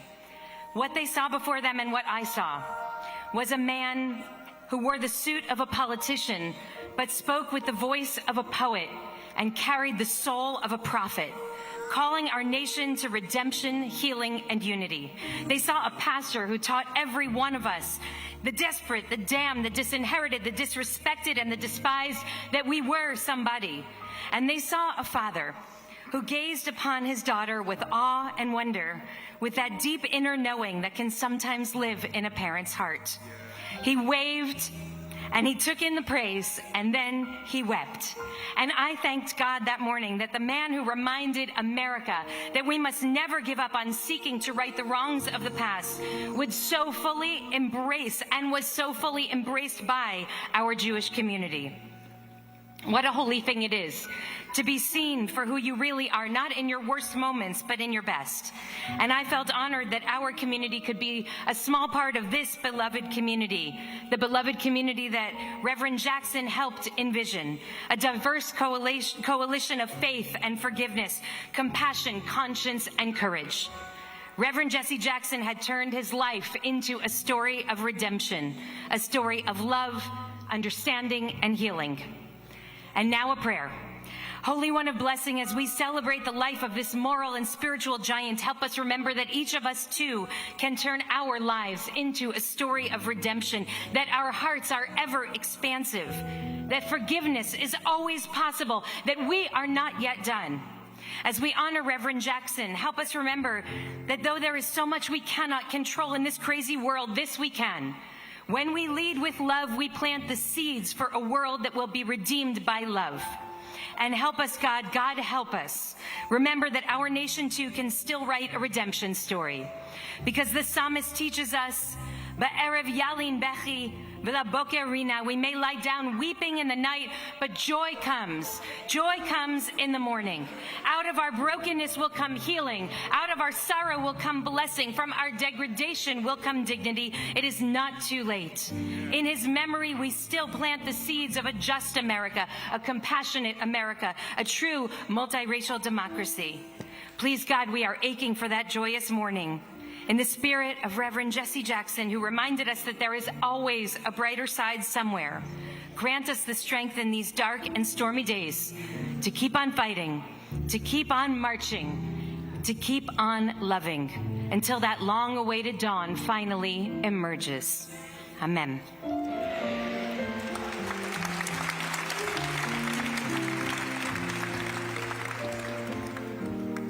Let us pray.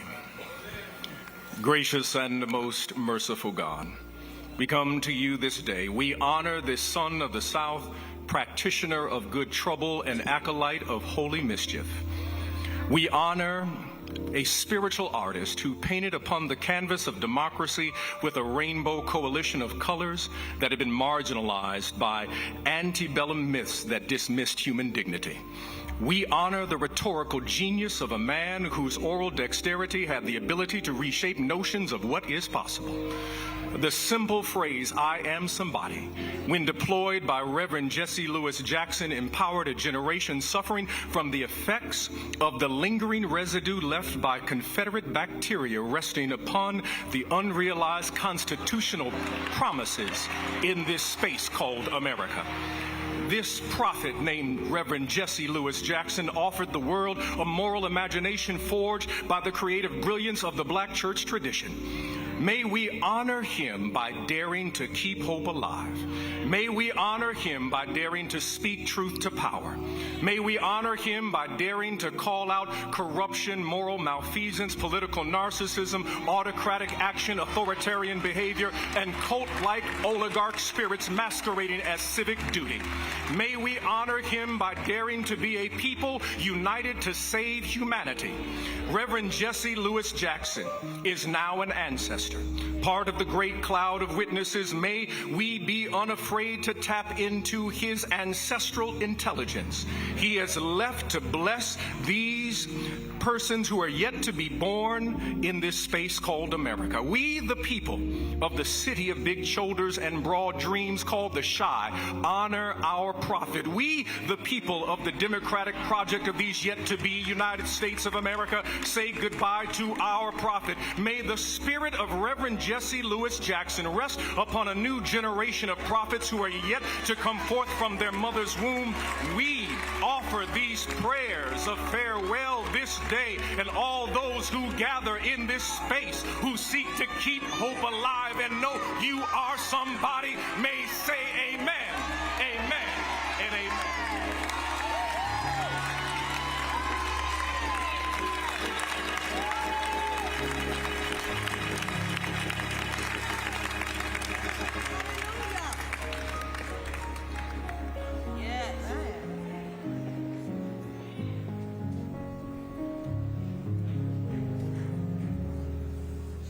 Thank you, Lord.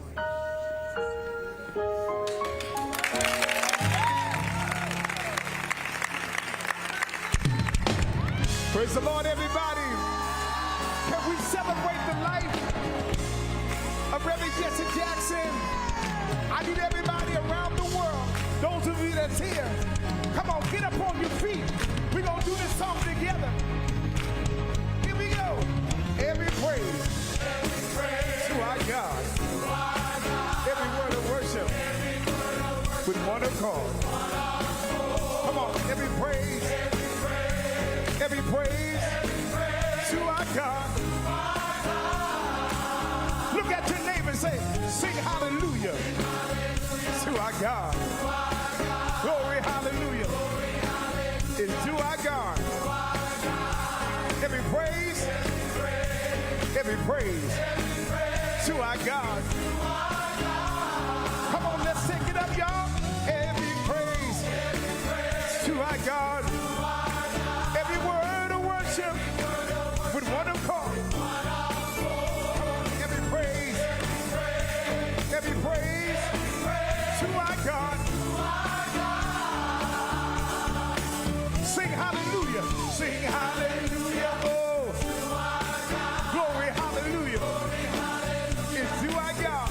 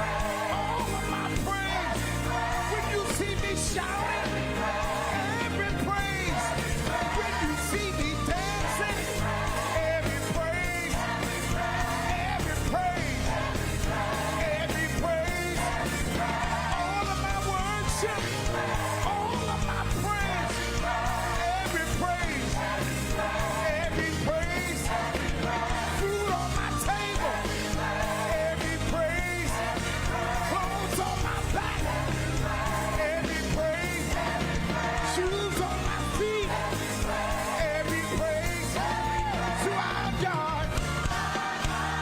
Yes. Woo. Y'all clap your hands here. All around the world, make some noise. Let me see you clapping right now. Come on. Hallelujah. Let's do it one more time, everybody. Sing. Every praise to our God. Every word of worship. Every word of worship. Every praise. Every praise. Every praise. Every praise. Every praise. Every praise. All of my worship. All of my praise. Every praise. Every praise is to our God.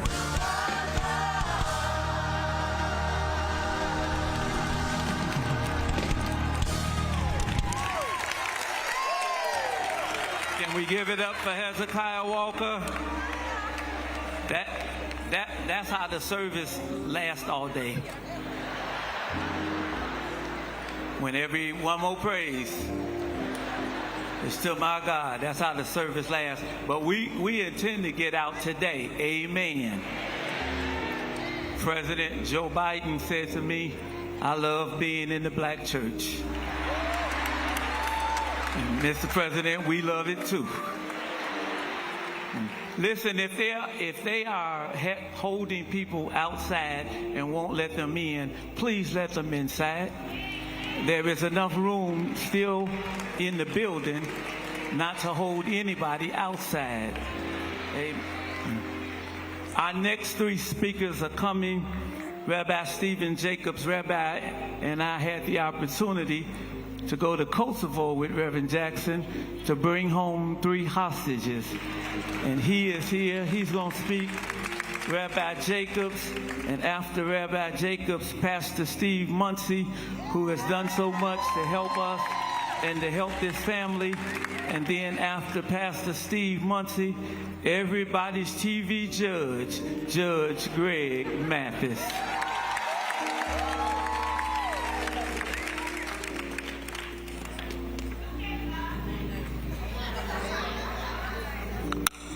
Honored leaders of our country, Governor Pritzker, my governor from California, Gavin Newsom,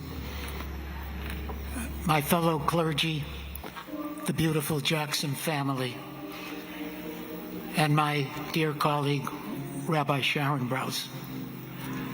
The psalmist knew it well. Reverend Jesse Jackson knew it well. Every person sitting in this sacred place knows it well. Hinei ma tov u'mana'im, shevet achim gam yachad. How good and how pleasant it is for brothers and sisters to dwell together in harmony. I flew to D.C. in 1967 to join Martin Luther King in an anti-Vietnam protest rally with clergy from all around the country. There I met Reverend Jackson. It was a conversation with him that changed my life and my journey. He invited me to join him in several events, one in particular to speak at a memorial in Philadelphia, Mississippi, remembering Schwerner, Goodman, and Cheney, 2 Jews and a black who were murdered trying to register blacks to vote. A blessing traveling with Reverend Jackson is being able to experience his insights and vast knowledge of the world, its cultures, leaders, and politics. This was his theological vision of social justice and activism. He has been the pastor to the world in life and now in death. He challenged no-talk policy while negotiating with despots and enemies. His life was dedicated to no talk, then no action.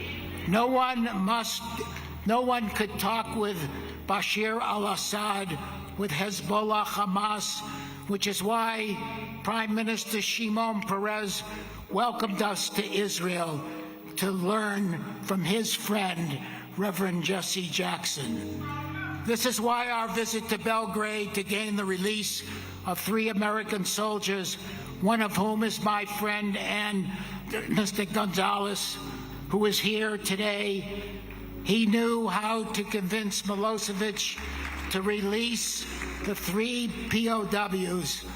In my tradition, the Talmud discusses being a prisoner is the hardest of all suffering, and teaches that a synagogue may even sell a Torah scroll to fulfill the commandment of redeeming the captives. And now a promise I made to Reverend Jackson 2 decades ago that I can now fulfill. We were sitting alone and he said, "When I die, tell them the truth." We were discussing the fallout from his conversation regarding his growing up in Greenville, South Carolina. A reporter published a reference made about the Jews in New York without asking Reverend Jackson what he was referring to. It led to a number of Jewish leaders calling Reverend Jackson an anti-Semite. I know Jesse Jackson and have traveled the world with him since 1967. There's not an anti-Semitic bone in his body, nor in his mind, nor in his heart. When 3 Israeli soldiers, Goldwasser, Negev, and Shalit, were captives, their families thought they were dead. Reverend Jackson met with Hezbollah, and he got from them that they were alive and well. We met with the families in Tel Aviv and told them the news that they were alive and well. And they hugged, and they kissed, and they cried Reverend Jackson so they couldn't stop. That's not an anti-Semite. So Reverend Jackson could reach out to Gorbachev, gaining the release of numbers of Russian refugees to come to America. There's not an anti-Semitic bone in this man's body.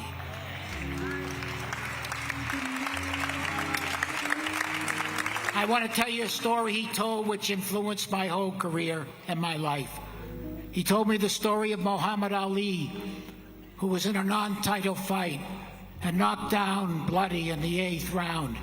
His corner told him not to come out, but Muhammad Ali got up, wiped the blood, came out and knocked out his opponent. Afterwards, Muhammad Ali was asked, "Mr. Ali, you were told not to go out. How come?" He said, "The ground is no place for a champion. We are all champions. There's no ground for any one of us." And now when Reverend Jesse Jackson enters into the pearly gates, above all, God will welcome him with this greeting. "Oh my God, you're Jesse Jackson. You are somebody. You are somebody. Come work with me. Come work with me. I need you. The world needs you to keep hope alive. Keep hope alive." God bless you, Jesse Jackson, and your beautiful family.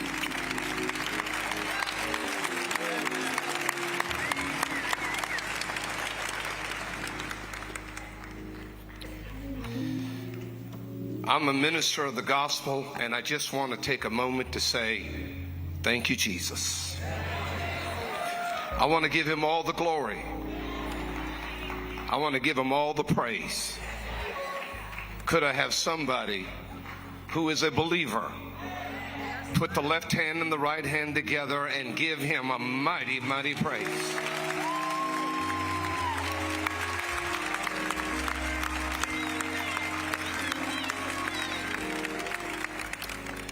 I come just with a few words from 1 Timothy 5:17. I've come to declare double honor.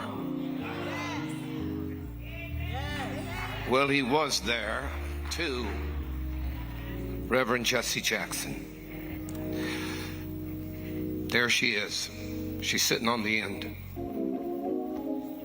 Don't ever forget, there's a Jackie Jackson.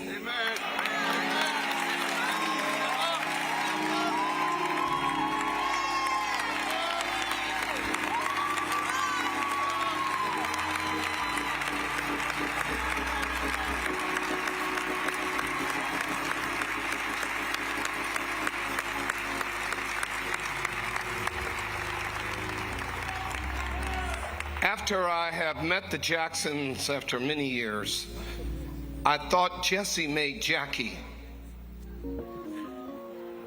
I'll leave that to the rest of your imagination. They told me a story. I promise I won't tell the good part. Jessie and Jackie were going to college and ended up in a phone booth.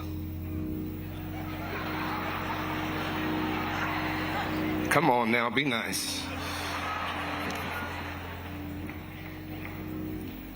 Whatever, for all of you that are under 28 years of age, you don't know what a phone booth is. Shame on you. The rest of us, we carry coins to make sure that we could stop and call somebody.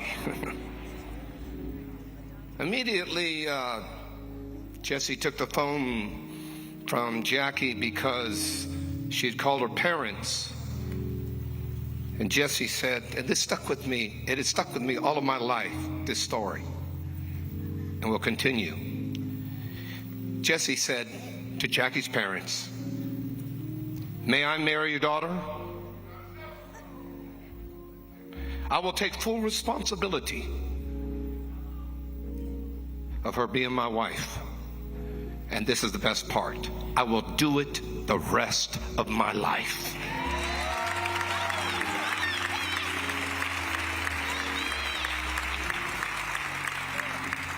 He did. So what did I observe? He was kind of an icon to me growing up, being influenced by First Church of Deliverance many years ago, and Mattie Poole, and my daddy who was a preacher, and I'm the son of a preacher man. And I noticed he got busy after the phone booth real quick. Sanita, Jesse Jr., Jonathan, Yusuf, Ashley. But it doesn't stop there. He expands his family to the poor, the oppressed, the unqualified, the sick, the poverty, the misunderstood, the homelessness, the bankrupt, the uneducated, the down and out, and to those that didn't have a voice. So I wanted to know,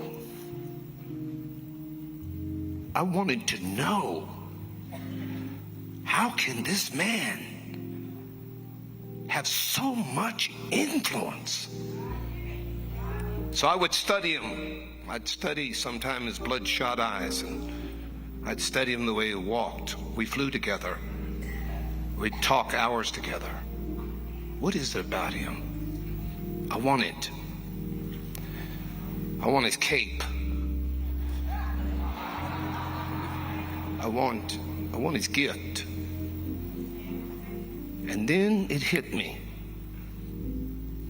This man knows how to forgive.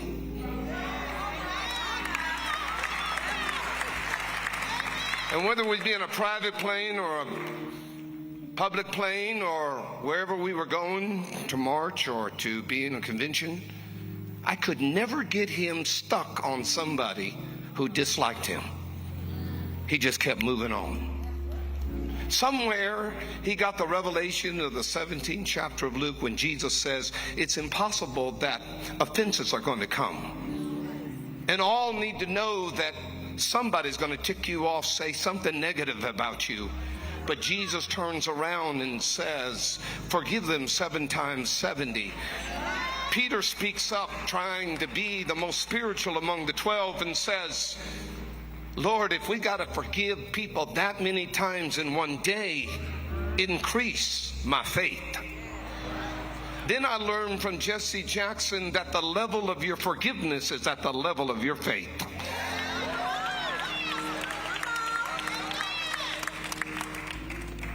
Holding unforgiveness, he said to me, or a grudge, is the willingly to chain yourself to the person who harmed you. It's a form of self-imposed slavery. He said, sovereign forgiveness is your declaration of emancipation.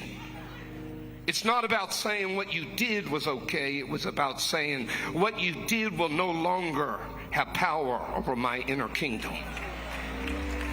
It's not a gift you give them. It's an act of self-liberation you perform for yourself. You don't forgive because they deserve mercy. You forgive because you deserve peace.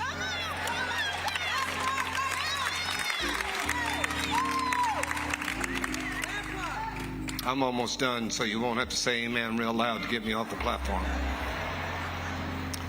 But I'm going to make a confession, and it's real nice to see. I'm real nervous among you presidents because I've heard you all my life, and I never knew I'd have the privilege to get to talk in front of you. This is scaring this white boy to half to death here today. But when I hear this choir sing, I want to be black. Because ain't nobody can sing.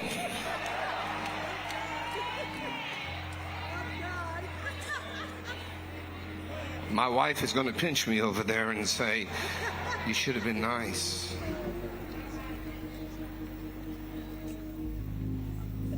It was about 12 o'clock, September 17th. The button was pushed at the bottom in the lobby. 16 floors up was Jesse Jackson. Jackie was standing beside him. He was coughing. The rider to the elevator was Death, and Death got off and said, it's time. But you must know something about Jesse Jackson, and let every person in this room know that when Death walks up to you, like he walked up to Jesse Jackson, he started coughing about 12:15. You could tell he was struggling and there was a battle, but he had one more fight. One more fight. Death walked up and said, I'm taking you out. And Jesse said, you're not taking me out. I'm a born-again, blood-bought, Jesus Christ carrying cross. I've been filled and sanctified. Keep your hands off of me. As Death moved, Jesse in his spirit began to debate with Death. Oh, Death, where is thy sting? Oh, grave, where is thy victory? And in the moment, the phone rang in the phone booth. And Jesse grabbed the phone and said, hello? Jesse, you fought a good fight. You kept the faith, and you finished the course. In the last 3 seconds, I did something for all of you children, and it will be given to you. I was trying to sneak his ties out of his room, but I had to go through Mama. But every one of you will get a tie. We prayed for it, and I hope that when you wear it or you display it, you will feel like somebody.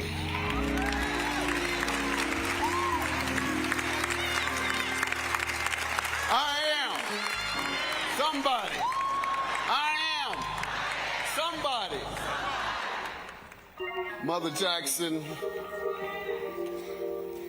my God siblings, my dearest friend, Jonathan, grandkids. You know, those were the 3 words that I heard 50 years ago this month that changed my life forever. Many of you know I was a jailed youth, troubled youth, jailed in the city of Detroit. Met Reverend Jackson there on one of his tours to uplift black youth.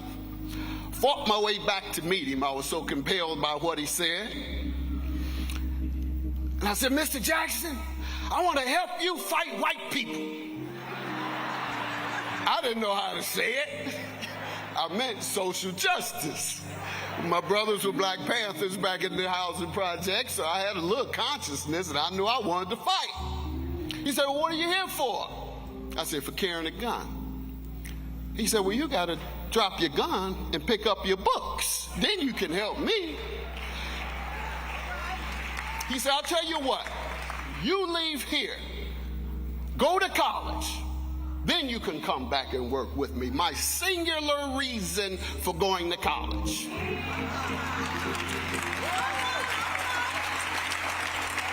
Sure enough, when he got back, when I came out, he was organizing in Detroit, 83 campaign. When Jonathan came to town, made me carry his suitcase. Jesse Jr. had me put him on my back.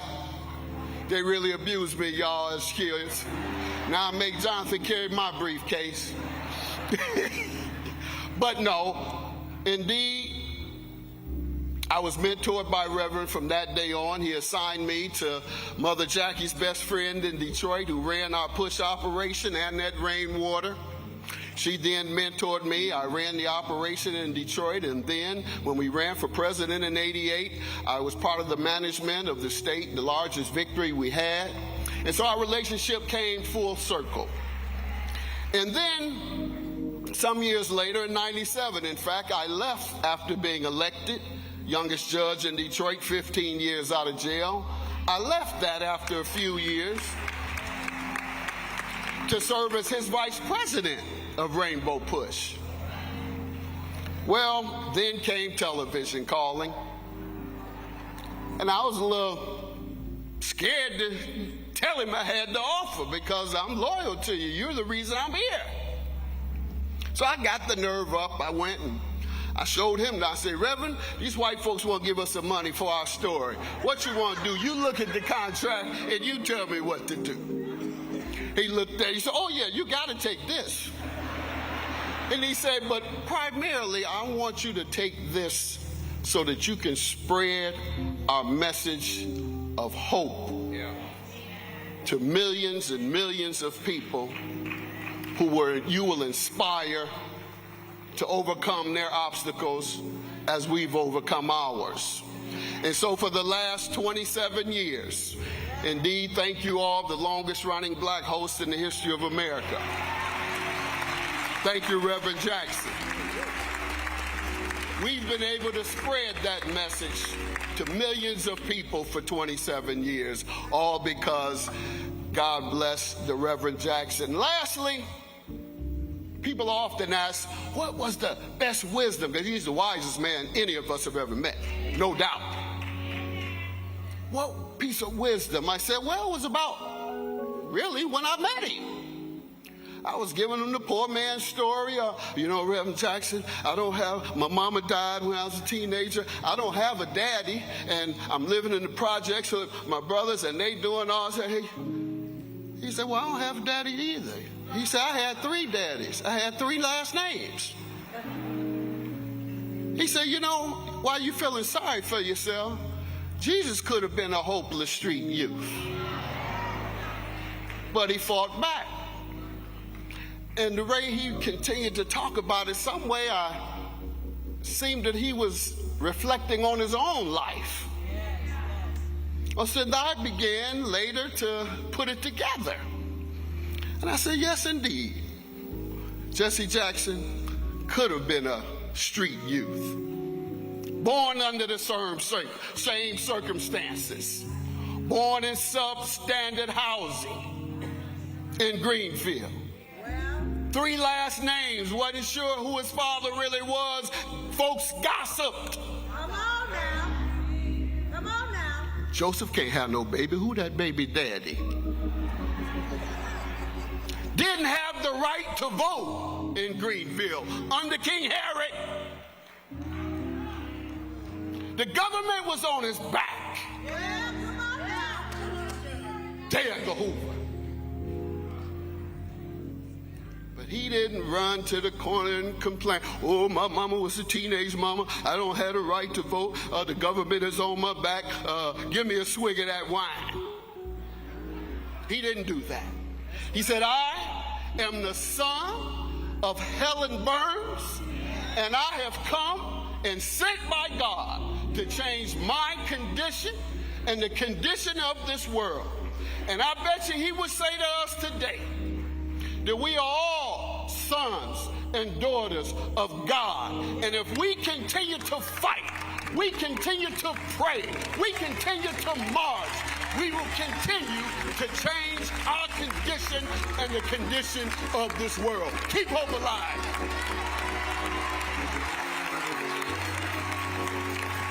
Come on, let's thank all of these speakers. The work of Reverend Jackson is alive. The Rainbow Push Coalition is alive and strong. Can we show some extra love as we welcome the son of Reverend Jesse Lewis Jackson? Please welcome the CEO of the Rainbow Push Coalition, Mr. Yusef Jackson.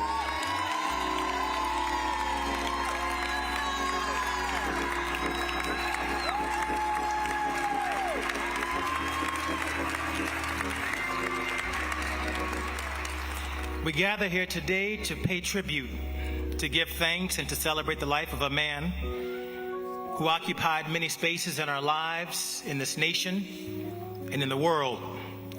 For many of us, our beloved leader. For others, our brother. For so many, our friend. A grandfather to my 5 children. A husband of 64 years. To my mother.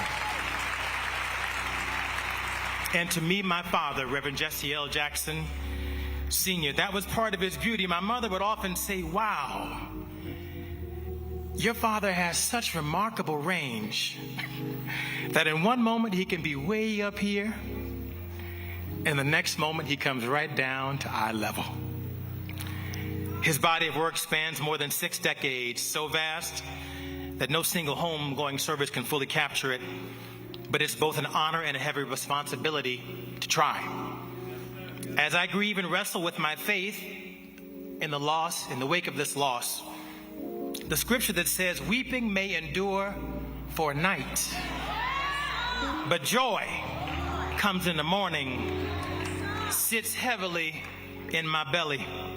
I find myself balancing the sorrow of the dark night, comforting my kids and answering their questions about the loss of life and the cycle of life, and managing my own personal grief against God's promise that joy comes in the morning. And what a morning God gave my father. 84 years. He would often say, Yusef, that Martin died at age 39. He was taken from us far too soon. He said Malcolm died at 39. He never thought he would live this long. A life so full of work and witness, a life and legacy we honor publicly and proudly. His record standing firmly on the side of justice. It will stand the test of time. The Reverend always taught me that we should measure someone not simply by where they ended up, but where they started from. He was born out of wedlock, deep in the valley of the Jim Crow South under the heavy boot of Southern apartheid. As a boy, teased for having 3 last names, and he struggled with the stutter. Yet he rose from those beginnings to become extraordinary, to become a blessing to the world. And he always knew what set him on the right path. A loving mother, a family, a welcoming church, a close-knit community that helped guide a young boy of immense energy, intelligence, and ambition. My father was what Dr. King called maladjusted to injustice. He simply never accepted it. He went to jail at 17 years old in Greenville, South Carolina, protesting for the right to use a public library.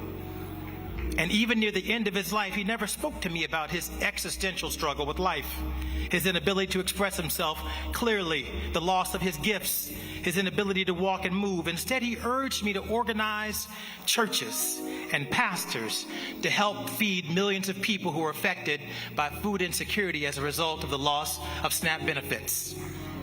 He carried a well-read Bible, not as a symbol, but as a guide.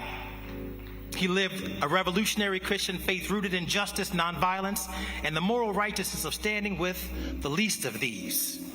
He practiced that faith sometimes on his knees, but more often on his feet, on picket lines in jails, at makeshift hospitals and parks in New York City, comforting AIDS patients, and in communities across the country. He often said, "I intend to die with my shoes on." And he taught us that if you're faithful over a few things, God will make you ruler over. And he taught us that with faith the size of a mustard seed, you can move mountains, win peace, free hostages, give hope to the masses. So we remember him not for what he accumulated, but for what he gave. He used his gifts to give voice to the voiceless, free prisoners, and build the Rainbow Coalition, bringing together the rejected stones of society, instilling hope in them and reminding them that as God's children, they are somebody special. He was deeply involved in the political struggles of his time, but his gift was that he could rise above them. It's not about the left wing or the right wing. It takes two wings to fly. For him, the goal was always the moral center. His campaigns called America to move from racial battlegrounds to economic common ground and on to moral high ground. And that vision allowed him to transcend the limitations of his circumstances. He endured insults and dismissals, rejection, yet he kept appealing to our better angels and urged us to keep on keeping on. Even as his body began to fail, his spirit and imagination never did. He talked about organizing a peace mission to Ukraine. He wanted to appeal directly to Putin. He wanted to organize ministers to help negotiate peace in Haiti. The Reverend's mind and will was strong even as his body failed him. He was very clear about the challenges we face today. He believed the progress made during what historians call the Second Reconstruction, the era that grew out of the civil rights movement and expanded democracy for millions, was now facing renewed resistance from the highest levels of our government. The foolish denial of threats to democracy and to decency, corrosive inequality, catastrophic climate change, endless wars, a renewed arms race, global pandemics, and more. And he reminded us that in each of these crises, it is always the least of these who suffer first and suffer the most. And that conviction shaped his ministry. In his final months, he spent a lot of time with his grandchildren, private time. No moms and dads allowed. He loved it, and they loved it. And after he passed, I asked each of my children, Sky, Yusuf, Cassius, Atticus, Matthias, what was their last conversation with their grandfather? I asked, what did he say to you? Each of them, separately and individually, thought for a moment and told me, Dad, Granddad told me he loved me. And those are the last words I remember him ever saying to me as well. Wherever he traveled, he made time for children, at schools, at churches, at hospitals, even in prisons. He believed that inside every child was a somebody waiting to emerge, and that with faith and support and hope, they can achieve excellence. He would say, I know because I was one of them. And today his legacy will not be carried forward by family alone, This type of work does not pass by blood, it passes by spirit. Thus, it is in his name that we have committed ourselves that the Rainbow Coalition will continue. We have recommitted ourselves to its founding principles, reached out to engage new leaders across the country, and restructured and revived its operations. And we'll put the good Reverend, my father, to rest today, and will honor him by building upon his work and taking up the challenge. And so while he would be delighted to witness this gathering of friends and allies, and sorry to not be here to conduct it personally, he would be intent that we stay the course and carry on the struggle for justice. I thank you all for being a part, not just of his work over the years, but to the shared commitment of our future together. Keep hope alive.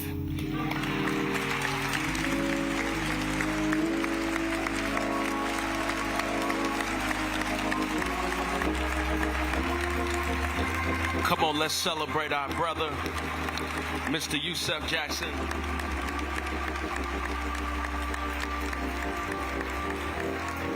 I want to apologize in advance to Governor Gavin Newsom, California, Governor Wes Moore, Maryland. Come on, clap your hands and let's celebrate them. So grateful to have you. I want to apologize in advance as I introduce the governor of the greatest state in these United States of America, Governor J.B. Pritzker.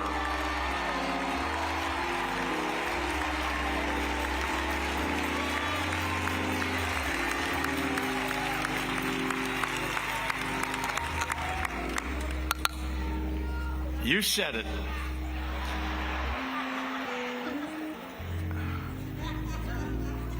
Let justice roll down like waters, and righteousness like a mighty stream. Justice in a too often unjust world.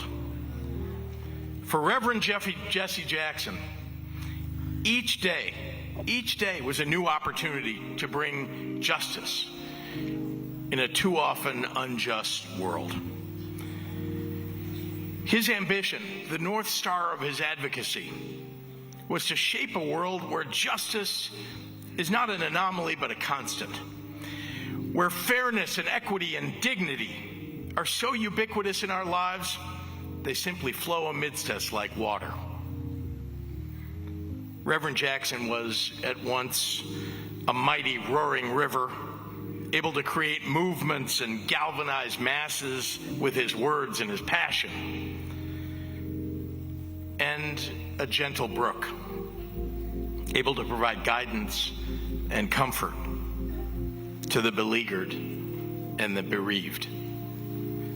He could lift up and connect with an audience of millions with the same intimacy and fervor that he could with an audience of one. He inspired us not just in his conviction, but in his joy. Not just in his righteous anger at injustice, but in his boundless love for communion. Not just in his words, but in his deeds. He kept hope alive.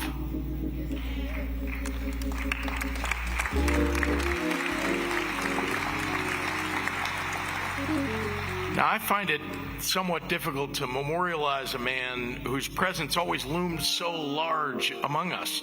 You can still feel his presence in this room with us here at the House of Hope.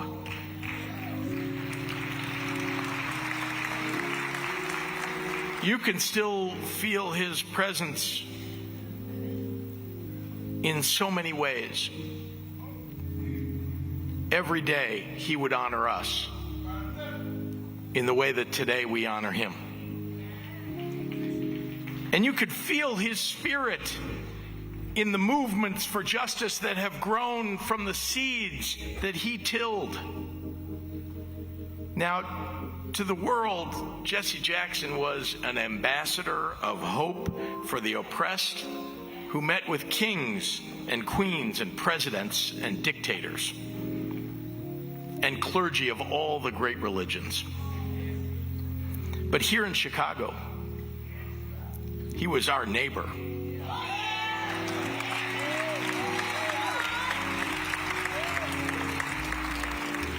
He was our friend. We were so proud.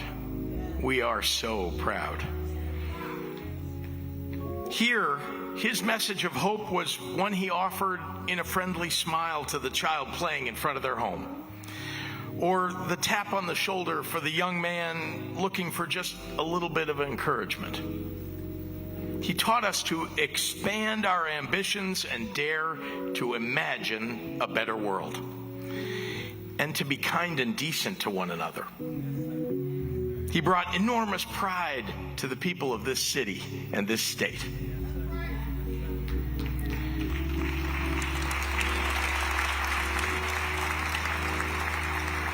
And on a more personal note, it has been an honor that my relatively short time in public office overlapped with Reverend Jackson's long tenure. And let me assure all of those who are here today that even as his body started to fail him, the Reverend's mind remained sharp. He never failed to pull me aside at an event to ask about something in the news or offer a word of advice or encouragement. He was politically connected. He knew. He shared an affliction common to all those in this room. He loved the political game all the way to the end. And while we know that we shared him with the whole world, Reverend Jackson belonged to Chicago. And Chicago belonged to him.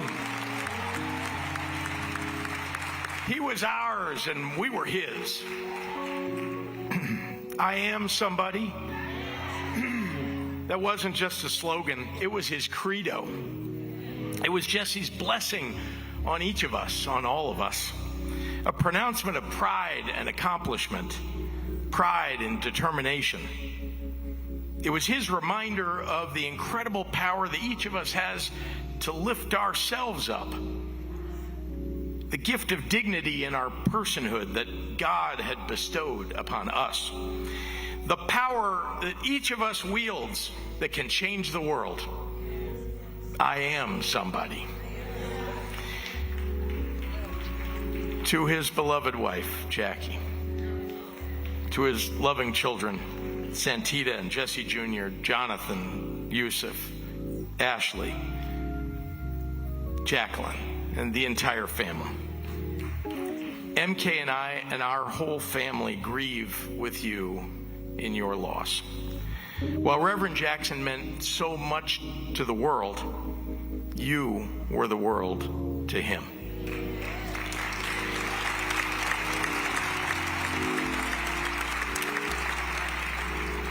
We will forever be grateful for your sacrifice in sharing him with the rest of us.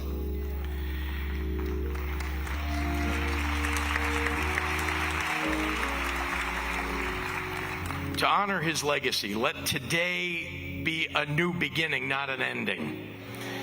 Let's follow in his footsteps and be trailblazers and not just pathfinders.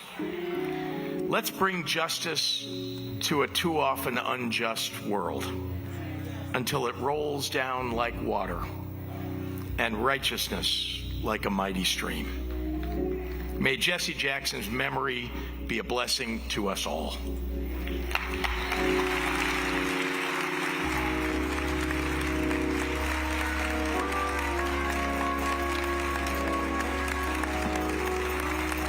Again, everybody, as we celebrate Reverend Jackson's life, let's again welcome President Joe Biden and Dr. Jill Biden. Let's celebrate them.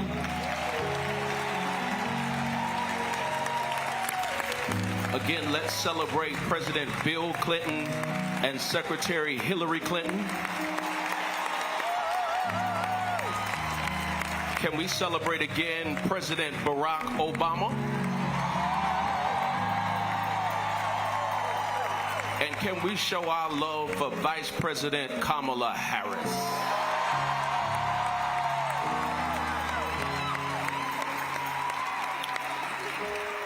While Reverend Jackson was a global citizen, Chicago was home base. And so please help me welcome the mayor of the greatest city in the world, Sweet Home Chicago, Mayor Brandon Johnson. Come on.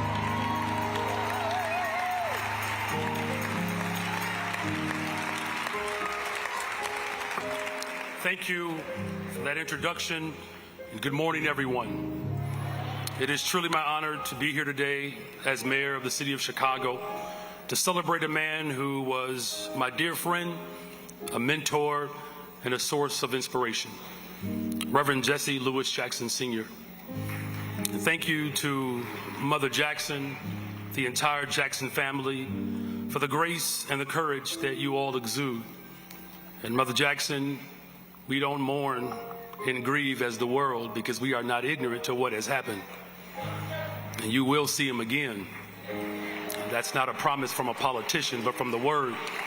And he said, if it weren't true, I would not have told you so. Now, to the Jackson family, I'm not trying to start any trouble, but I looked at the program and I didn't see any West Side representation. I didn't see nobody from the Church of God in Christ on the program. So I know I represent the city of Chicago, but God bless you, Bishop Shears. I guess they wanted us to get out on time, so they.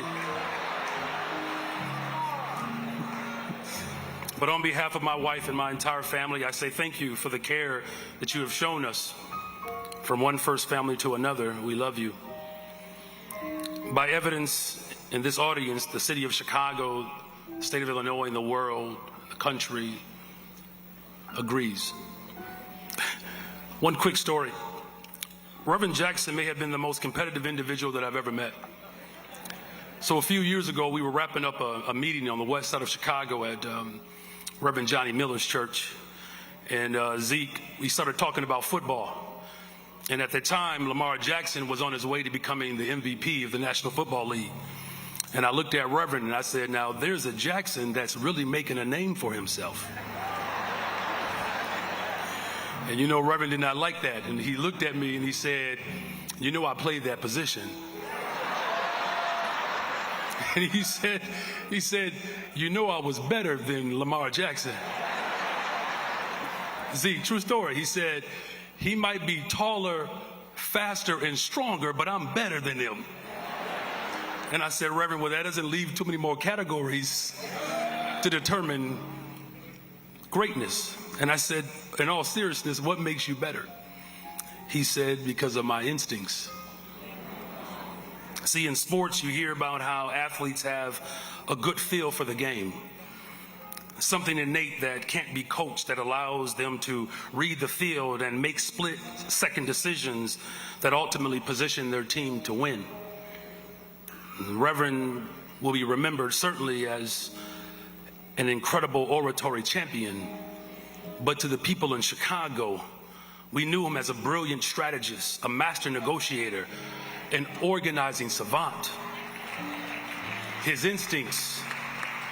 See, he didn't shy away from the painful realities of racism and hatred, but he had a God-given ability to bring people in, to encourage them in, and to enlist them into the fight of our collective liberation. It was his instincts that understood that labor and faith were one and the same, as Dr. King prophesied. It was his instincts to stand up against school closures and the shuttering of mental health clinics. It was his instincts that led protests down Michigan Avenue when a boy's life was taken by a police officer and then government decided to cover it up. It was his instincts.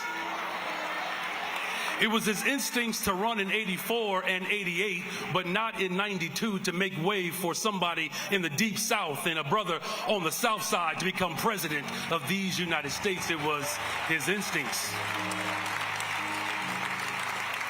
See, I had the privilege to accompany Reverend to Selma one year, and while we were there, he recounted the days and weeks that were spent organizing to get folks to walk with them across the Edmund Pettus Bridge. And he said, now that history has proven us to be right, he said that everybody and their mama was on that bridge. But he knew the struggle from going town to town, and he was calling people out of isolation and into community, understanding that the bridge is a symbol that burdens all of us.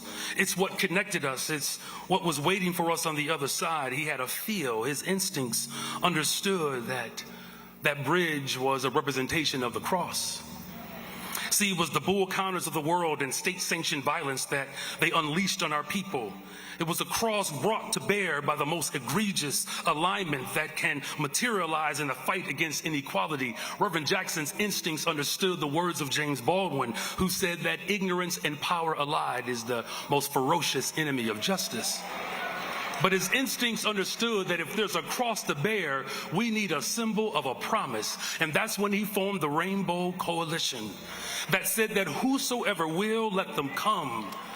It would be necessary for the movement to build the future that he saw, where America could finally live up to her ideals. And when I think of Selma and that storied march across the Edmund Pettus Bridge, I know that Reverend Jackson knew exactly how much wickedness and hatred waited for them on that bridge. Beaten, abused, intimidated, they marched anyway. They bore the cross because they understood that on the other side of the bridge, his instinct said there's a win. And see, in America, we find ourselves at a bridge, and we are confronted in this moment. And that bridge is now described as borders, where borders get to determine how human dignity is determined by which side of the border you live on. He understood the bridge. And so now we are in the midst of a choice to choose hope over despair, light over darkness, love over hate, because he knew there was too much to gain on the other side of the bridge. Bishop shared, I think I feel my help coming. Because on the other side of the bridge, Rodney, housing as a human right. On the other side of the bridge, health care for all. On the other side of the bridge, safe and affordable cities. Accessible transportation, finally fully funding our public education system. It is time to cross the bridge, you all, to build an economy that works for all. Black, brown, white, Asian, young, old. It is time for the ultra-rich to pay their fair share in taxes on the other side of the bridge. Reverend, you cross your bridge. We know our assignment. We see you on the other side. God bless you.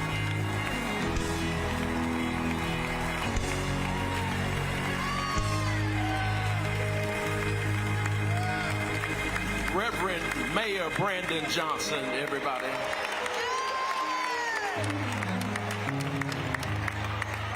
And the whole church said, amen. Thank you so much. Before we get ready to bring the next set of speakers, and we look forward to what you will share, straight ahead is a clock. It's a clock. We would love for you to help us as we press towards our goal. Hasn't this been fantastic thus far? Can we thank all of our speakers and participants? Can we please welcome one of Reverend Jackson's favorites, Ms. Opal Staples. Come on, put your hands together real quick with me.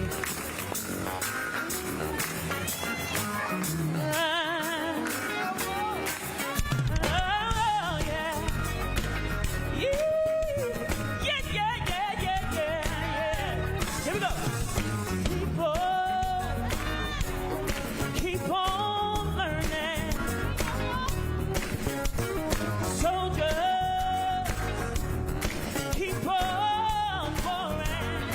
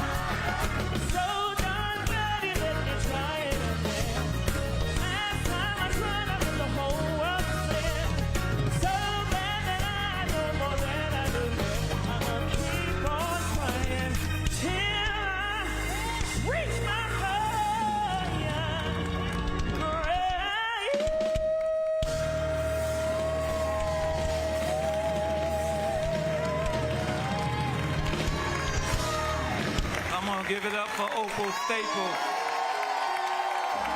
one of Reverend Jackson's favorite singers, Opal Staples. I was told that I didn't introduce myself when the service started. I just got up and started talking. So my name is Reverend James Meeks.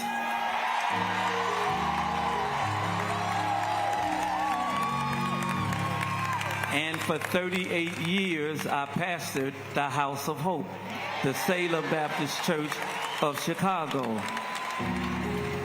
Quick little story.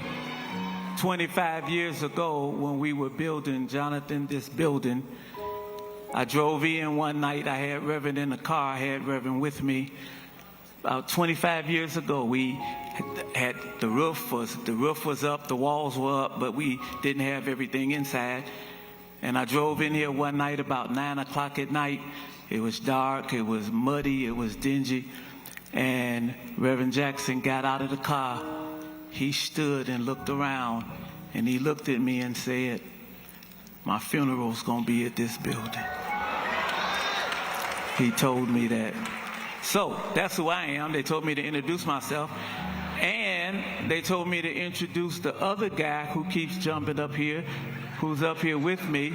I want Governor Gavin Newsom to know, since he went off about how great our governor is, he lives in California. Pastor Charles Jenkins, who pastored the Fellowship Baptist Church over 25 years, where the chairman of the board of Rainbow Push, the Reverend Clay Evans, was the founder and the pastor. And we are so happy to be doing this together. All right, now we have expressions from Jim Reynolds, Chairman, CEO of Loop Capital, C.K. Hoffler, she's the chairman of the board of Rainbow Push, Thomas Ricketts, who is the president of the Chicago Cubs. Anybody need to pray for the Cubs? And Isaiah Thomas. They will come in that order. Come on, give it up. Thank you all. It's wonderful to be with you. I usually speak a lot, but I generally speak at finance conferences talking about stocks and bonds, and I never speak behind speakers like this. I tapped Isaiah on the shoulders and I said, "Isaiah, we in trouble." And he comforted me by saying, "Jim, we ain't got a shot." So I said, all right. Family, the Jackson family, kind of like my own family, as we've been close these last 30 years, as I really became very close with your dad, obviously. My sincerest condolences to you all and to everybody here in Chicago. They got to know this great man. You know, the country preacher was one of a kind. Now, I showed this speech to my wife this morning as I was shaving, and she said, "You know, you can't call him a country preacher." I said, "Sandy, he called himself the country preacher." And Pastor Jenkins bailed me out by saying the country preacher. As I was asked to speak, I asked the family, what should I speak about? Now, everybody knows me, and they know Jim Reynolds only knows one thing: finance. That's it. And so I said, let's talk about the businesses that he built and the impact that he had on Wall Street. The impact that he had on corporate America, and how he changed the economic landscape for all of us here that enter this business. I met Reverend Jackson in 1997, the year I started my firm, and the same year he started the Wall Street Project. I had a chance to see and be a part of many of the things that he built and many of the people that he influenced. For whatever the reason, he liked having me around all the time. We traveled to Africa together. We traveled to Europe together. We traveled to the Middle East together. And he did one thing that whole time, just one thing the whole time. He fought for other people. That's all he did. I knew from a young fella about his Operation Breadbasket, and I knew intuitively that when blacks went in these grocery stores to shop, they wasn't really working there. And if they were working in back in those days, A&P and those places, they certainly didn't have jobs that they could move up in. And he raised that issue and raised it with the power that he had, which was the power of the people, to change it, and he did. Then he went on to do a few things, but he tackled Wall Street, of all things. And I went with him to tackle Wall Street. One of the reasons that I'm standing here and have the business that I have today is because he tackled Wall Street. And many of us here is because he tackled Wall Street. He challenged the pension funds and the banks and the corporations that really wouldn't hire us to do anything. We couldn't do a bond deal. We couldn't do a stock deal. We couldn't do a M&A transaction. We couldn't do anything until a man who was, and we all Harvard, Northwestern, MBAs, and a man who had no financial training whatsoever changed the whole thing for blacks in the financial landscape.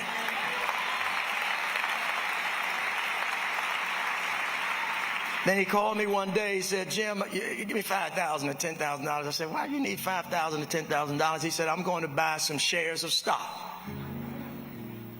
You're just going to buy a few shares of stock? What is that going to do? That's going to get me inside of the corporate boardrooms to talk, because I'm a shareholder, and I can attend shareholder meetings.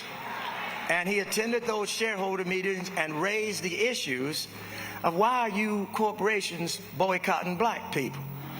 And why are you boycotting black financial firms and other firms?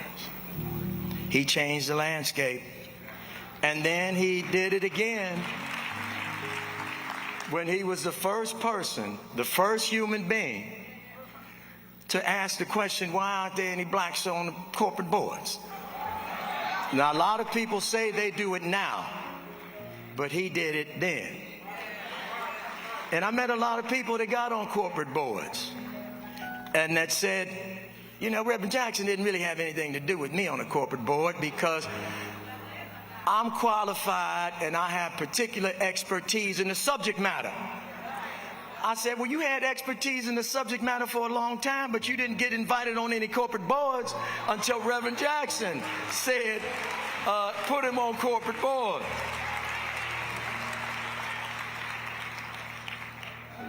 I've seen Reverend Jackson fight in meetings for contractors, for entrepreneurs, folks that didn't have much, and he got nothing out of it. And he fought like it was his, for his family, and it was just for others. The legacy of Reverend Jackson that he leaves behind, in my view, will forever be unmatched by anyone. A man that did so much for so many and never asked once for anything for himself. Not once. Reverend Jackson, from my world that I see, could have made millions of dollars at any point by accepting any of the many corporate boards appointments that he was offered, but he didn't. He would have made millions by just asking folks for a little piece of the fees or the businesses that they built under his influence, but he didn't. Money didn't motivate him, and I know that's a fact. Helping people did, and that's just what he was born to do.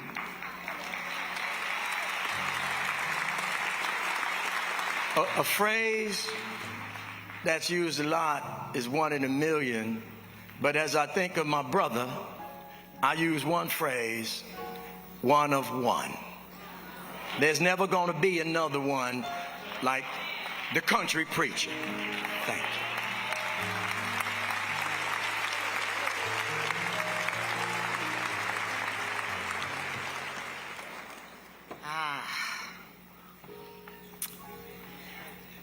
Bonjour, mesdames et messieurs.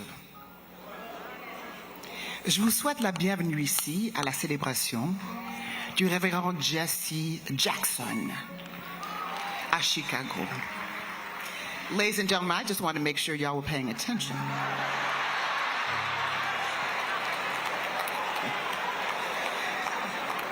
To the incomparable, fantastic, fabulous, magnificent mother of the movement, Dr. Jacqueline Jackson. Get on your feet and recognize her, ladies and gentlemen.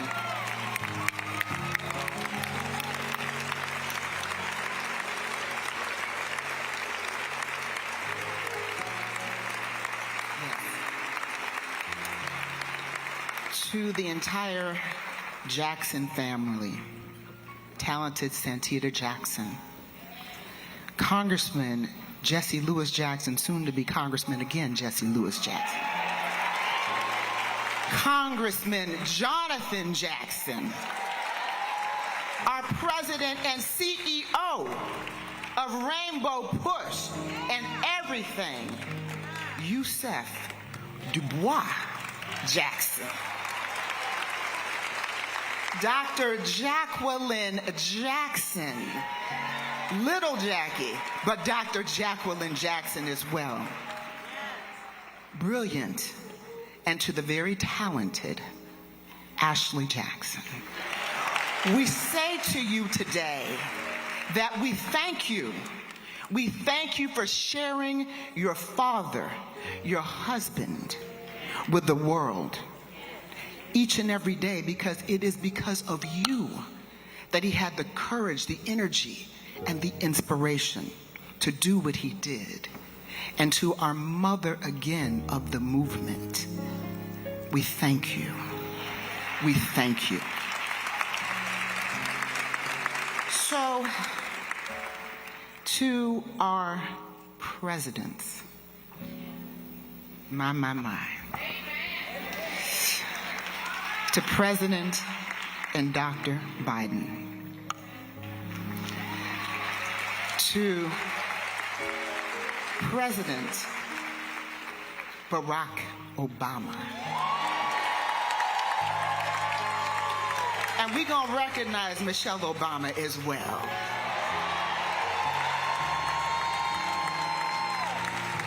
To President Bill Clinton and Secretary Clinton. Yes. And to Madam Vice President Kamala Harris, we want to thank you. Thank you for all that you did. Thank you for all that you do. Thank you for your solidarity, continued solidarity with Reverend Jackson, Rainbow Push, Citizenship Education Fund, Push Excel. And Reverend Jackson, yes, I was his lawyer for 38 years. I am 37 years old, you see. And I want you all to know, for those of you who don't know, that Reverend Jackson, like Dr. King and those giants before him, understood the synergy between activism, freedom fighting, and the law. He understood that. You had to have lawyers behind you, not all in front of you, behind you. Because what do lawyers do? You protect. You get people, if you have to, out of jail. You help to get permits. You organize. You are behind the great iconic leaders.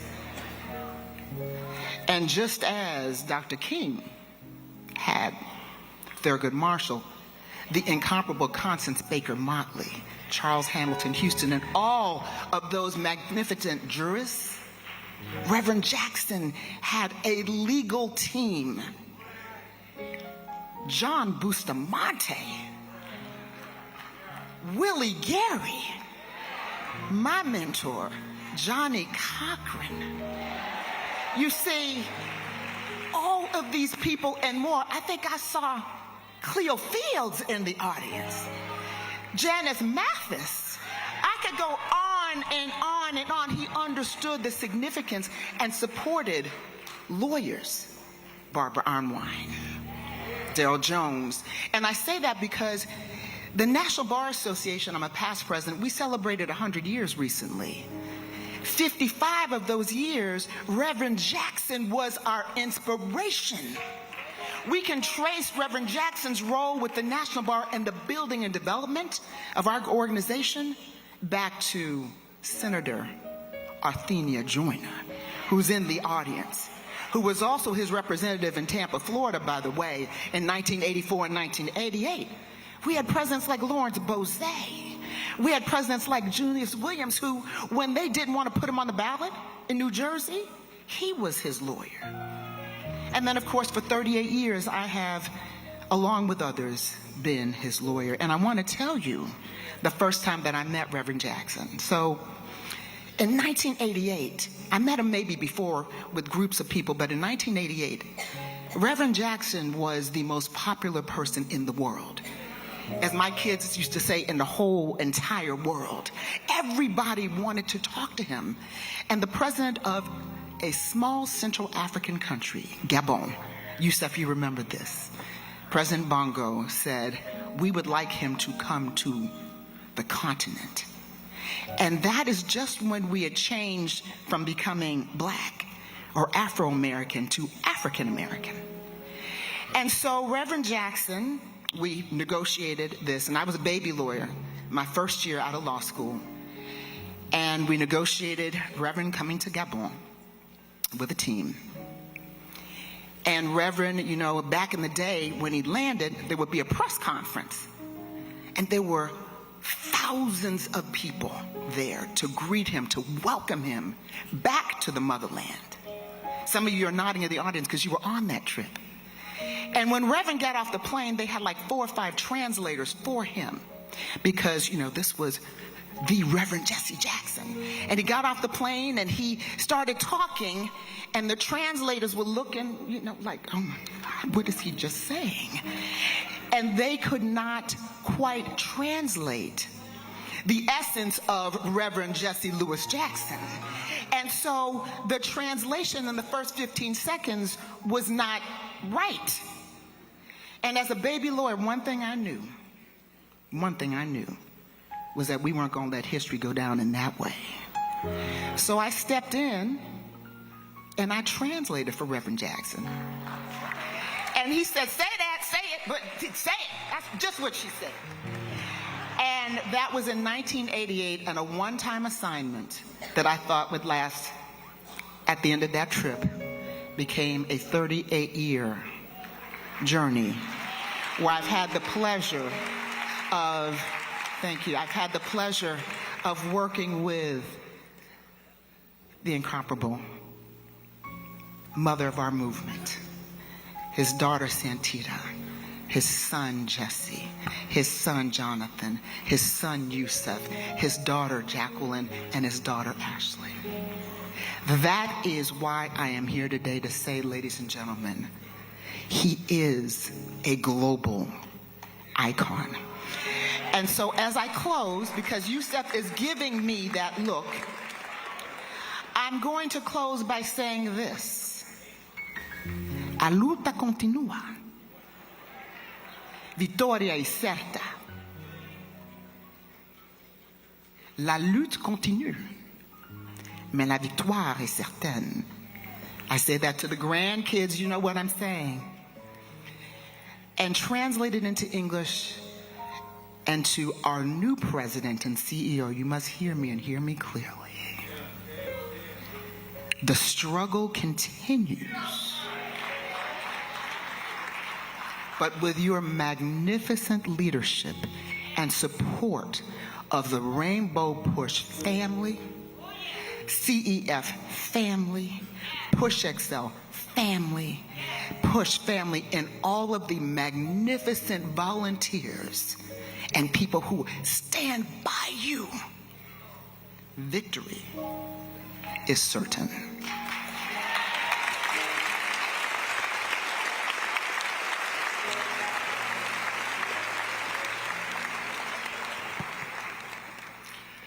Good afternoon, everyone. You know, I was sitting here a little bit ago thinking, I grew up Catholic. I've never been to a funeral like this. But then I don't feel so bad anymore because I don't think anyone's ever been to a funeral like this.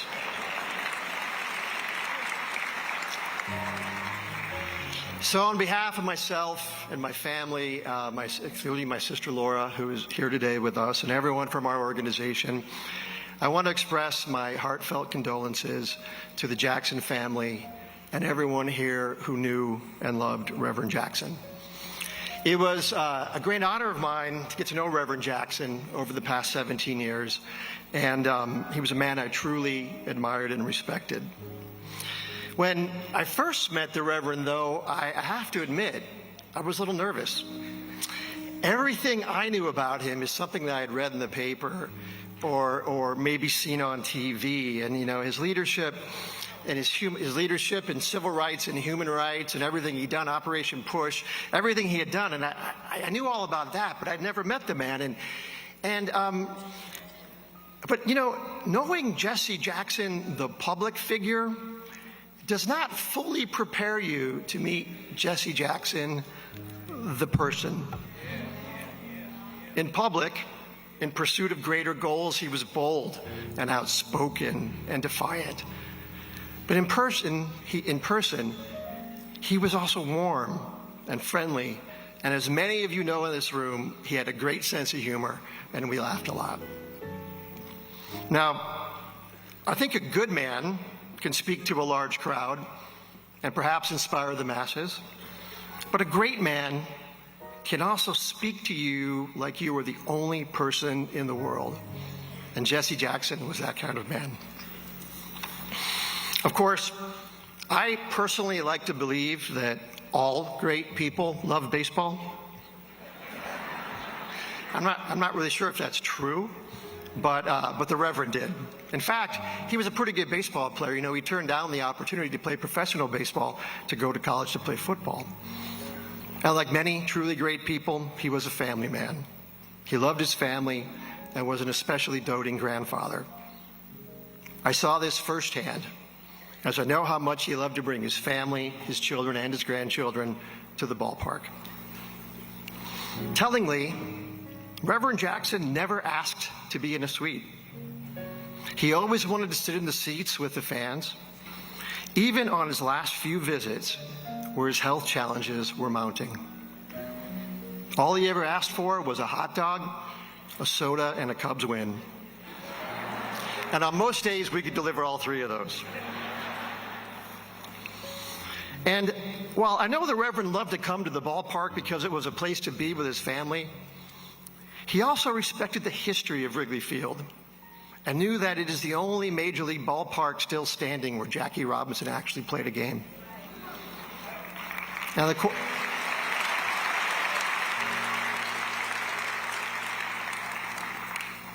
and of course, that's the same Jackie Robinson that Reverend Jackson so beautifully eulogized over 50 years ago. On that day in 1972, he compared the life of Jackie Robinson to a, quote, a rock in the water, creating concentric circles and ripples of new opportunities. It occurs to me that one could say the same about the life of Reverend Jackson. He was just one big rock in the water, and he made so many ripples. Thank you.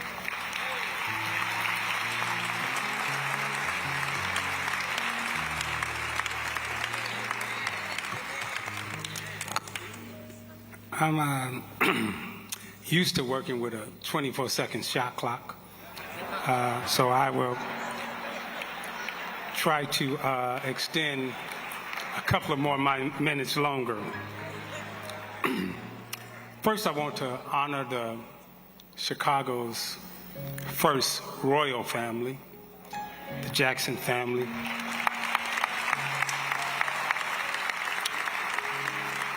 Mama Jackson, children, grandchildren, all that you have stood for in Chicago, the home that you made in a place of peace and safety that you gave our leader, our Chicago Nelson Mandela.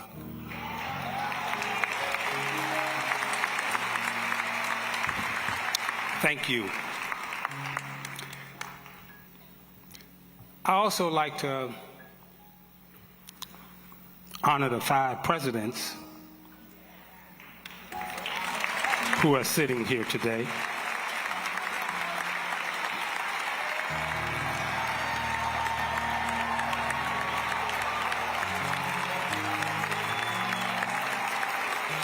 President Harris,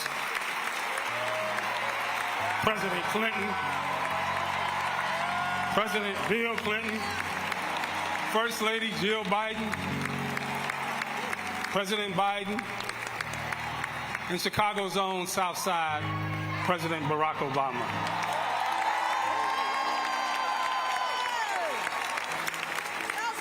Now I got to set the stage because a lot of us in here are a little older than some of the generation below us.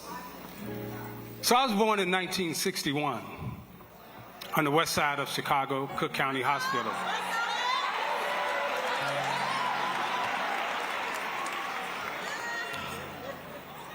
But for those of us who were here living during that period of time as little young men, young women, 1961 to 1971, 63 Medgar Evans was assassinated. 65 Malcolm X was assassinated. Fred Hampton assassinated, 69. Martin Luther King assassinated, 68. The Kennedy brothers assassinated. We had just come out of Jim Crow. I was the first one in my family to live outside of Jim Crow. Angela Davis was on the run. I had a free Angela Davis pen. And those of us who are sitting in this audience understood what Chicago was like. Us Chicagoans on the west side and the south side, from the 60s to the 70s, when every store was burned down. There was no place to go. There was one man, again, our Nelson Mandela at that time, stood tall. And I remember my mom and I standing in a soup line on Madison and Kedzie, one of the most humiliating times of our life. We had no food. We had moved 4 or 5 times. And this beautiful man, this legend, this hero, came walking down the street. And I, as a young boy, when society was telling me I was a nobody, when society was telling me we don't even want to go to school with you, this man walked down the street and walked up to me and my mom had marched with him before. He said hello to my mom. And then he did the unthinkable. Mama Jackson, your husband kneeled down and he looked me in my eyes. And that man said, "You are somebody."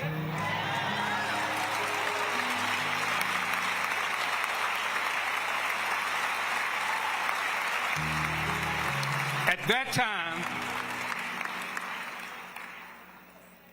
I couldn't quite understand the feelings and emotions that I was having as a young kid, walking, trying to find food, looking for a place to go. But when he said, "I am somebody," it resonated with me that there was a whole world trying to make me a nobody. And when he knelt down and looked me in my eye and said, "You are somebody," and then he said, "Say it again, say, I am somebody. I am somebody. I am somebody." I looked up, my mom is crying. She's proud. But we couldn't get out of the soup line, right, Jonathan? We lose our spot. Y'all know it. You standing in that soup line, your friends walking by teasing you and everything, but you can't get out. Then he lifted me up emotionally on his shoulders, them broad shoulders that we all have stood on. Emotionally, spiritually, we all stood on that shoulder, on your family's shoulders. Then he left. And I was like, "Mama, that's the man we see on TV." She's like, yeah. So for us Chicagoans, right?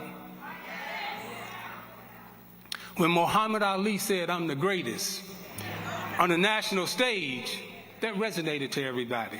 But for the kids in Louisville, Kentucky, oh, it hit different. When Nelson Mandela said in Soweto, South Africa, "Let my people go and free them," when he walked up and he spoke, oh, it hit different there.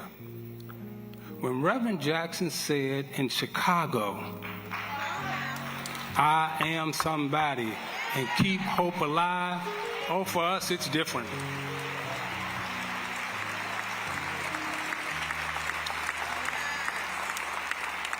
Years later, in one of my most triumphant moments, he's running for president, 1988. We trying to beat the Lakers. We trying to dethrone the Lakers. My father-in-law, Gordon Kendall, is head of Secret Service for the family. We get a call, midnight, 1 in the morning.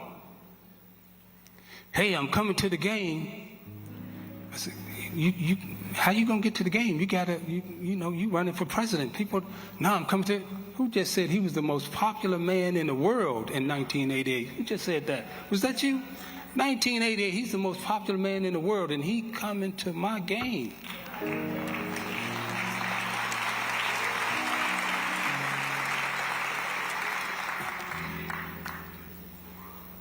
He shows up at the game in my most triumphant moment. We win. He walks in and he kneels and he says a prayer. Then he lifted me up on those big broad shoulders again. And he left. Years later, my mother passed away. And when my mother died, all of Chicago came out, represented, showed up, and we were at our lowest moment. And Reverend Jackson walked into the church.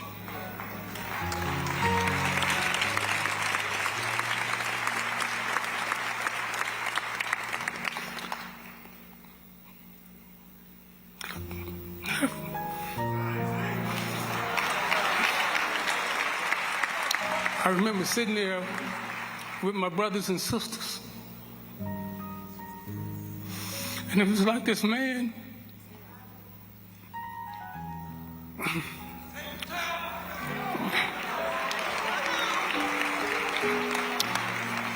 this man who's been there my whole life. When we didn't know what to say, what to do on that day, we had no words from my mama. That man walked up to the stage and said, "I got this."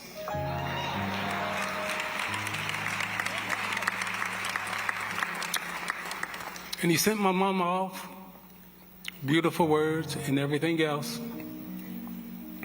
While we were at our lowest, again, he came and he lifted us up on those broad shoulders.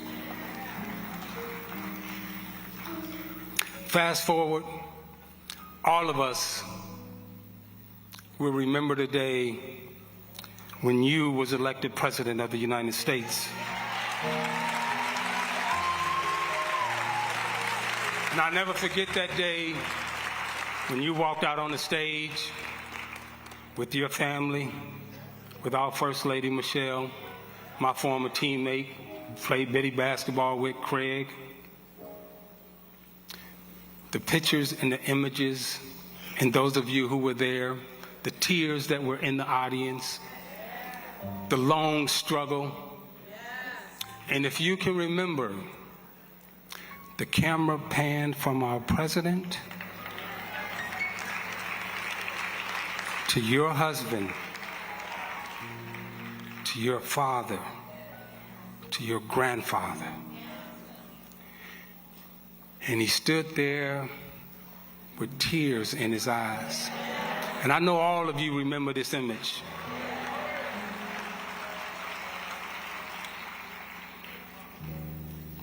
And those big, heavy, broad shoulders lifting you up, holding you high, saying, "I got you. I got you." Yes, that's what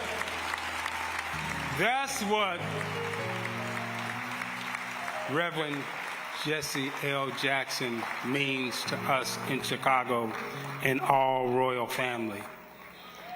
So we thank you for the courage. We thank you for the faith. We thank you for believing in us.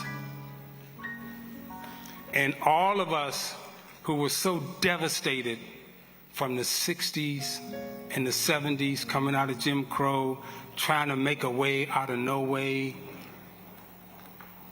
When he would improvise in a poem, "I am somebody," when he would say, "Even if I'm on welfare," I'm like, man, he talking to me. "Even if I'm poor," oh, he talking to me. He had a way of connecting personally with us. So today, when he said, "Keep hope alive," when there was no hope for us, and all of you here from Chicago know, in the 60s, we felt like there was no hope. Hope was lost. Hope was gone.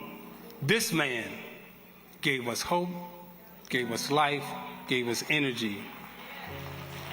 And today, I want to thank all of you for showing up. And to the organizers and presenters, I would just like to say to the organizers, when you took on the challenge to bring this man home,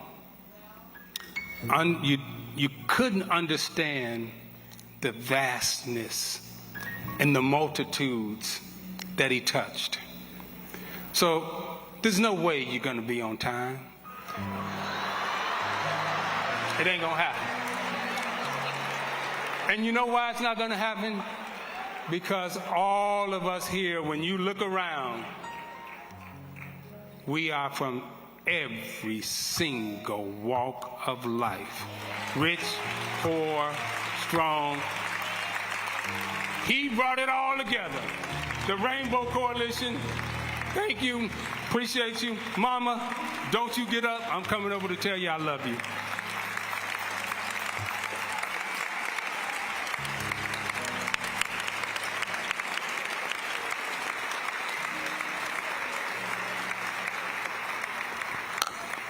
the man who got up 2 hours ago talking about a 24-second shot clock just said that he don't honor time. What Jackson family, your heart has to be beating, just beaming to know how much we all love the Reverend. It's got to be. It's got to be. And I'm with that thing. Y'all will always be our royal family, our first family, because y'all the Jacksons, y'all royalty. Well, I get the opportunity to introduce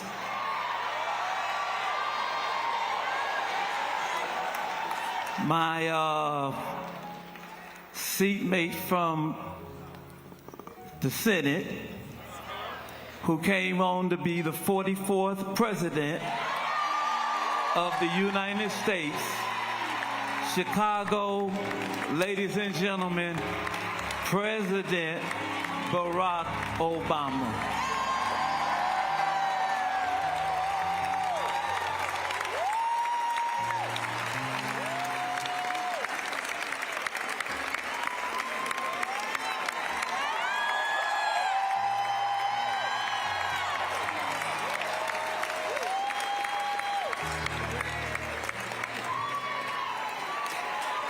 It's good to be home.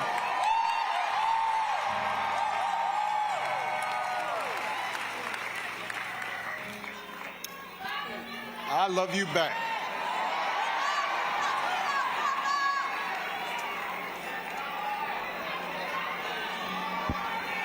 The book of Isaiah. Where are you at? Now, see, I believe in the Constitution.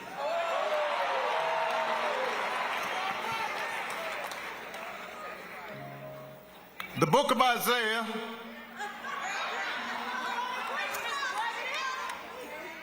God is looking for a messenger to guide a hardened and resistant people. And the Lord asks, whom shall I send? And who will go with us? To which Isaiah replies, here I am, Lord. Send me.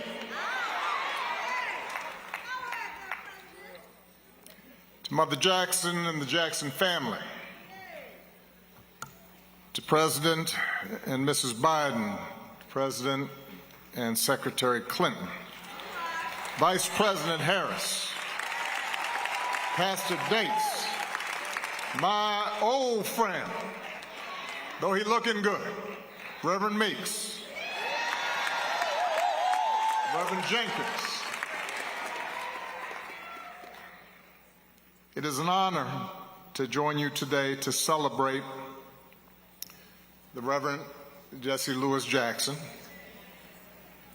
a man who, when the poor and the dispossessed needed a champion, and a country needed healing, stepped forward again and again and again and said, send me.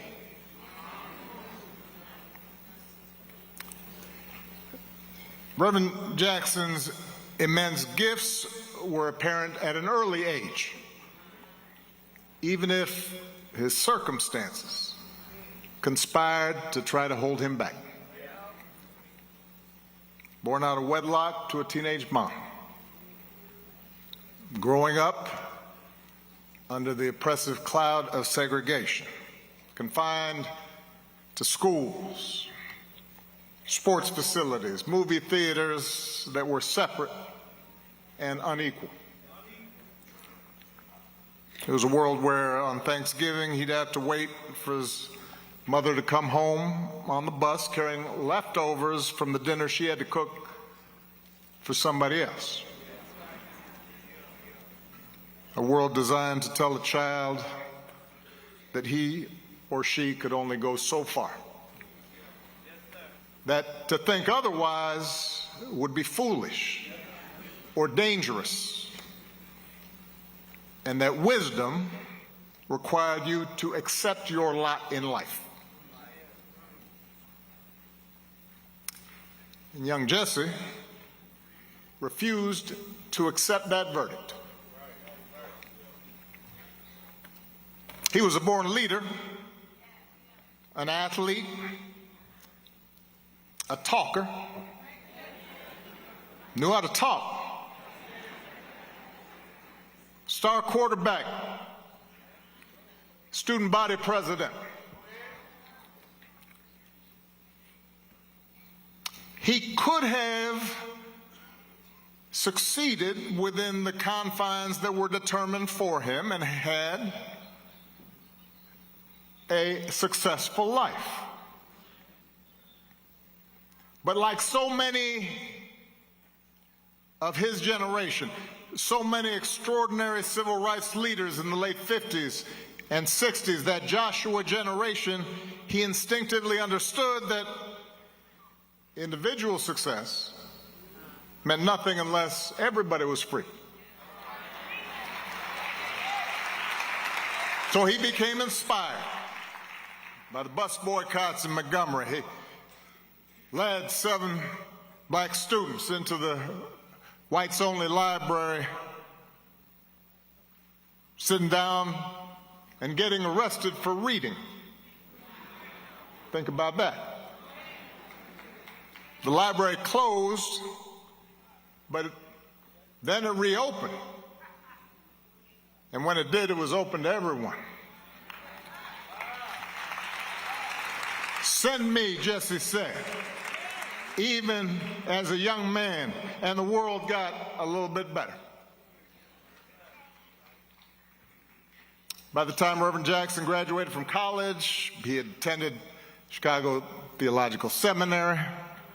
He knew the nature of his calling, and he became, as everybody knows, the youngest member of SCLC, assigned to lead Operation Breadbasket here in Chicago, right around the time that Isaiah Thomas is talking about.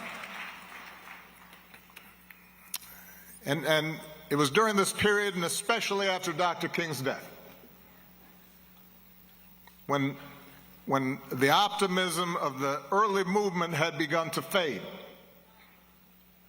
and leadership had begun to fracture, and when the country seemed to have grown bored, gotten weary of the idea of justice and equality, and moved on to other concerns,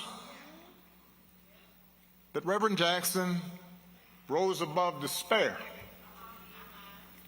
and kept that righteous flame alive.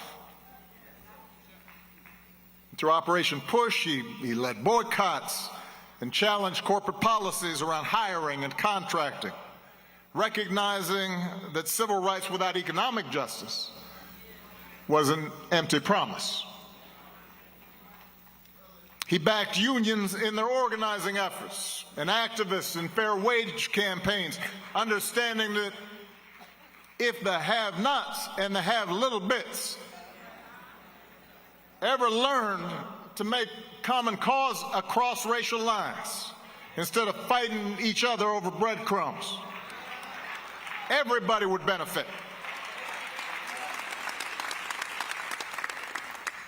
He helped register millions of voters. He fought against biases in the criminal justice system. He drew attention to local abuses of power and called folks at the national level to account. And by the early 80s, he was delivering that message of change and hope across the globe, freeing hostages from captivity, fighting to end apartheid in South Africa, And then,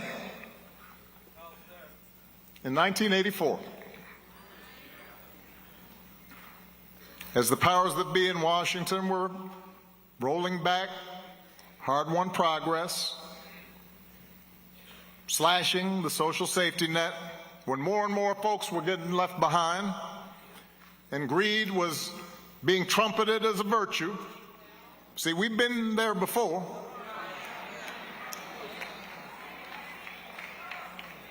He stepped forward once again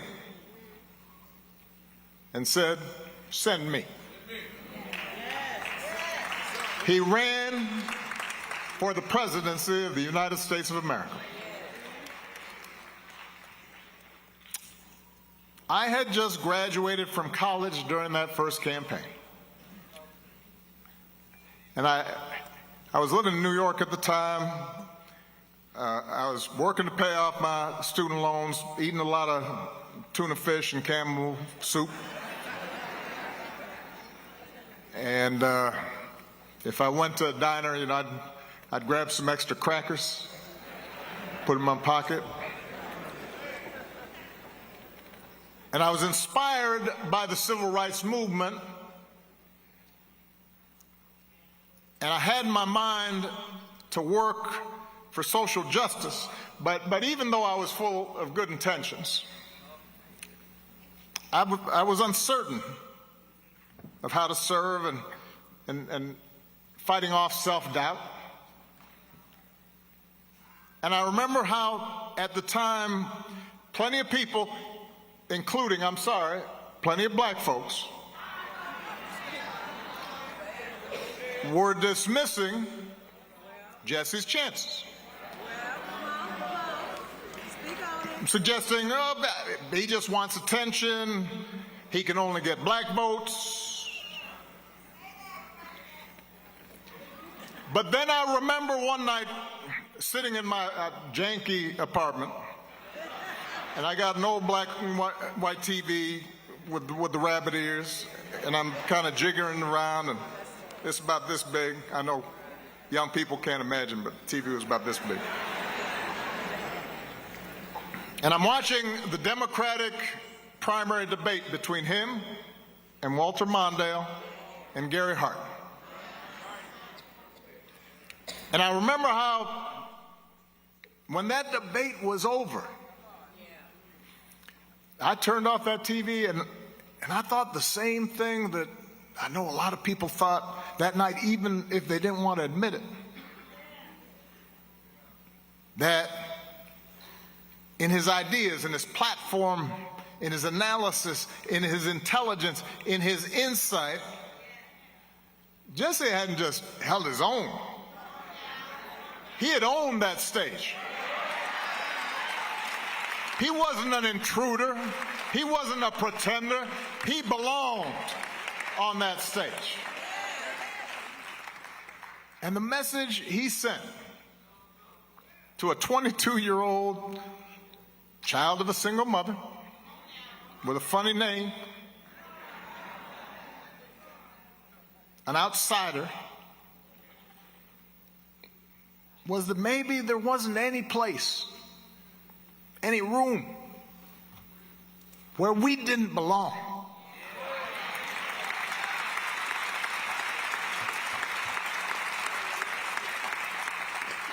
And that message of fairness and dignity, of justice and hope, that's what the Rainbow Coalition was all about. In 1984, and then again in 1988, Jesse didn't just speak to black folks, he spoke to white folks and Latinos and Asian Americans and the first Americans. He spoke to family farmers and environmentalists. He spoke to gay rights activists when nobody was talking to gay rights activists, and blue-collar workers. And he gave them the same message, that they mattered, that their voices and their votes counted. He invited them to believe. He invited us to believe in our own power, to change America for the better.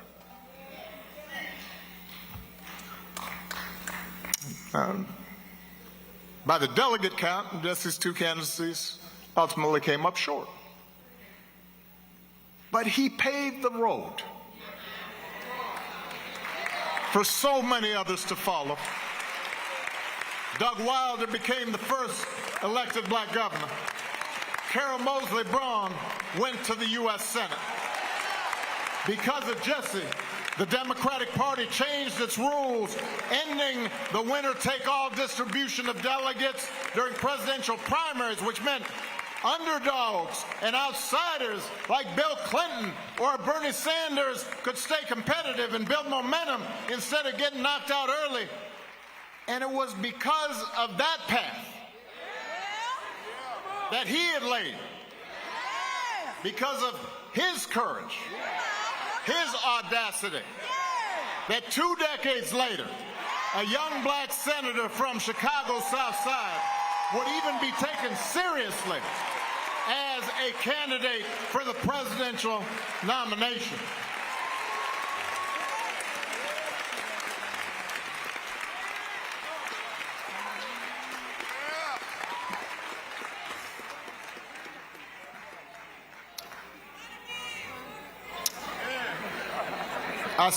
I still credit that first run of Jesse's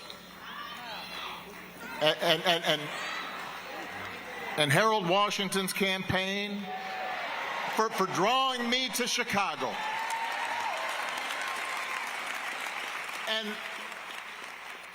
And I didn't know anybody when I first arrived.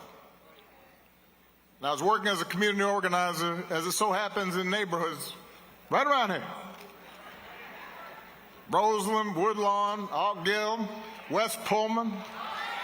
And I'm meeting these young preachers like Meeks and some crazy priest named Flager.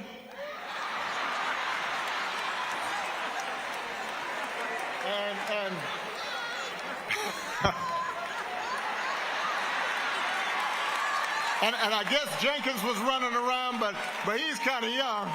He came a little bit later, so I'm going to churches and I'm listening to all these amazing preachers and it was hard work, and half the time I didn't know what I was doing, and progress was slow, and I definitely didn't know how I was going to survive these Chicago winters, because I grew up in Hawaii. But I do remember heading to the Push headquarters some Saturday mornings to listen and learn from Reverend Jackson. And y'all remember how on some mornings, if there was a major issue going on, the room would be packed to the rafters. And sometimes some celebrity just wanders in. And then some mornings it was kind of low-key. Either way, though, the announcements would be made, and Reverend Barrow would say a prayer, and Jesse would sit there, and then finally he'd gather himself up and stand, and he'd start kind of slow, you know. And sometimes he'd talk kind of low, so you couldn't quite catch what he was saying. So everybody lean in. And over time, it was that same boundless energy that would emerge, and that same passion and that same insight. And he'd offer you a master class in economics on a Saturday morning. And he'd give you a seminar in American history and American politics.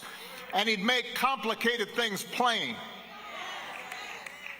And he'd tell stories that would make you laugh 1 minute and cry the next.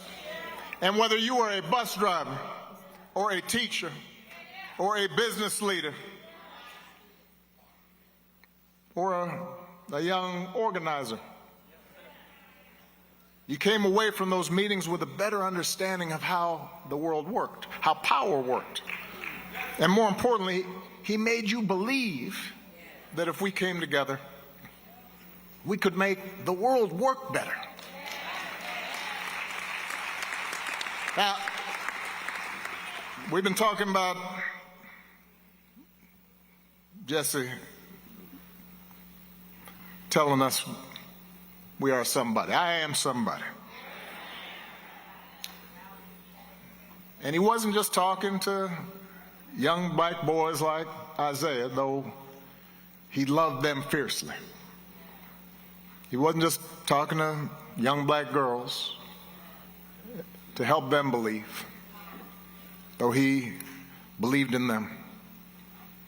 He was talking about everyone who was left out, everyone who was forgotten, everyone who was unseen, everyone who was unheard. And in that sense, he was expressing the very essence of what our democracy should be. The ideals at the very heart of the American experiment.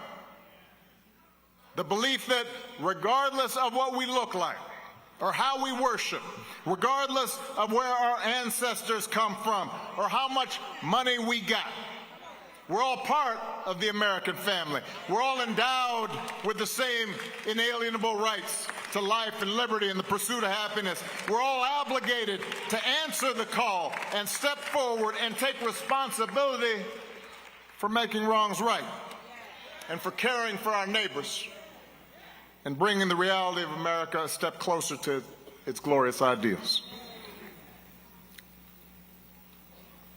And answering that call isn't always easy.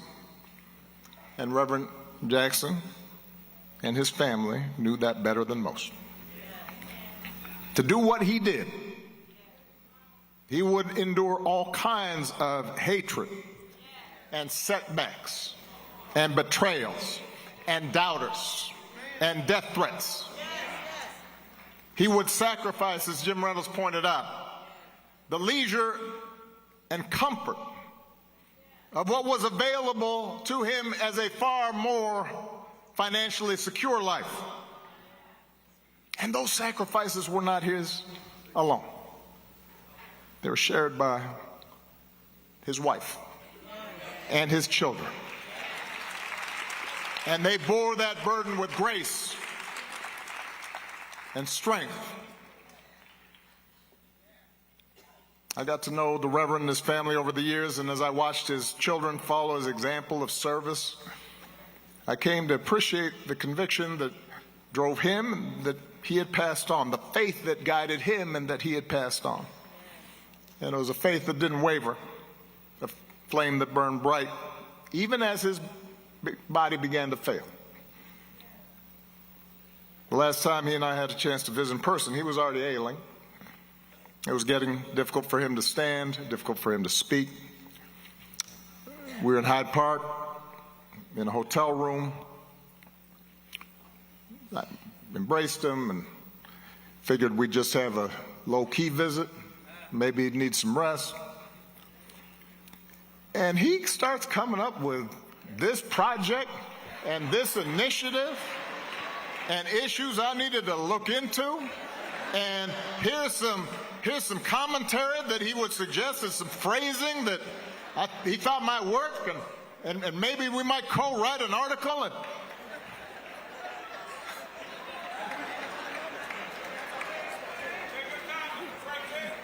And listening to him, I couldn't help smiling.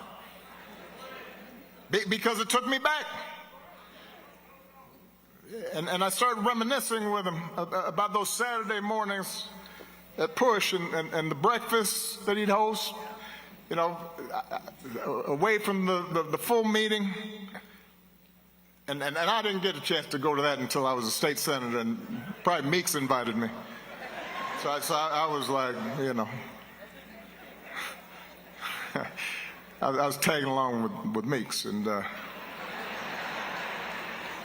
he'd pull out a piece of paper, you know, he'd scribbled some stuff, and he'd start passing out assignments and pulling together working groups and asking for updates on the latest campaign. And I'll admit, let's face it, those sessions could run a little long.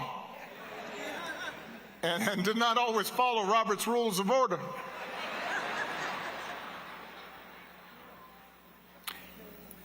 But when Jesse called your name and acknowledged you in that room, especially if you were young, especially if you were just coming up, especially if you weren't sure you could pull off what you thought you might be able to do, especially when you needed help. When he did that, you stood up a little straighter. You knew you'd been seen by this giant. He'd laid hands on you and let you know you had a contribution to make. And so that day, I told him how much that meant to me and how much it meant to so many lives that he impacted. And I told him thank you, because I'd always be grateful for that legacy of hope.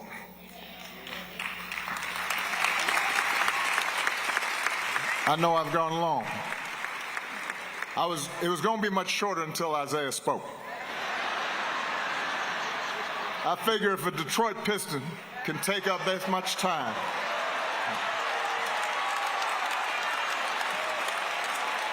it was beautiful, and I mean that.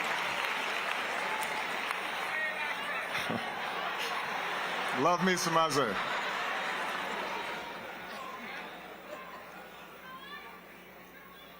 We are living in a time when it can be hard to hope.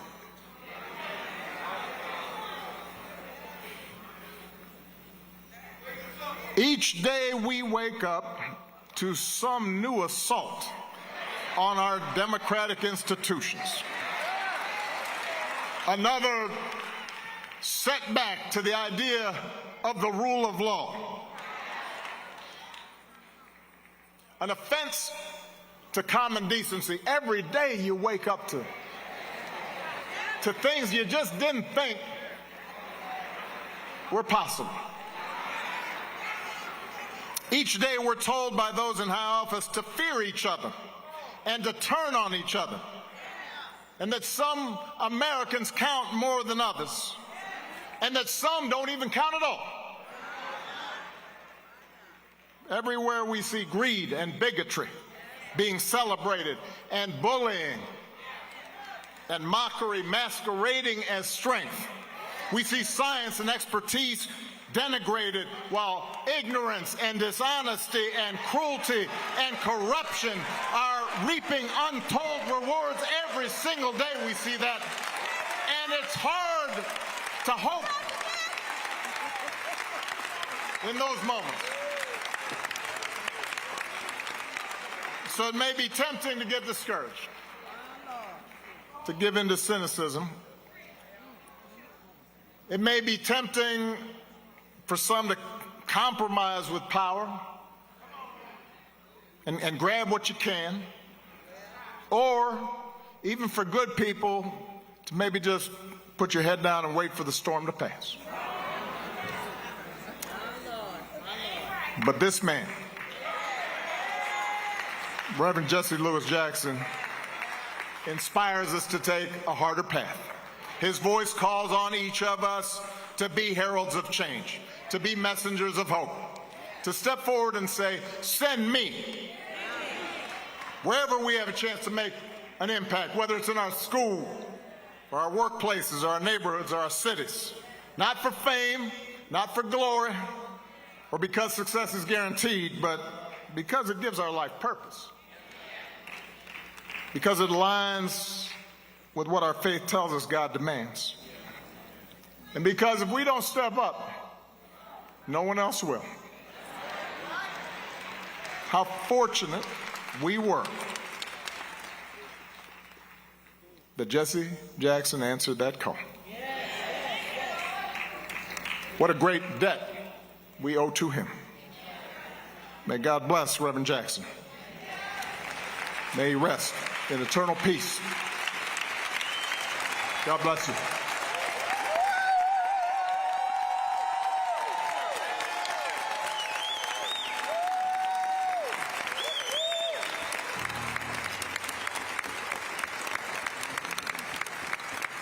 President Barack Obama. Well, we might as well stay in Chicago. We're in Chicago, and we had the president from Chicago.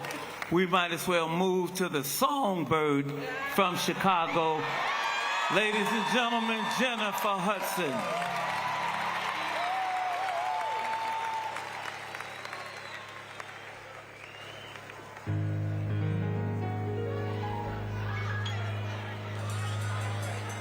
There's an old friend that I once had tight, something that touched my heart, and it begin this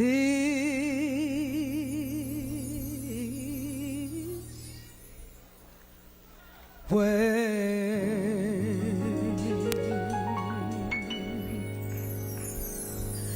I was born by the river in a little tent. Oh, just like the river I've been running ever since. It's been a long, long, long, a long time coming, but I know change gonna come. Listen. Well, I go to my brother,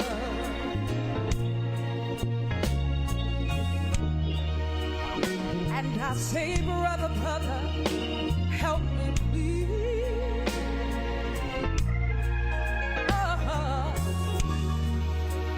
But when I go to my dear brother, Lord, he winds up knocking me back down on my knees. Big times when I thought I wouldn't last for long, but somehow we're able, y'all, to carry on. It's been a long, long, long, long, a long time coming. But change gonna come. Listen, see there's been times when I thought I wouldn't last for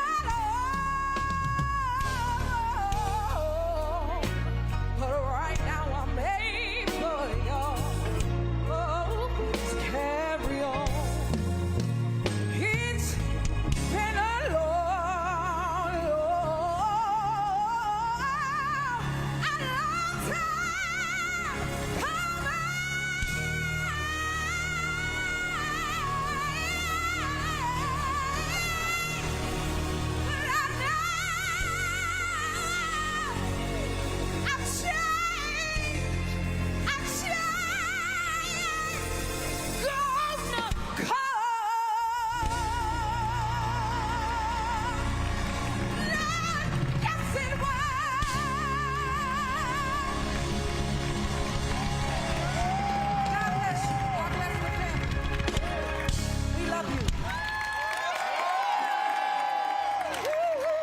Come on, one more time, everybody, for the EGOT, Jennifer Hudson. Ladies and gentlemen, the 46th President of the United States, please welcome President Joseph Biden.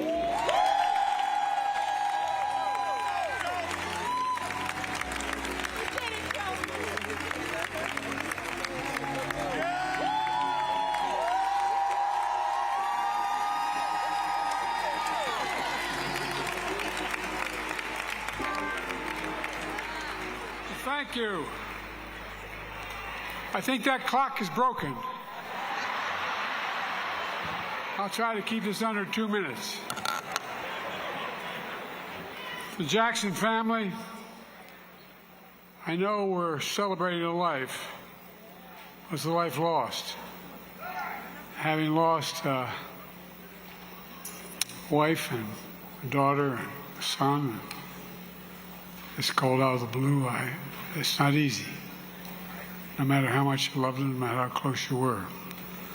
So I just like to express my deep sense of, how can I say it, sympathy and understanding. But the big thing is he left you something that no one else could. He left you character, judgment, honesty. You can't kid yourselves about what's right and wrong. President Obama, President Mrs. Clinton, Vice President Harris. Jesse believed, the Bible tells us, that they that wait upon the Lord shall renew their strength. They shall mount up with wings as eagles. They shall run and not be weary. They shall walk and not grow faint.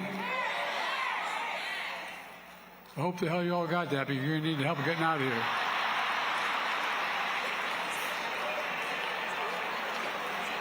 You know,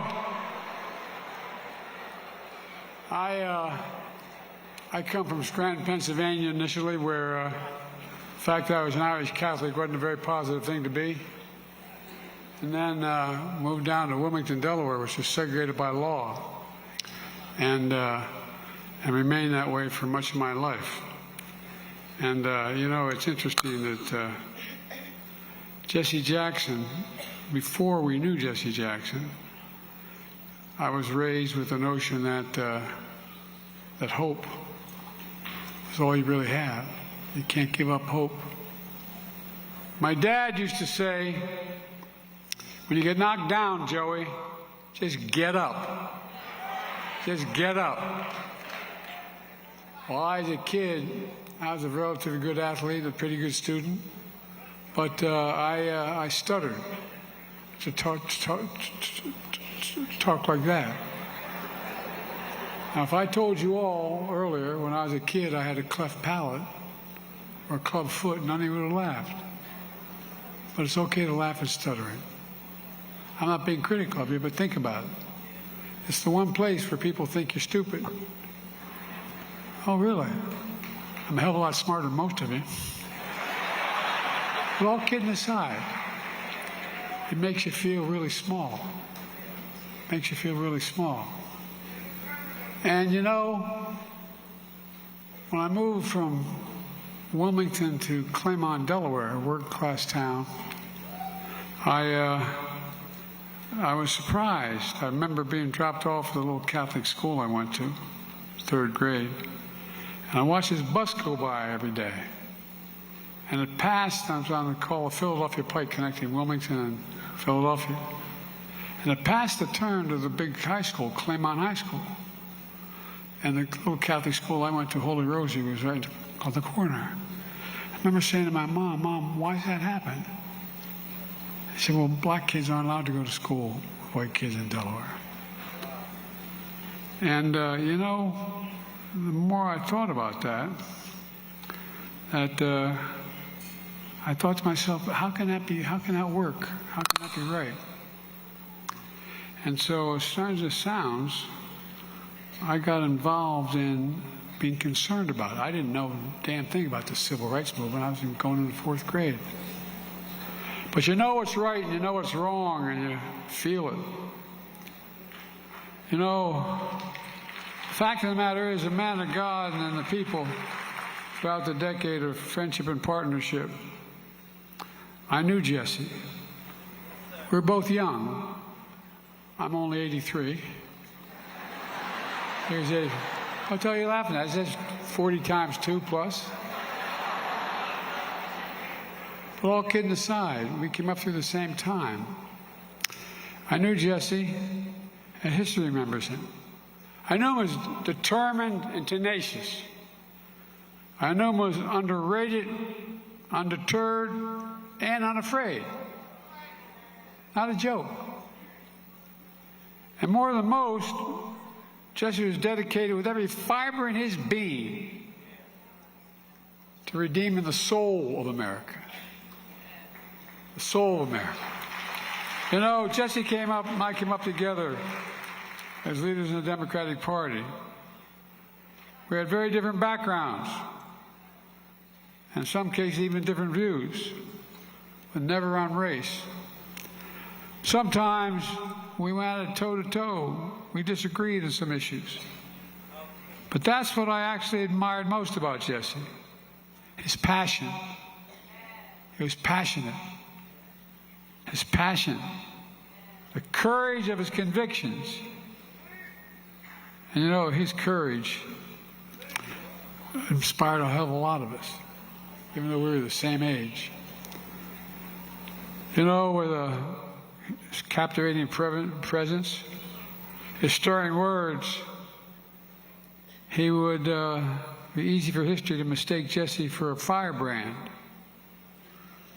I think they'd get it wrong. Jesse certainly created his fair share of good trouble. But through decades of service, Jesse's abiding message was one of unity. That's what he talked about. Through decades of service, Jesse's abiding message of unity moved people in the right direction. Above all, he always sought common ground. I remember telling Jesse that I knew a guy in South Africa that I was going to go see. His name is Nelson Mandela. And Jesse saying, how are you going to guys actually see him? By the way, you know, the continent of Africa is going to be the largest continent in the world in terms of population by the year 2050. The largest in the entire world. Watch, man. Watch. And the fact of the matter was that I remember there were a group of senators going down to, I got elected when I was 29. I wasn't old enough to be sworn in. For real. Some people I wasn't bright enough to be sworn in. But the point was, I had to wait 17 days before I could be eligible to be sworn in as a United States Senator. One of the benefits that had was I wasn't going to leave the Senate. I wasn't going to be sworn in because I got a phone call on December 18th before we were get sworn in January that my wife and daughter had just been killed and my 2 boys are going to die. So I decided what I was going to do. There was an accident. There was a Christmas shopping. A tractor trailer hit them. So I decided I wasn't going to go to the Senate. And often pointed out to me, I said, you know, my kids can, the state of Delaware can always get another senator. We had a Democratic governor. And, but they can't, my kids can't get another father. But because of a couple people, starting with Teddy Kennedy and a guy named Fritz Hollins from South Carolina, where Jesse is from, and a few others after Hubert Humphrey and others, they put their arm around me and they said, look, just stay for 10 months and then go. Because they knew I was going to be leaving, as Hillary can tell you, and all 3 of you can tell you, is that when you're a freshman, you don't get on the good committees. Committees everybody wants to get on are Appropriations, Finance, Judiciary, and Foreign Relations. So to keep me down there, they put me on 2 really important committees. The Judiciary Committee, which allowed me to appoint the first black justice of the Supreme Court.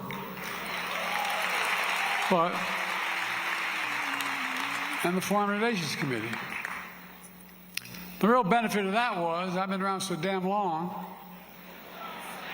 I literally, and I'm not being critical of my colleagues, I know more heads of state personally than any other president in the history of the United States of America. Which means I know a lot about other countries. I spend a lot of time. here's the point. You know, the fact is that as I learned, and by the way, I've forgotten more about what Putin does and these guys and Xi than most people know. I've met with Putin for, anyway. And remember, Barack was a great, great man to be vice president for. I really mean it, Barack. Thank you.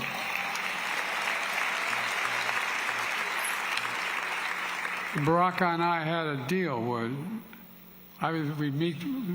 we'd talk with each other every morning we'd be the first two people we talked to.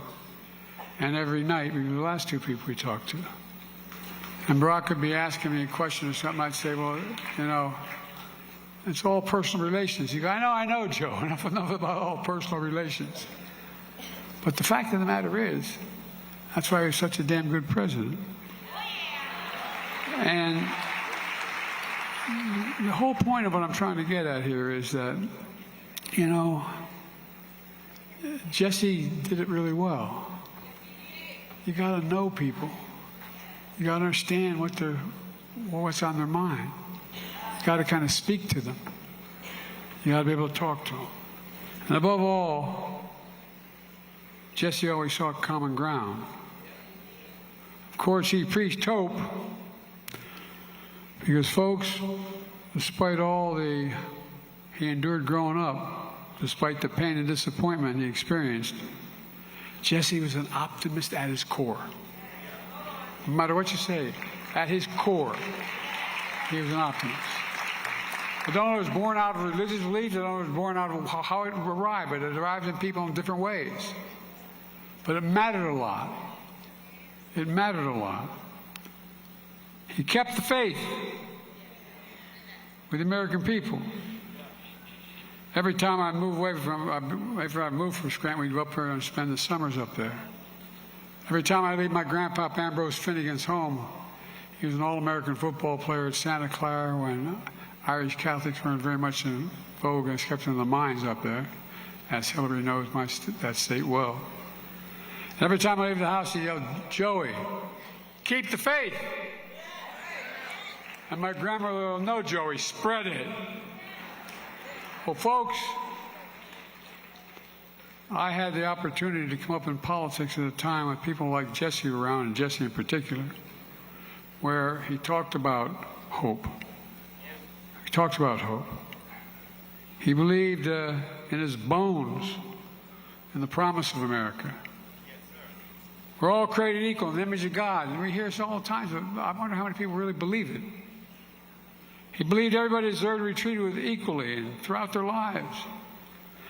And while we've never fully lived up to the promise, I don't think things would have been the same had Jesse not been around, because Jesse decided that his life was ensuring that we never fully walk away from it either. Because there's bad times like now. We're in a tough spot, folks. We got an administration that doesn't share any of the values that we have. And I don't think I'm exaggerating a little bit. And so, he knew who we were at our best, and he simply refused to let us off the hook as a party, as a nation, or as individuals. And time and again, through triumph and turmoil, with relentless insistence on what is right and just, he helped lead us closer to fulfilling our nation's promise of restoring the nation's soul. He used his gifts to influence generations of Americans, and countless elected officials, including presidents, as you see here today. And though through his impassioned words on the campaign trail and through moments of quiet courage, Jesse changed history in ways numerous and profound. In fact, I want to thank the Jackson family again, because you don't do it without family. My dad used to have an expression, Miss Jackson. He said, family is the beginning, the middle, and the end. It's all family. And Rainbow Push Coalition, you know, The family, you're just incredible. But I promise you, as much as we're celebrating here, when you leave here, you're still going to go home and you're going to feel a little hole in your heart. He's gone. He's gone. But the only thing I can tell you from experience of losing so many people in my family, the day will come when his memory brings a smile to your lips before it brings a tear to your eye. It will come. It will come. And my prayer for you is it'll be sooner than later. Look, you know, at the Legion of Americans, I know there are many who counted Jesse as a mentor, a friend, a hero. Let us be what Jesse called us to be. A margin of hope. Sometimes just a margin. You change people's lives, you change community lives. Lift up this country and light the path to be a nation Jesse always believed we could be. You know, 3 years ago this week, Jesse and I came together once again on the Edmund Pettus Bridge. Walk across that bridge. When you stand there, you come from a state like Delaware, you understand what's on the other side when they're waiting there. Thugs on horses waiting to beat the living hell out of you. Well, let me tell you something. We reenacted that a number of times. But this time, Jesse's in a wheelchair. But he's not deterred. His faith renewed his strength. And with faith, he didn't grow weary and didn't let us grow weary. No, he really didn't. I know it sounds strange, but he didn't.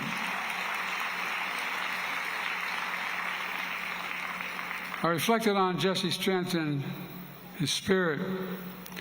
Let me close with sharing a hymn that means a lot to the Biden family. Particularly meant a lot to my son, Bo. Bo is a wonderful guy. He should be standing here, not me. Bo was the Attorney General of the state of Delaware, a really decent guy, loved by everyone in the community. Volunteered to go to Iraq rather than go to Iraq when it was all National Guard. And he died there because he was exposed to those burn pits. Well, you know, this quote meant a lot. And he will raise you up on eagle's wings and bear you on the breath of dawn.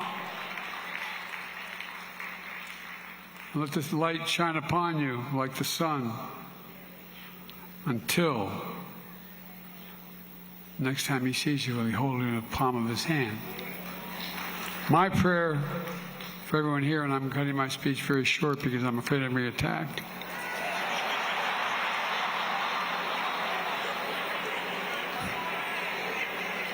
So, folks, I guess I could say it all in one paragraph.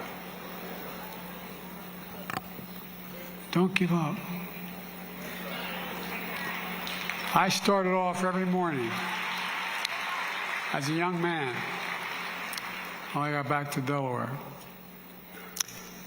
Every morning, because I got involved in my community, I quit my job with one of the biggest law firms in Delaware, became a public defender. And I spent a lot of time with the community. I was the only white guy who worked on the east side of Wilmington, Delaware. Matter of fact, they named the biggest swimming pool after me, the Biden swimming pool, man. But all kidding aside, I was one of only 13 lifeguards. I was the only white guy. Because I wanted to understand. I thought I knew the issues, but didn't understand the individual persons. I remember I had a little Chevette. I remember an all-state halfback I played with. And he said, "Joe, you have a jerry can? You know, a big 5-gallon." He said, "Can I borrow your car?" I said, "You got a car? Sure, you can borrow. What do you need a jerry can for?" He said, "You dumb SOB. I'm going down to see my mother in North Carolina. I can't stop at a gas station." I can't stop at the gas station. The point I'm making is, the more we know one another, the more we understand what we're going through. There's enough decency and human nature in this country to reach out, to help. You know, Jesse kept hope alive for us in his lifetime. And we've got to continue to do it in our lifetime for our children, because there's nothing beyond our capacity when we work together. Nothing, nothing, nothing. So stand up and finish this job.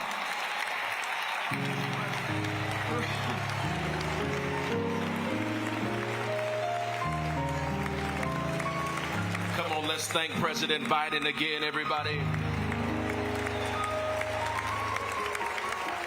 As we continue with the expressions, we welcome the one and only Reverend Al Sharpton, after which Dr. Jim Zogby will come. Please welcome them.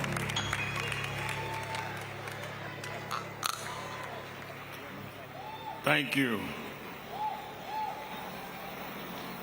I've heard all through our service, first giving honor and regard to the Jackson family and to the matriarch of liberation, Mrs. Jacqueline Lavinia Jackson.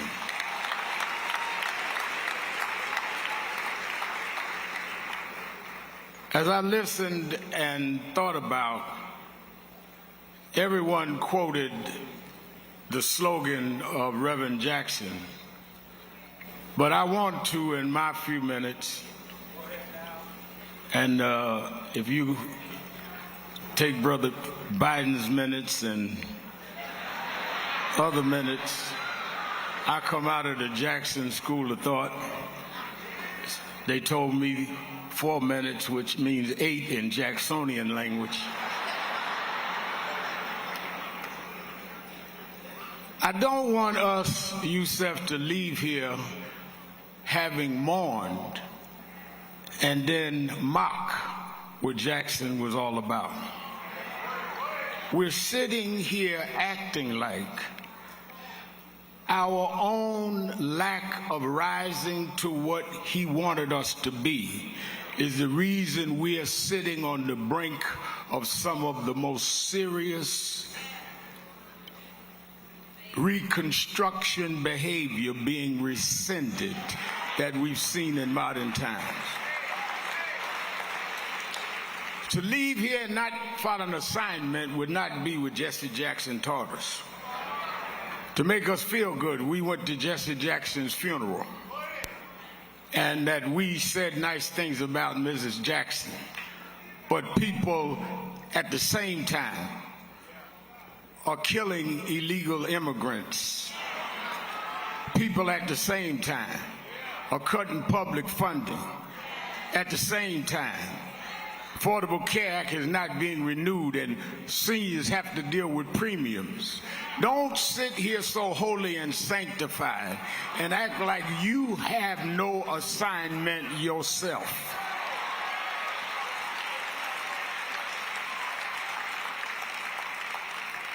Jesse and Jacqueline Jackson did theirs. Do you realize they were born, he in South Carolina, her in Florida, when it was against the law? I'm not talking about a custom.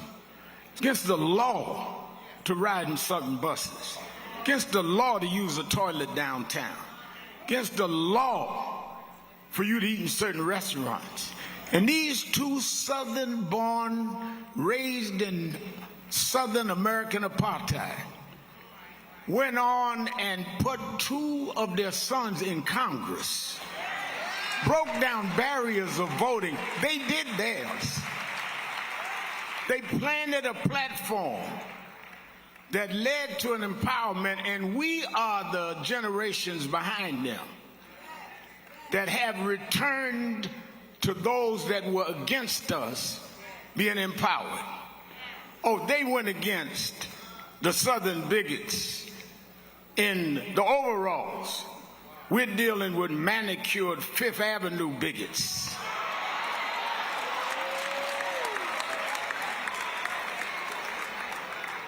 I remember I was 12 years old. I was a boy preacher in the Church of God in Christ. Bishop Sheard knew my bishop, Bishop Washington. Bishop Washington, my mother was concerned I was getting into politics. They brought us to Reverend William Jones. His daughter's traveling with us. And Reverend Jones introduced me to Jesse Jackson. I became his youth director in New York at 13. I liked Reverend Jackson because he was a little hipper than the older preachers. He was 27, I was 13 by the time I became youth director. So he was like a father figure to me. When I got about 40, he said, quit calling me father, call me big brother. But what I liked about it is that he didn't have the background others had. He didn't come from generations of preachers. So those of us that didn't have that pedigree, didn't have that background, could relate.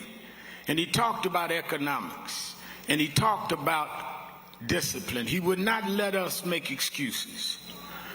I would call him and say we're doing certain things and they're attacking us in the press. He said, oh, another pity party. He never cared when we felt we were being unfairly attacked. But I never will forget 1994. We went to Dakar, Senegal, and James Meeks and Jesse Jr. and I had dinner with him that night. And that's where he said, Al, Meeks, Jesse Jr., y'all are my disciples.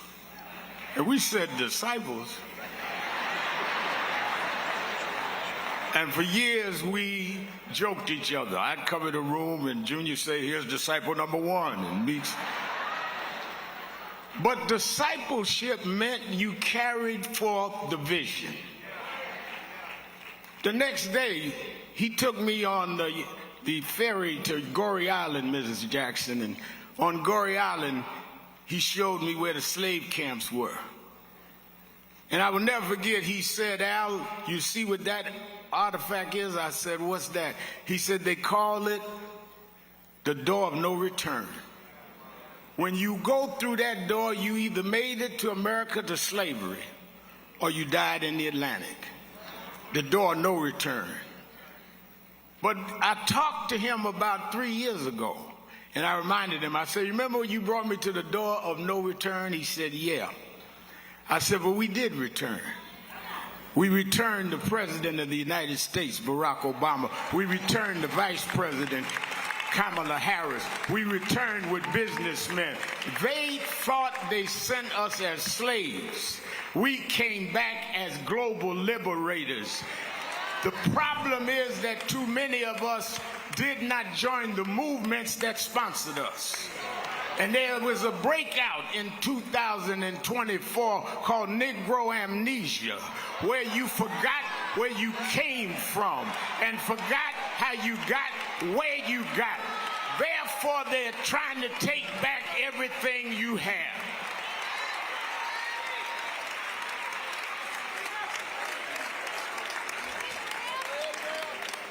I asked Michael Eric Dyson, our prominent scholar, where in history is this? He said, we always go one step forward and two backward. Well, here we are now. The problem is not Trump. The problem is us. We are allowing ourselves to be lowered and our children to feel inferior because you don't have an I am somebody person. You got our artists calling our women bees. Our others calling us niggers. What happened to us? What happened to black and proud? What happened? I'm gonna vote. What happened? Ain't gonna let nobody turn me around. What happened to us?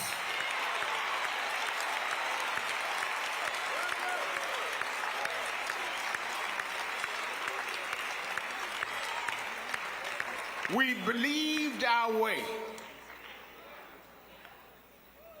And we had the faith to do it. And that's why my challenge to you is that we should do what Jesse Jackson did. Not look at what you can see, but look at what you can believe even if you can't see it. Sitting up here talking about, oh, they got all the power, we can't win. We gotta win. Because they put the seeds of victory in us. If we just nurture them and grow, Hakeem Jeffries be the Speaker of the House. If we keep on winning, we'll get the Senate back. If we keep winning, we can save health care for our grandmamas. If we keep winning, we can bring about criminal justice reform. If we keep winning, we can have 2 Jackson boys in the Congress. We didn't come this far to turn around now.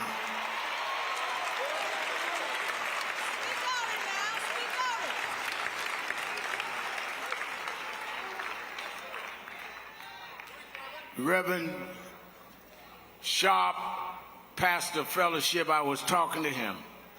And I said, Reverend Sharp,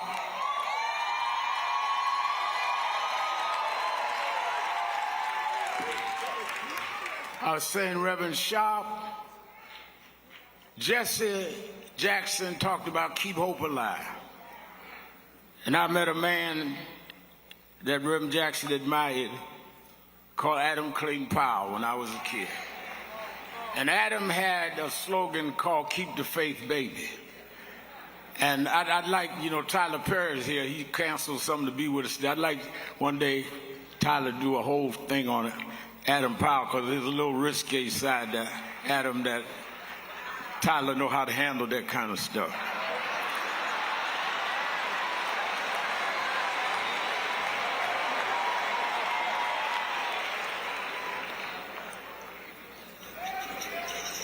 And between Jesse Jackson's slogan of keep hope and Adam's slogan of keep faith is what I challenge us and the Jackson family to do.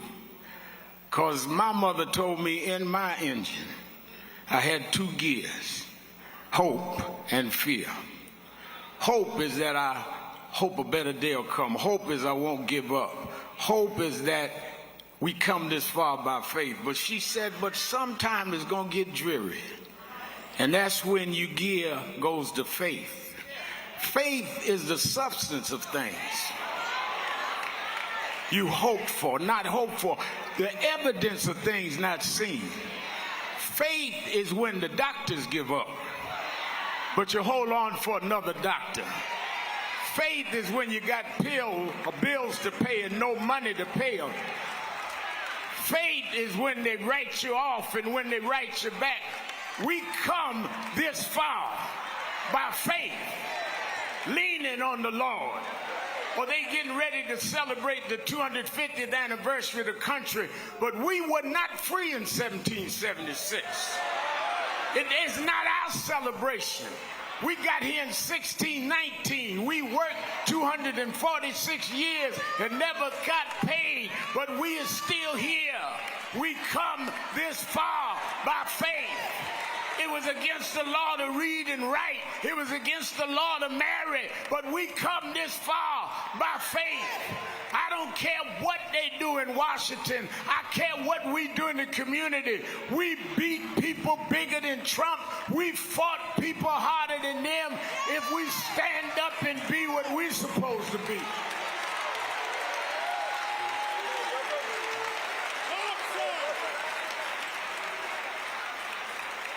Private sector saying they're going to end diversity, equity, and inclusion.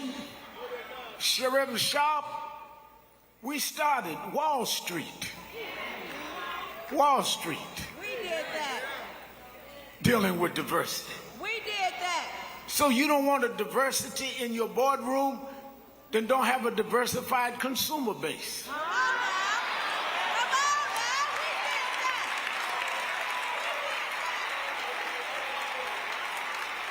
So what I'm urging you to do is leave here with some Jackson fire in you.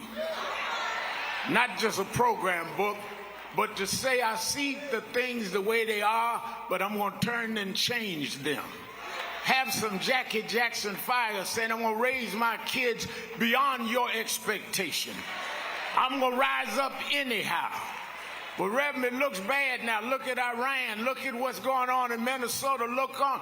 Yeah, but I was raised by them to realize that after storms, if we do the right thing in the storm, if we organize, if we register, if we do what we're supposed to do, there's always a rainbow coming out. The rainbow don't show until the storm is over. The rainbow gonna come out in November. The rainbow gonna come out in 28. We're gonna fix these tricks in 26 and march through the gates in 28. We didn't come this far to turn around now. We won't go back. We won't go back. We won't go back.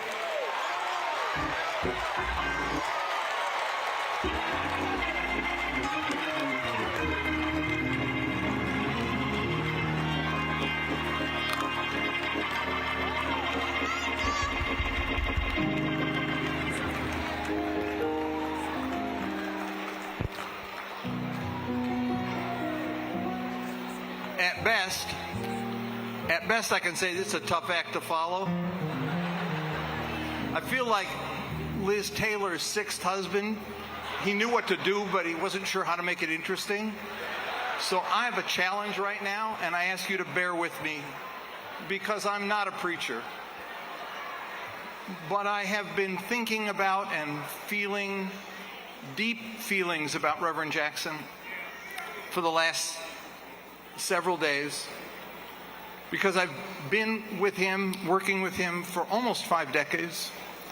Actually started with his campaign in 1983 when he came up to me at a dinner, hands on my shoulders behind me, and he said, I need you to come work with me. I'm going to run for president.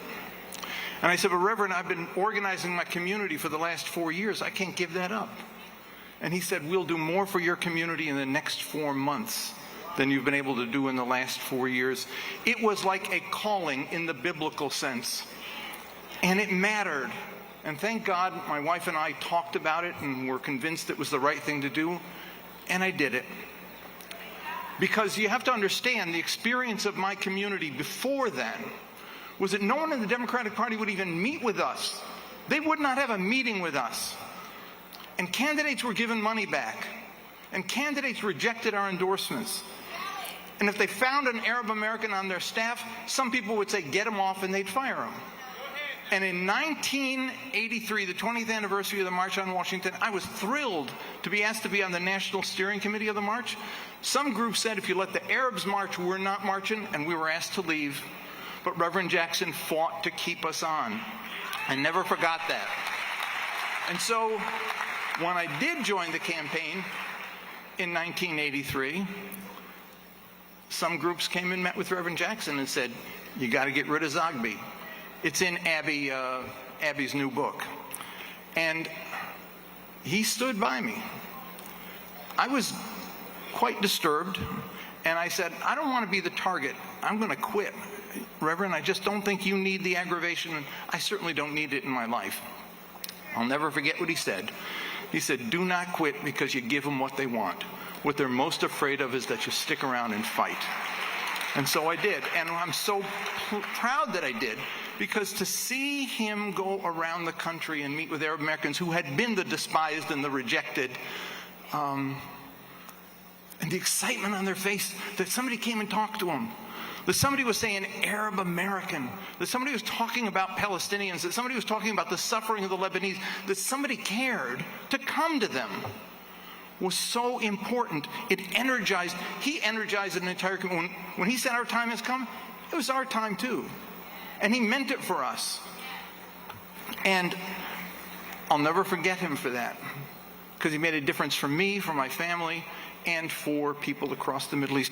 He was a unique character. He was as comfortable walking the streets of Cairo or Jerusalem or Hebron as he was in Chicago. It was really quite stunning to see the reaction that he got from people wherever he went. There was a power that he had. And I've thought a lot about that power. Where did it come from? Yes, Jackie, it came from you. And I know that because I saw what you did to buck him up sometimes when he needed it. But the power came from someplace else. It came from, I think, two places that I point to. One of them is that he carried the weight of generations on his shoulders, as Isaiah said. He felt the pain of his own personal history and of the history of his people. And when he walked down the street, when he spoke, people knew that that power was there. That there was something in the tonal quality of his voice that said, this is important. What he's saying speaks to me. There was something else, I think, that was important in his worldview, and that was he was part of a generation that didn't just see America as the arena of his activity. He was a global individual. When he went to Africa, when he went to the Arab world, when he went to Asia or the Americas, he felt part of that world. He was part of almost the national liberation consciousness that existed. He did not go into the nationalist direction, but he fused together being American with being a person in the world. And so watching him meet with Saudis or Kuwaitis or meet with Palestinians in occupied Hebron, or in Jerusalem, we went in 1994, President Clinton, after the Oslo Accords, he went to Jerusalem because Palestinians had invited him to a peace conference. He wanted to encourage them to keep peace. The Israelis surrounded the hotel with troops, and Rabin said, you cannot leave the hotel, and you cannot go to Orient House, you cannot do a political meeting with Palestinians in the city. You know what Jesse did? He said, we're marching through the troops.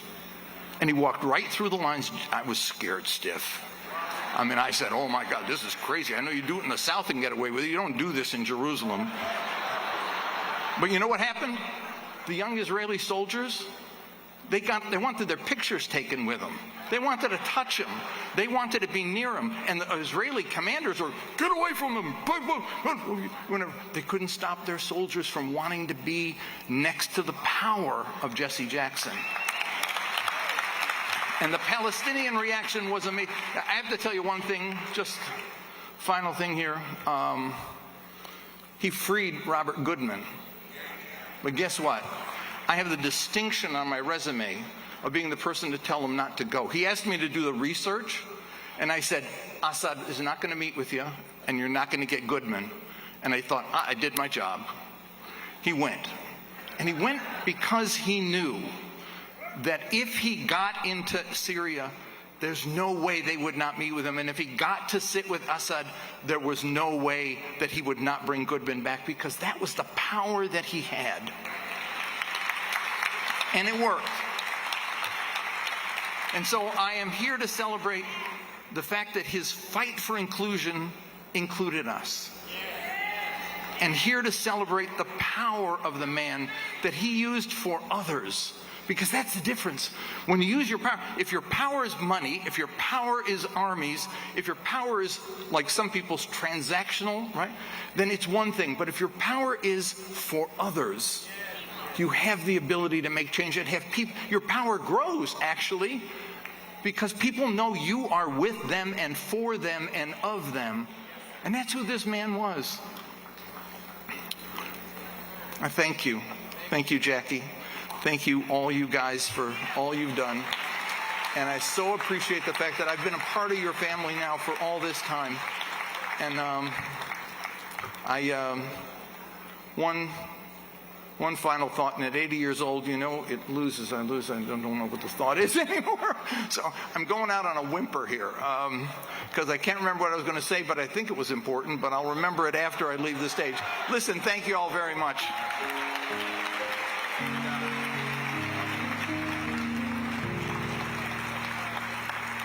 So many of us have so much to say, and we're so filled and so full that we overflow because Reverend Jackson poured so much into all of us. We're looking forward to hearing from the family, but at this moment, please welcome the 42nd President of the United States of America, President William Jefferson Clinton.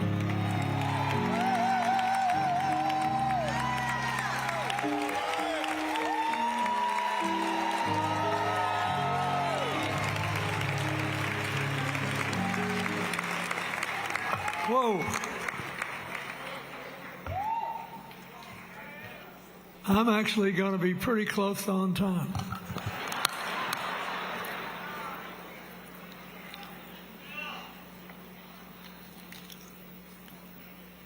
I think we should not forget, and Jim Zogby didn't, he did a fine job, but this is a celebration and a memorial service. And you have to ask yourself, what did Jesse Jackson do that I admire most, that moved me most, and what can I do right now that would maybe be as good as what he did then? That's what we're all facing here.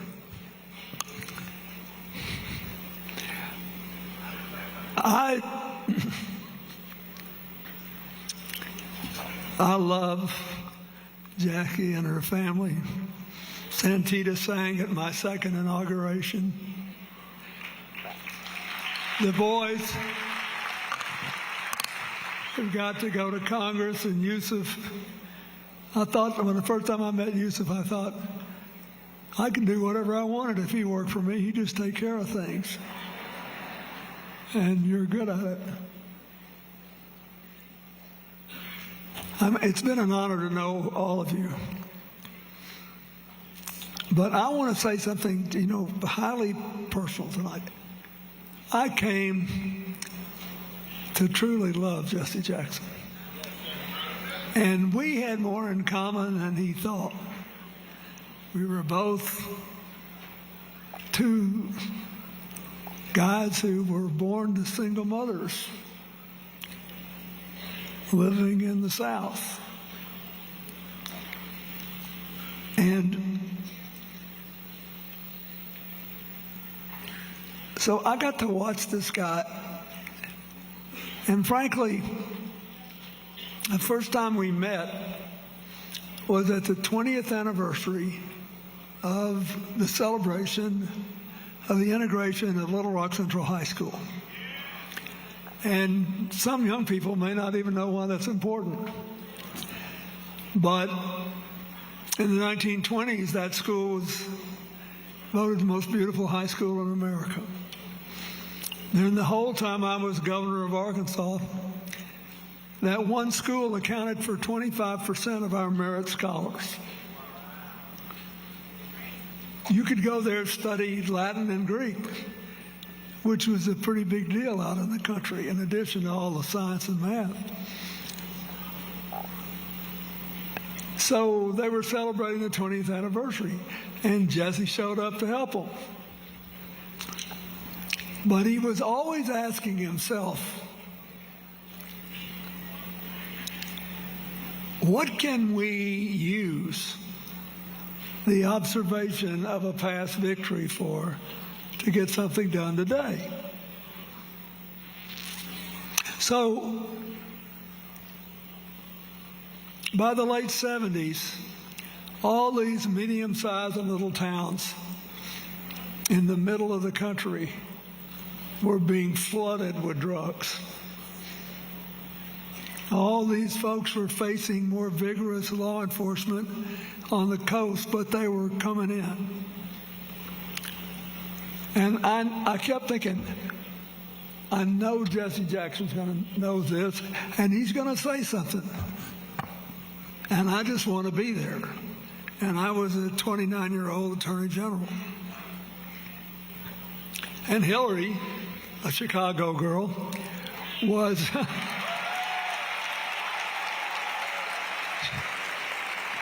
She was practicing law and supporting us because the salary was almost non-existent.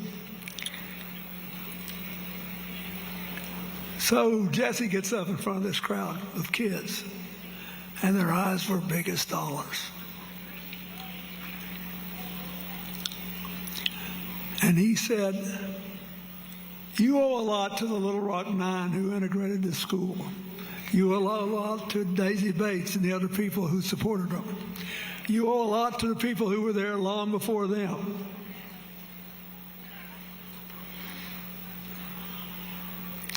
You cannot take this achievement and throw it away on drugs.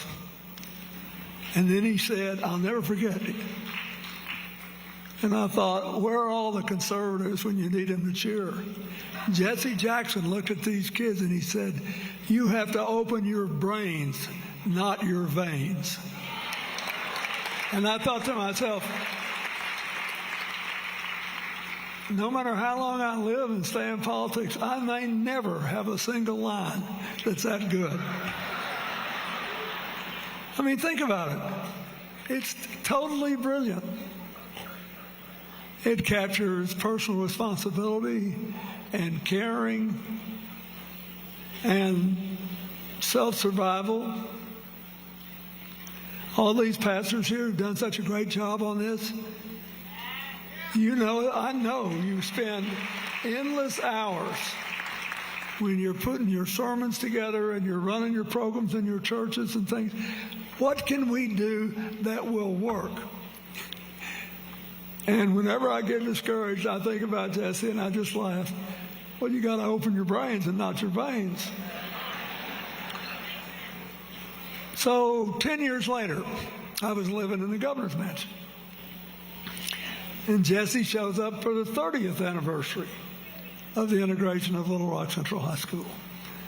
By then, I become governor, and we bring all of them back to the governor's mansion because that's where Governor Faubus plotted to disenfranchise them and keep black people out of school. So we had a big dinner that night. And after the dinner was over, Hillary asked Jesse to hang around so we could talk. We went to the kitchen, put some more food on the counter, and talked till midnight. And Hillary said, you know, we all got to work tomorrow. I'm going to bed. 2 hours later, Jesse and I are still going about it. And she walks into the kitchen and throws us out.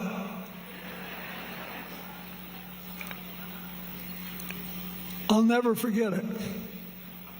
We did not always agree, but I'll tell you one thing. He made me a better president when I got in office. Because he was always pushing on things. And he knew that change came from the outside in and sometimes from the inside out. So he knew how to keep pushing and nagging and wearing you out. Right? Look at Governor Pritzker laughing here. I mean, it was like having a dog to the bone, you know. He was, I said one time when he was working on something in Africa, because I made him a special envoy for African diplomacy, I said, you know, we might ought to put Jesse on the list. And one of my aides said, only members of Congress are on that list. I know, but I said, I think we need to put him on anyway. And they said, so I had another guy that was there and said, what the list is? He said, it's a list of people that'll dog you to death until you do what they want you to do. So we just call it the Just Say Yes list. Put it on the Just Say List. It saves you so much time, and you can go on and do something else with your day. And I remember how impressed I was in 1988, before I became president, when Jesse and negotiated with Governor Dukakis and the other people at the Democratic Convention to end the exclusive primaries, which you talked about it, and the caucuses, and to open up the democratic process and add people, including Willie Barrow, and Representative Maxine Waters, who became one of our senior leaders.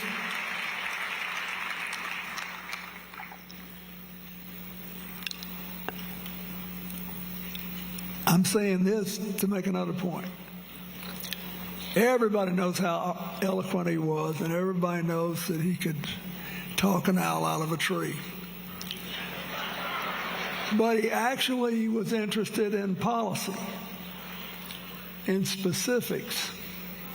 So that's the second thing I'd like to say. So what if you weren't big, tall, broad-shouldered, and eloquent like Jesse Jackson? If you want to make change, there's still plenty you could do if you've got an agenda. You've got to have it. He always had an agenda. So, that's the most important thing I could say to you. Now, one other thing I am going to say. Wordsworth, you don't think about Wordsworth when you think about Jesse. But Wordsworth said the last best hope of a good man's life are the little unremembered acts of kindness and love.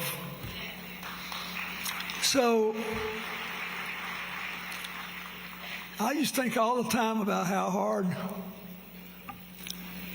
Jesse's childhood must have been, you know, with his mother and then having to go past his father's house and all that, and all the mixed up. And I knew a little about not nearly as severe a situation because of my situation. And I admired his mother. I was afraid of Jackie. I'd do whatever she said. But I love you so much. But I liked his mother. And he called me one day, and he said, this is purely personal, but my mother liked you, you know, and I'd really appreciate it if you would speak at her service. And he said, Andy Young's coming, and you know there aren't that many of us left anymore who are over 75 and have been through all this. And I said I would be honored. I know this sounds funny, but it really meant something to me that he wanted me to talk at his mother's memorial service. And then, I don't think I've ever told anybody this. When the Congress was trying to run me out, and I was in that big impeachment fight, Jesse called me one night in the White House. I thought he was calling me. He said, I don't want to talk to you. I want you to go get Chelsea. Now keep in mind, he's got all this other stuff going on. We got all this stuff. He called me to talk to my daughter to make sure she had her head in the game. And he prayed with her on the phone. And, you know, a lot of people, it would never even have occurred to them to do that. And ever since Hillary and I went to visit Jesse in the hospital and Jackie and a lot of the family were there, I've been thinking about him, calling my daughter. He didn't know if I was going to be president in 6 months. He didn't know what was going to happen. But he liked Chelsea. I thought Shody had good taste. But my point is, those are the things you remember. So I think we should honor him by saying, okay, maybe I'll never come up with a line like, open your brains and not your veins. Maybe I'll never give a speech that will move hundreds of thousands, but I can do something. I can still be somebody. And what should I do? And how can I, with whatever speaking ability I have or don't have, do what he did when he called Bill Clinton's daughter in a crisis? When he asked a friend, I know you may be busy and my mother's not famous, but would you please come say a few words? And Andy Young and I went, we both went, and we were there. So that's what I want all of you to think about when you leave here. This guy lived a big life. He lived with his head and with his heart. He was faithful to the scripture which said, we have all sinned and fallen short of the glory of God. But unlike a lot of people in politics, he didn't go around looking down his nose at other people. He hated the sin and not the sinner. He was always trying to lift people up. So I'm here more as a friend than a former president. He was my friend when I needed it. And I ask you to ask yourselves how you can do more by being a better friend and a more effective one. God bless you and thank you.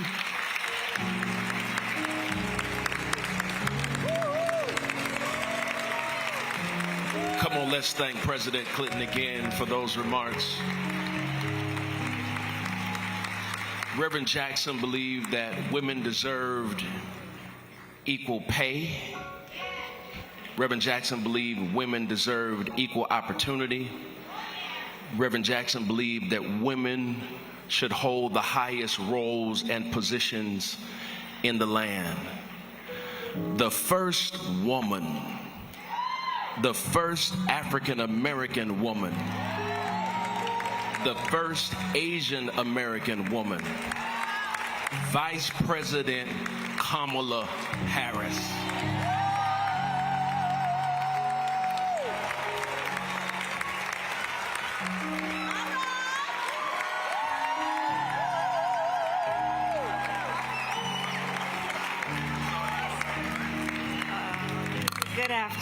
Good afternoon, everyone. Mr. Jackie, and to the entire Jackson family, on behalf of Doug and my family, we pray with you as we did a couple weeks ago in your home, and we thank you. I thank you. So let me just say, I predicted a lot about what's happening right now.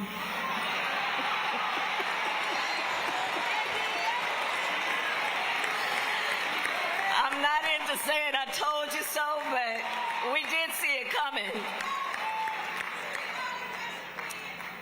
But what I did not predict is that we would not have Jesse Jackson with us right now to help us get through this.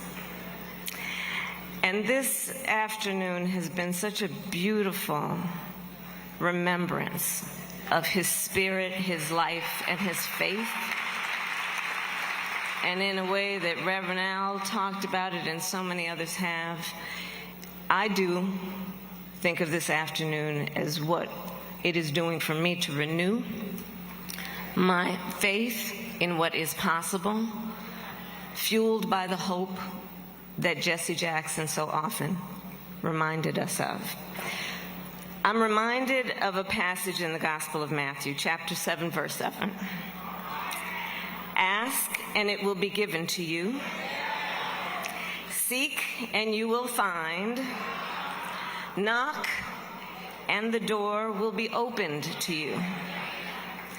And so from a young age, we know that Reverend Jackson saw that the doors had been closed to the millions of people across our nation and throughout the world who were otherwise so deserving.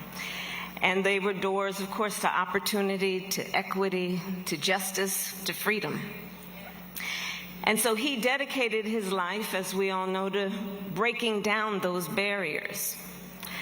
So when we are speaking of these doors, I will share with you that as a child, I was raised that when you see a closed door,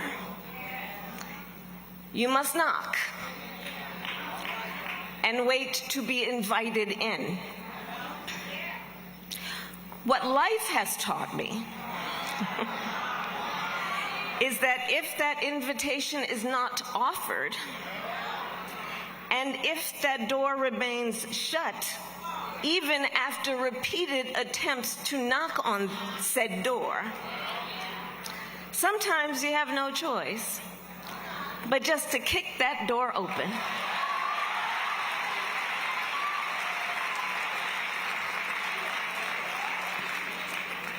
Reverend Jackson was impatient.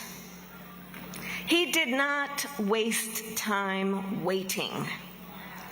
Even when the doors in front of him were barred and bolted, even if those on the other side hesitated or even ignored him, he always devised a way through. Jesse Jackson was a strategist. He was one of the most effective community and political organizers of our time. And he was the founder, I think most would agree, the founder of the modern progressive coalition. Think about the work that he did. In addition to the strength of his spirit and his determination, the leadership of Jesse Jackson was defined by his vision, dare I say his ambition, to tap into what otherwise had been untapped in terms of the potential of a coalition of seemingly different people who could be brought together around shared values and ideals and experience. That's what Jesse Jackson did. He modeled that for so many of us. Over the past half century, that coalition strategy, his methodology, has been the heartbeat for so many movements about progress in our country. Those movements born out of struggle, but resulting in progress. Think about, and it was mentioned, the women leaders that he elevated, like the self-described colored girls, who have been a driving force behind so many campaigns that have been about freedom and justice. Throughout his life, Reverend Jackson reminded us that the many fights for freedom are interconnected. He saw not only the interconnection, but the interdependence of the various struggles for justice and dignity on behalf of Black Americans, Native and Asian Americans, Latino, LGBTQ Americans, and Americans with disabilities. That was Jesse's rainbow, and he continued to grow it. He gave us the language, the rainbow, to understand, as has been said, the beauty that comes after the storm when we see what is possible and what can be unburdened by what has been.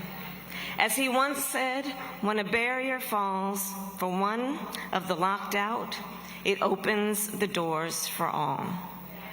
And that is what he told me and what he taught me and how he inspired me. I was a student at Howard University, you know, when Jesse Jackson was one of the leaders of the anti-apartheid movement, and me and my classmates would go out on the mall every weekend and protest, looking at Jesse Jackson as a model of what that movement should and could have been. I was a law student then in 1988 when Jesse Jackson decided to run again. I was the first Black woman elected district attorney of San Francisco. I was the first Black woman elected district attorney in the state of California in 2004, when I created one of the first in the nation initiatives as a prosecutor that was about getting jobs and counseling to those who had been in the criminal justice system. And at the time, the powers that be told me I was not supposed to be doing that. They said, "Why are you letting people out of jail when you're supposed to put them back in?" Jesse Jackson spent a lot of time in the Bay Area, many of you may know. I saw Butch Wing here. And Butch, together with Jesse Jackson, would visit with me during those earliest days of my elected career to give me the support and the confidence and the initiative to think about how, in a position such as being DA, I could continue the idea about what it means to build coalition around a group of people whose dignity must be seen and the resources that must be put into them. Jesse Jackson, from my first elected position to when I ran with Joe Biden for Vice President of the United States and when I became the Democratic nominee for President of the United States, always told me and convinced me that everything that we were doing is possible. And so I just want to share what I brought today. I brought with me two momentums from Jesse Jackson's campaign that I have saved since I was a student. So one is this button that reads Jesse Jackson 88. The other, some of you who were around at the time may remember, is this button. I will read it to you, and pastors, please forgive me. It reads as follows, all caps. Damn straight, exclamation point. It's time for a black presidential candidate. That was a Jesse Jackson pin from those days. And just a beautiful example of his determination, his sense of humor, but his ability to see what can be unburdened by what has been. And I thank you, Jesse Jackson, for your service to our nation and the world.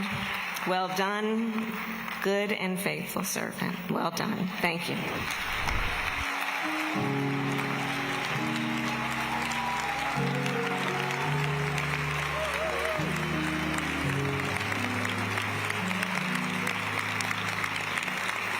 What a joy and a privilege to have Vice President Kamala Harris. At this time, ladies and gentlemen, I want to bring a current president. The president of Colombia is here. Where is the president of Colombia? Look, come on, sir. The president of Colombia is here. President Petro, we honor you, sir. Thank you. Thank you. Thank you for being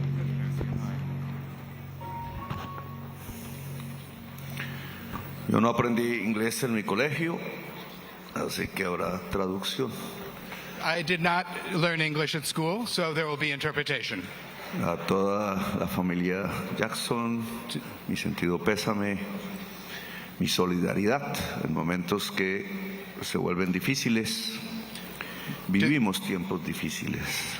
To the entire Jackson family, my condolences. These are difficult times, and you have my solidarity. No puedo, como la mayoría de los que aquí han hablado, expresarme en torno a anécdotas, a vida conjunta con Jesse Jackson, al que conocí una vez y al que condecoré con uno de las grandes condecoraciones de la República de Colombia. Like others who've spoken today, I cannot, or unlike others, I cannot share anecdotes from personal experiences, even though I did once meet Jesse Jackson, and I also gave him an award that is the highest honor that one can receive in Colombia. Lo hice porque representaba para mí un símbolo viviente de la lucha por la libertad de los pueblos africanos traídos a la fuerza en todas las Américas. I did so because I saw him as a living symbol of the struggle to uphold the legacy of all of the Africans who had been brought across the seas by force. Yo vengo del país de la belleza. Nos enorgullece vivir en medio de la belleza. I come from the country of beauty. We are very proud to live amidst such beauty. De una enorme diversidad natural como no se encuentra prácticamente en ninguna parte del mundo. We have great natural diversity, one of the most biodiverse countries in the world. Una explosión de la vida. We are an explosion of life. Que me ha hecho pensar que la vida es también una energía. And this has led me to think that life is also a form of energy. Y que Einstein se equivocó en que aún le faltó en su ecuación meter la energía vital, la energía de la vida. Einstein in his equation left out one thing, which is vital energy, the energy of life. Que también, de acuerdo a la física, se transforma y se transforma. Which also, according to physics, becomes transformed over and over again. Y por tanto, como seres vivos con energía vital, simplemente muere una parte y nuestra energía se transforma. And as living beings with life energy, there's one part that dies, but then our energy is transformed. Y esa vitalidad natural en mi país, esa diversidad de centenares de miles de especies vegetales, animales, también está en la sangre, en la genética de los seres humanos que habitan las Américas. And this natural life energy that we find in our country in the hundreds of thousands of species, plant and animal species, is also something that we find in the beings of our world and of the Americas. Y como no podía llenar mi discurso de anécdotas, de situaciones comunes físicamente personales con Jesse Jackson, decidí mirar un poco la historia de Chicago y la nuestra misma.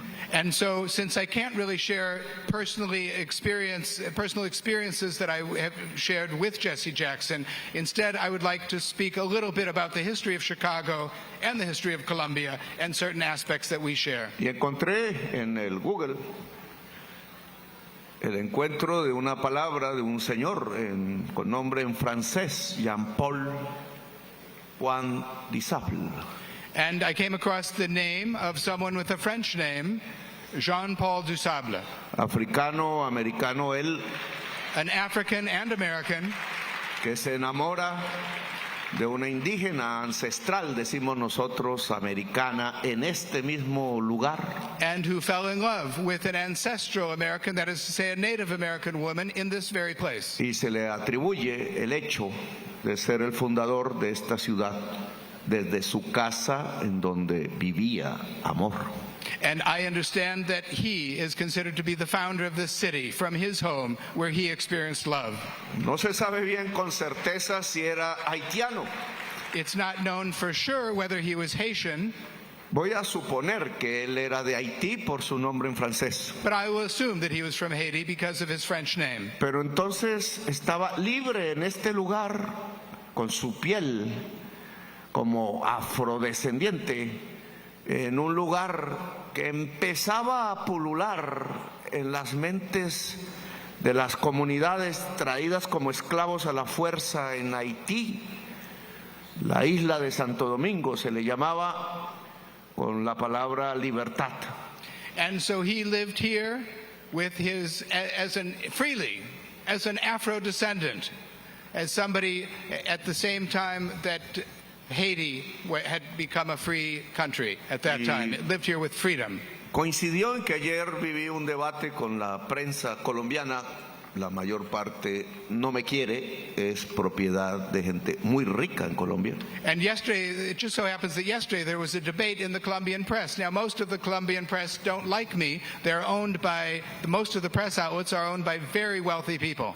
Porque aparecí 5 segundos en una película con un actor estadounidense de Nueva York, Cuba, se llama su nombre. Because I appeared in a cameo role in a film being filmed in Colombia with an actor from New York whose name is Cuba. Ganador del Oscar. An Oscar Award winner. Y la película se llama José Prudencio Padilla. And the name of the movie is José Prudencio Padilla. Espero que la vean. I hope you see it. Trata de un hombre afroamericano. And it is about an African-American man nacido en el extremo norte de la Guajira, who was born in the far north of Colombia in the Guajira Peninsula. Norte de Colombia actual. Yeah. Que es fundador de la Fuerza Naval de Colombia. And he was the founder of the Colombian Navy. Le llamamos el Gran Almirante. And we call him the Great Admiral. Afro, hijo de esclavo negro. And he was a black man whose parents were slaves, African y de slaves. Madre indígena ancestral americana Wayuu And en el territorio. Was an indigenous woman of the Wayuu people in that part of Colombia. Luchó de joven bajo bandera francesa contra los ingleses. And he fought as a young man, he fought under the French flag against the British. Cayó bajo el almirante Nelson preso.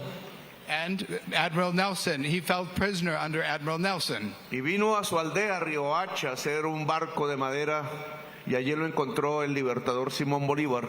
And then he was at his town of Riohacha making a boat, and the liberator Simón of Colombia and South America, Simón Bolívar, encountered him there. Y venía Bolívar de Haití con la primera bandera, que aún es la bandera de mi país, el tricolor.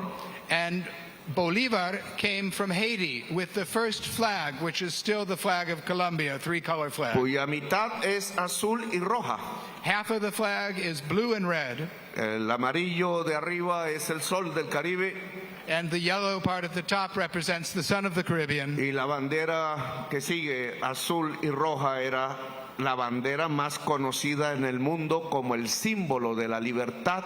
And the blue and red that followed represented the flag that was best known in the world as a symbol of liberty. Levantada por negras y negros que se llamaban a sí mismos libres y habían cortado ellos mismos la cadena y habían hecho la revolución más grande del mundo en ese momento. And this was done by black men and women who had freed themselves, cutting the chains, and they created the biggest and most important revolution in the world at that time. Y esa coincidencia paradójica en la historia de lugares tan apartados, Chicago, Haití, and this paradoxical coincidence of places that are so far apart, lo que Chicago, se llamó la Gran Colombia, Haiti, Colombia, or La Gran Colombia as me it was hace known at the pensar en time, un concepto. leads me to think of one concept. Esta lucha por la libertad tiene una base que se llama diversidad humana. This struggle for liberty has a base which is called human diversity. No se puede ser libre sin la diversidad humana. There cannot be freedom without human diversity. Desde el nacimiento mismo de la humanidad, la diversidad ha sido su fundamento. From the very birth of humankind, diversity has been its very foundation. El fundamento de nuestras repúblicas es la diversidad y la diversidad es la gran riqueza de la naturaleza y de la humanidad. The foundation of our republics is diversity, and diversity is the great basis of our republics and of our freedom. Es decir, no es posible pensar en una humanidad con pensamiento único, con una única música, con una única cultura. That is to say, we cannot think of humanity as a single way of thinking, a single kind of music, a single kind of culture. Eso no existe. That simply does not exist. Quien intente levantar ese objetivo se convierte automáticamente en fascista. And one who pursues that sort of an objective automatically becomes a fascist. Eliminar la diversidad es eliminar humanidades, creyéndose raza superior, y las razas no existen. Eliminating diversity means eliminating humanity, thinking of things in terms of a superior and an inferior race, things that simply do not exist. Y si vengo a este momento contemporáneo de la humanidad, and if I come to this contemporary moment of humankind, en donde Jesse no nos ha dejado, where Jesse has not left us. Simplemente ha transformado su energía. His energy has simply been transformed. Está en un lugar, he's somewhere, en un espacio y en un tiempo, in a space and a time, desde el que quizás nos observa y nos ayuda. From which perhaps he's observing us and will be helping Porque us. en este momento estamos ante un desafío. Because at this time we do face a challenge. A veces me siento cuando amanezco en algún día pensando en que estamos viviendo lo que se vivía en Europa en el año 1933. Sometimes when I get up in the morning, I feel that we're going through what it was like in Europe in 1933. Me sorprenden las noticias, I'm surprised by the news, incluso sobre mí mismo. even news about myself. Era 3 de enero, acabábamos de empezar y festejar este nuevo año. And it was January 3rd. We were just celebrating the new year. Y caían misiles en Caracas. And missiles were being dropped on Caracas Y in esa era la Venezuela. ciudad donde nació Simón Bolívar, el que encontró a Padilla y trajo la bandera de Haití para luchar por la libertad. The very city where Simón Bolívar was born and from which he brought the flag from Haiti and fought for our freedom. Y un misil en el Caribe, que es el mar de la libertad, no puede ser. And a missile falling in the Caribbean, which is the Sea of Liberty, that cannot be. Es una alerta de que estamos viviendo el inicio de tiempos de la barbarie. It's a sign, it's a warning that we're beginning to experience this Y hasta very llegamos a difficult moment. pensar que un misil iba a caer sobre nosotros, And we started even thinking that a missile might sobre mí mismo. come down on Y me tocó ourselves, ir on myself. corriendo a la casa presidencial para guardar la espada del libertador que mantenía en el combate siempre, para guardarla con mi propio cuerpo. And I had to go to the presidential palace to guard the sword of Bolivar, which we have always kept in order to protect it myself. Pero los misiles se fueron desplazando de geografía y entonces estamos ante una circunstancia. But the missiles have shifted in terms of where they're being dropped from one part of the world to another, and we find ourselves in the face of a circumstance. Una circunstancia que recuerda 1933. A circumstance that does remind us of 1933.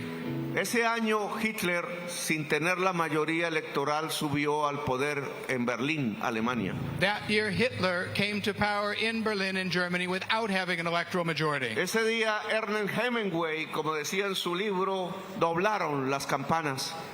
And that day, as it says in Hemingway's books, the bells tolled. Y no doblaban por ti solamente, doblaban por la humanidad. And they did not toll just for you, they tolled for humankind. Y jóvenes de todas las pieles, de todos los colores, jóvenes multicolores de los Estados Unidos. And young people of all colors, multicolored young people throughout the United States.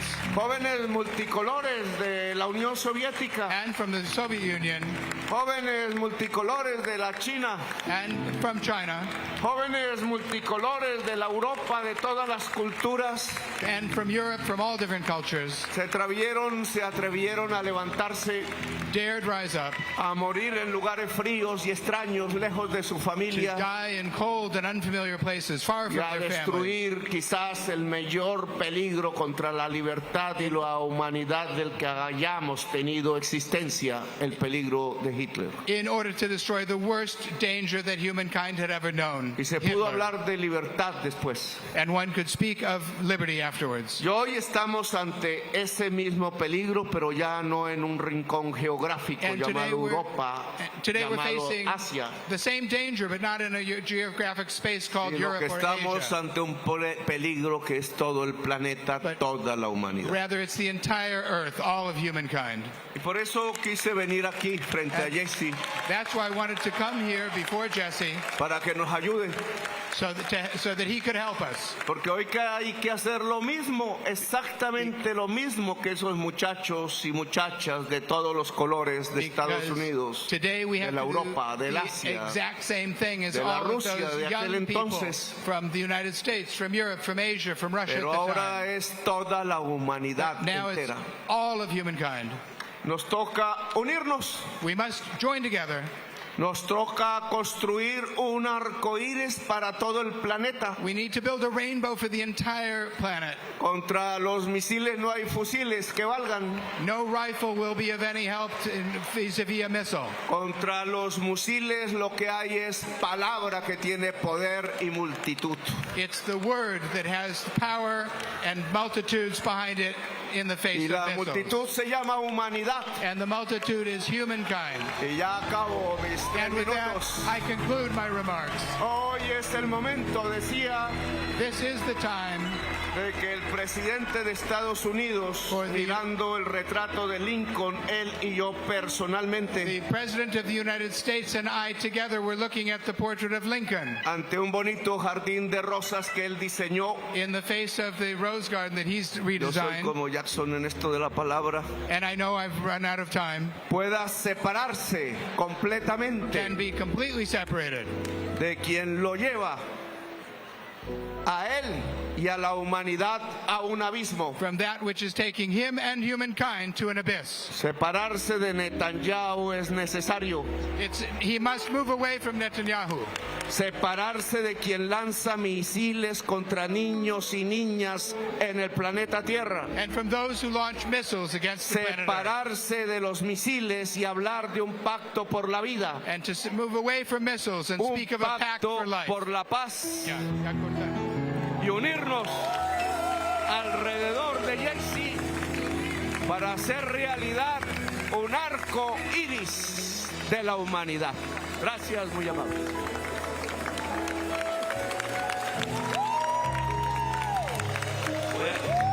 Well, I know you don't believe it. I know you don't believe it, but we shall overcome.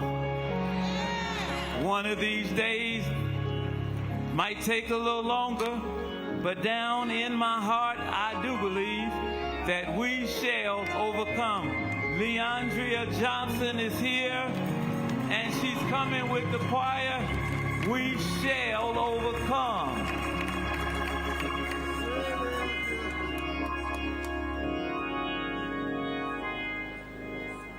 We shall overcome. Yes, sir. We shall overcome. We shall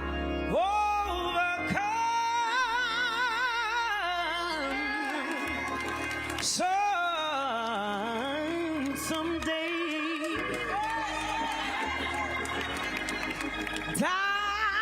Down in my heart,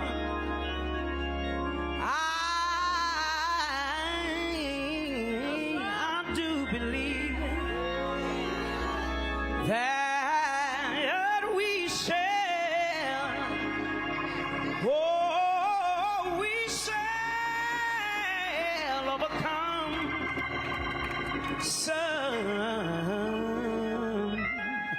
Someday,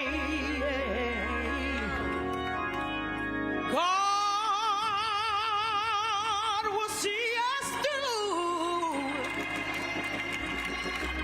God will see us through. God will see us through.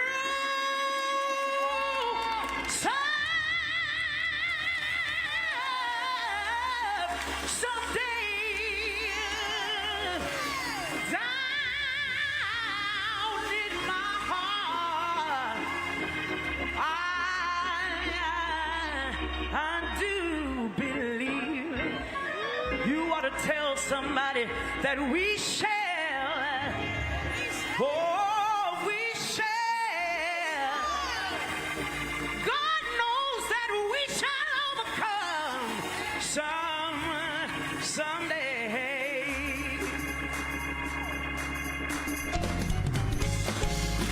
If y'all don't mind, you can put your hands together here.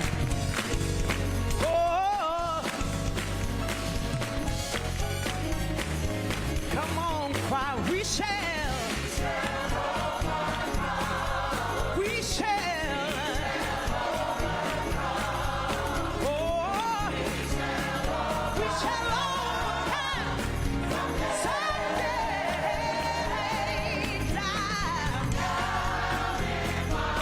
I do believe.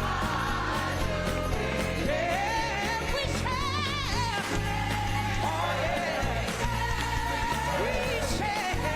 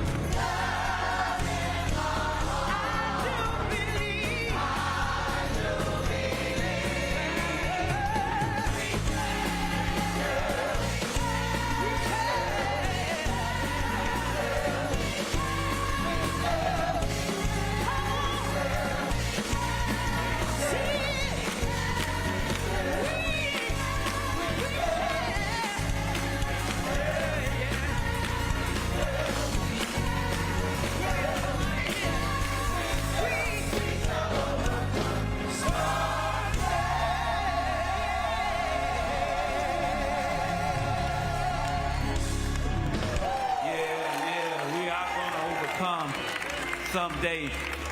Listen, it's time for the next speaker, and I don't want to lose this funeral. I've never been in a funeral before where I lost it in the middle of the funeral. So listen, we are not at the end. We are still in the midst of the celebration. So I'm going to ask everybody in the front that's hugging the Jackson family to go back to wherever you were, your seat. I want us to be calm for our next speaker. I want everybody that's in the aisle, and I love you. I know how long you've been here. I came in with you. And I know that it looked like we were coming to a culmination and everybody rushed the family. But we need to hear our next speaker, and we need to be calm. So everybody that's hugging the family, that's my second time, and it's my second time in my calm voice. The next time will be in the voice of my mama, as I tell everybody that's standing up to sit down. Down in our hearts, we do believe that we shall overcome. Those of you in the front, the family is going to be here. Thank you, Bishop Sheard. The family's going to be here. That's right. You're doing really well. Our next speaker is a Jackson family member. Put your hands together for the next congressman of the 2nd Congressional District, the former congressman of the 2nd Congressional District, Jesse L. Jackson Jr. Come on, everybody. Put your hands together for Jesse Jackson Jr. Thank you, Pastor Meeks. If I can have everyone's attention for just a moment, I promise that I'm going to bring this program to a tighter close and get us out of here at a reasonable hour. Abraham Lincoln delivered the Gettysburg Address, Pastor Browning, in 3.5 minutes. Martin Luther King Jr. delivered the I Have a Dream speech in 13.5 minutes. If it can't be said between the Gettysburg Address and I Have a Dream, it ought not be said at all.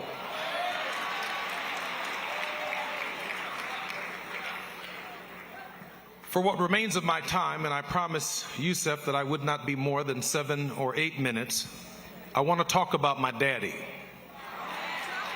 Now,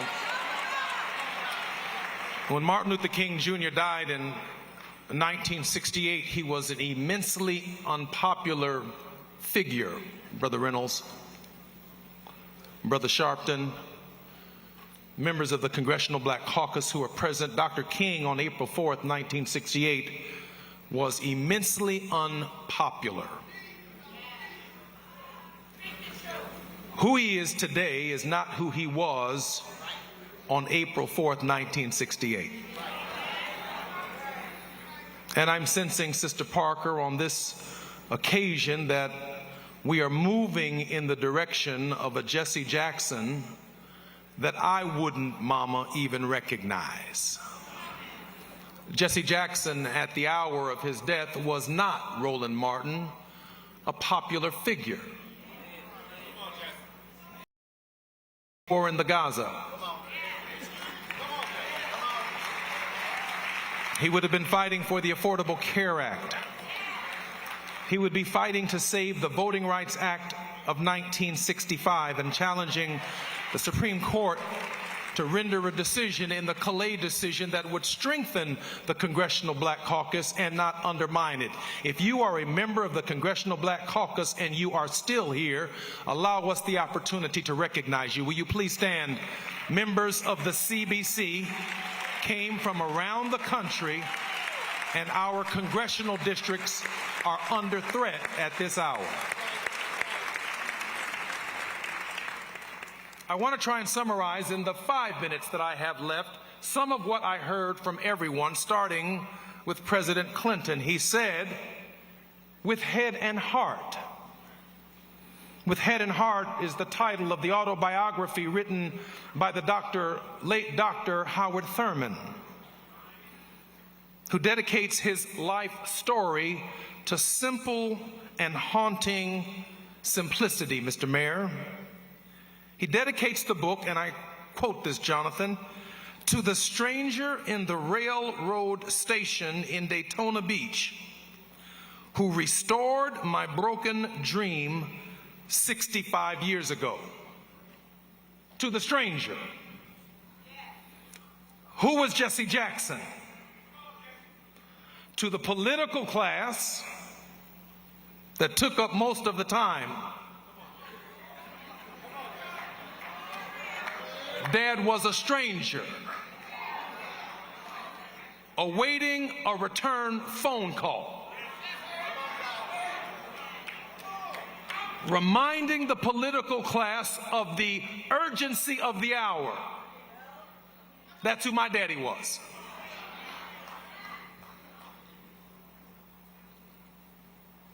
To the economic class that Jim Reynolds talked about on Wall Street, my father had no qualifications in business or in finance to be able to talk intelligently initially about the transactions of Wall Street, but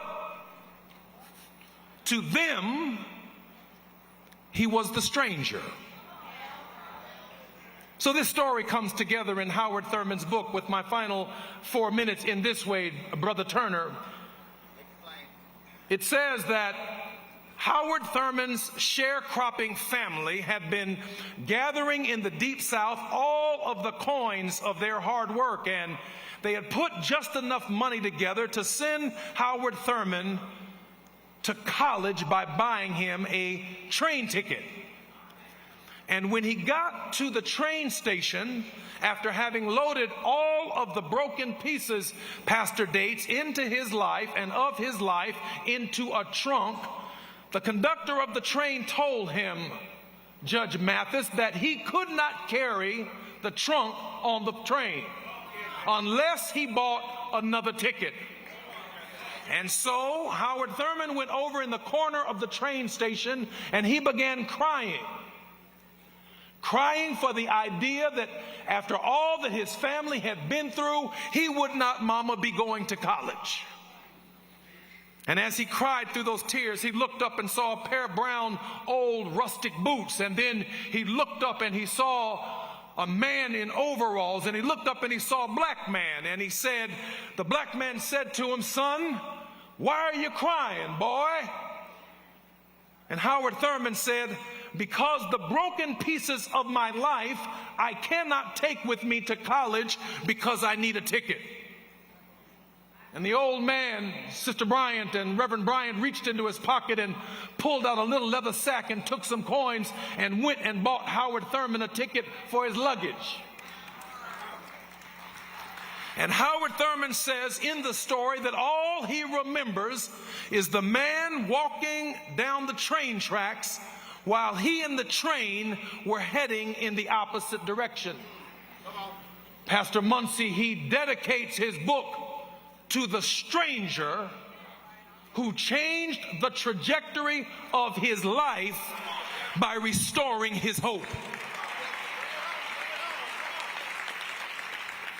Every single person in here has a Jesse Jackson story. The time he shook your hand, the time he prayed for you, the time he held you up, the time he prayed the funeral for somebody that you know, the time he was at the hospital for you, the time, Roland, when you lost your job and he prayed you to a new course of existence. Everybody has, Sister Waters, their own Jesse Jackson story. Why? Because according to Dr. Walter Fluker, the infinite Howard Thurman scholar, he says to Howard Thurman, the stranger, watch this, preachers, the stranger was God.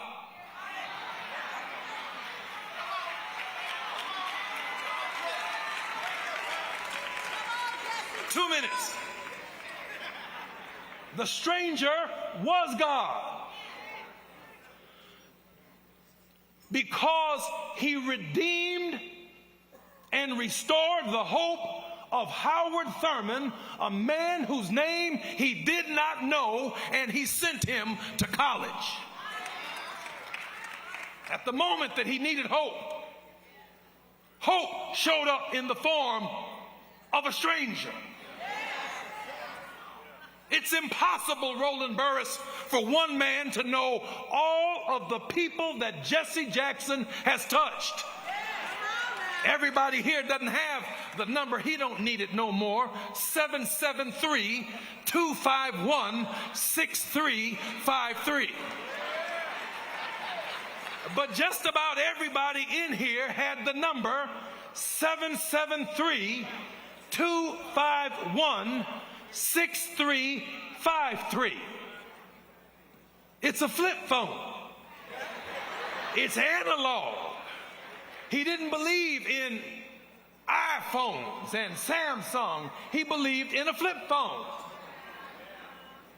Because whenever we needed Isaiah the stranger, that's what I heard you say, when the stranger showed up in the locker room, when the stranger showed up in them projects, when the stranger showed up, the stranger came in the form and in the embodiment of Jesse Jackson.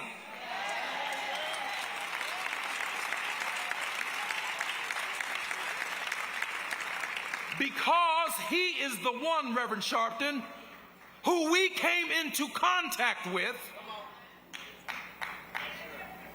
who restored our hope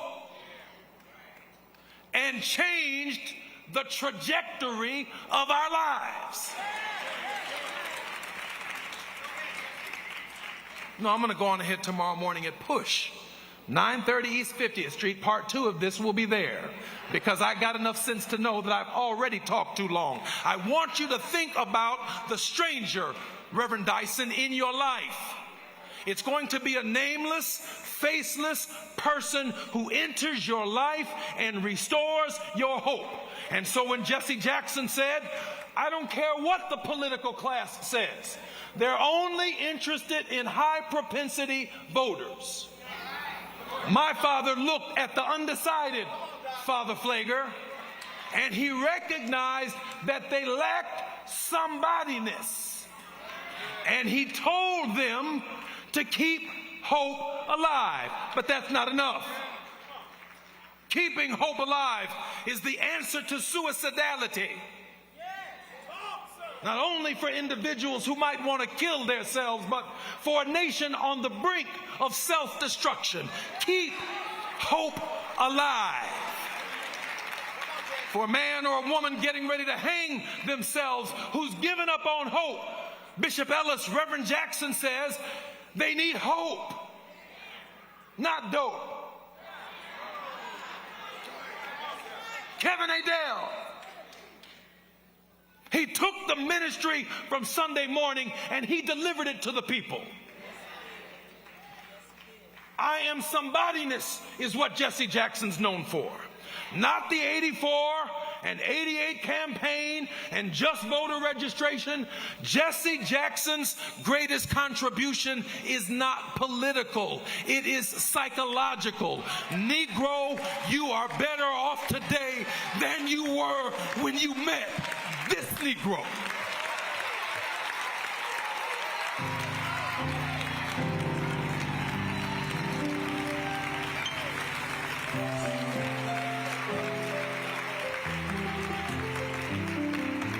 My God, the namesake, Jesse L. Jackson. Well, we're going to keep it moving with everybody's favorite auntie.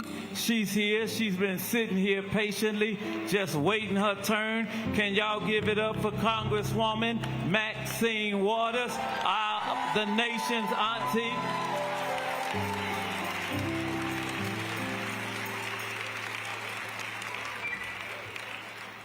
Reclaiming my time.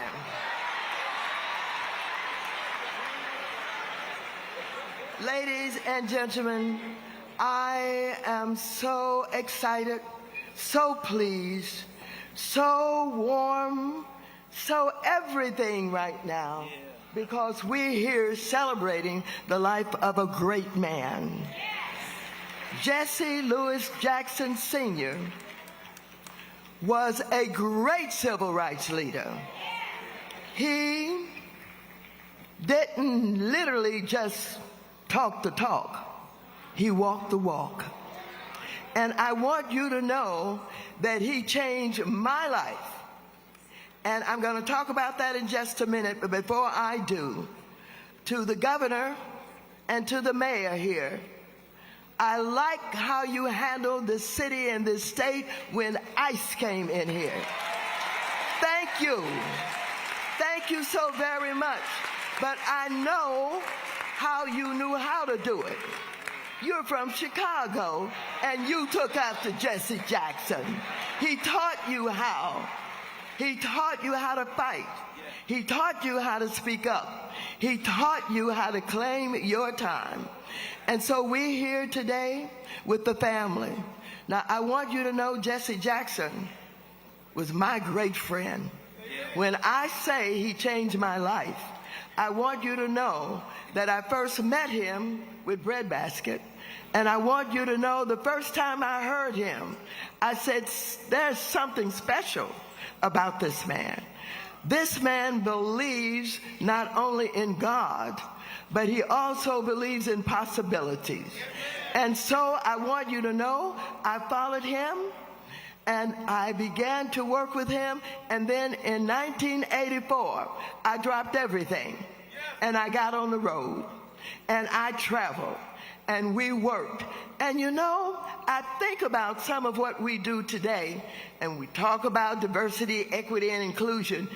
Jesse Jackson is the originator of diversity, equity, and inclusion. The Rainbow Coalition is diversity, equity, and inclusion. Jesse Jackson understood that if we are to survive, if we are to improve the lifestyles and the possibilities, we've got to work together. And so in the 1984 campaign, he started. We had Latinos, we had Asians, we had blacks, we had whites, we had everybody. And we went on the reservations with the Indians. And we went into the rural communities with the farmers, and he brought them all in. We had ultra-conservative farmers in rural areas who had never shook the hand of a black man before. And when they learned who Jesse Jackson was and what he was all about, they were literally kissing his feet. Jesse Jackson not only changed my life, but he changed a lot of lives. There are a lot of stories about him today, and I'm going to tell you a few. Jesse Jackson came to St. Louis, Missouri when I was there, seeing about my mom. And I asked him to come go to the hospital with me. My mom was very sick. She was in the hospital. He said, of course I'll go. Jesse Jackson met me at the hospital. We walked into my mother's room. My mother, who had been languishing in bed, jumped out of bed and ran down the hall and told everybody, Jesse Jackson is here. I want you to know, we thought that she was too sick to get out of bed. We thought that her legs would not carry her.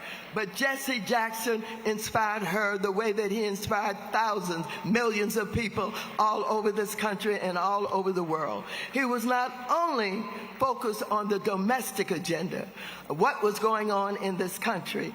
He was an internationalist. And I want you to know, when he moved around the world saving hostages, I was told when he went to Syria that Assad was not going to see him. I said, oh no, he's going to see Jesse Jackson. When he went to Cuba, he didn't know if Castro would see him. I said, don't worry about that. Anybody that Jesse Jackson wants to see, he's going to see them. Nobody is going to turn him down because they understand who he is and what he's all about. Ladies and gentlemen, this was a great father, a wonderful husband, with a wife in Jacqueline Jackson, who not only was a civil rights worker in her own right, but she's a wonderful mother, a wonderful supporter of not only Jesse Jackson, but her entire family. And I want you to know something about this family that you perhaps don't know. First, I'm going to talk about these men. These men in this family are the most gentlemanly, the most generous, the most kind individuals I've ever met. I want you to know Jonathan Jackson, who's my colleague now in the Congress of the United States, will not let me want for a drink of water. We sat at dinner together. He wants to take the plates away.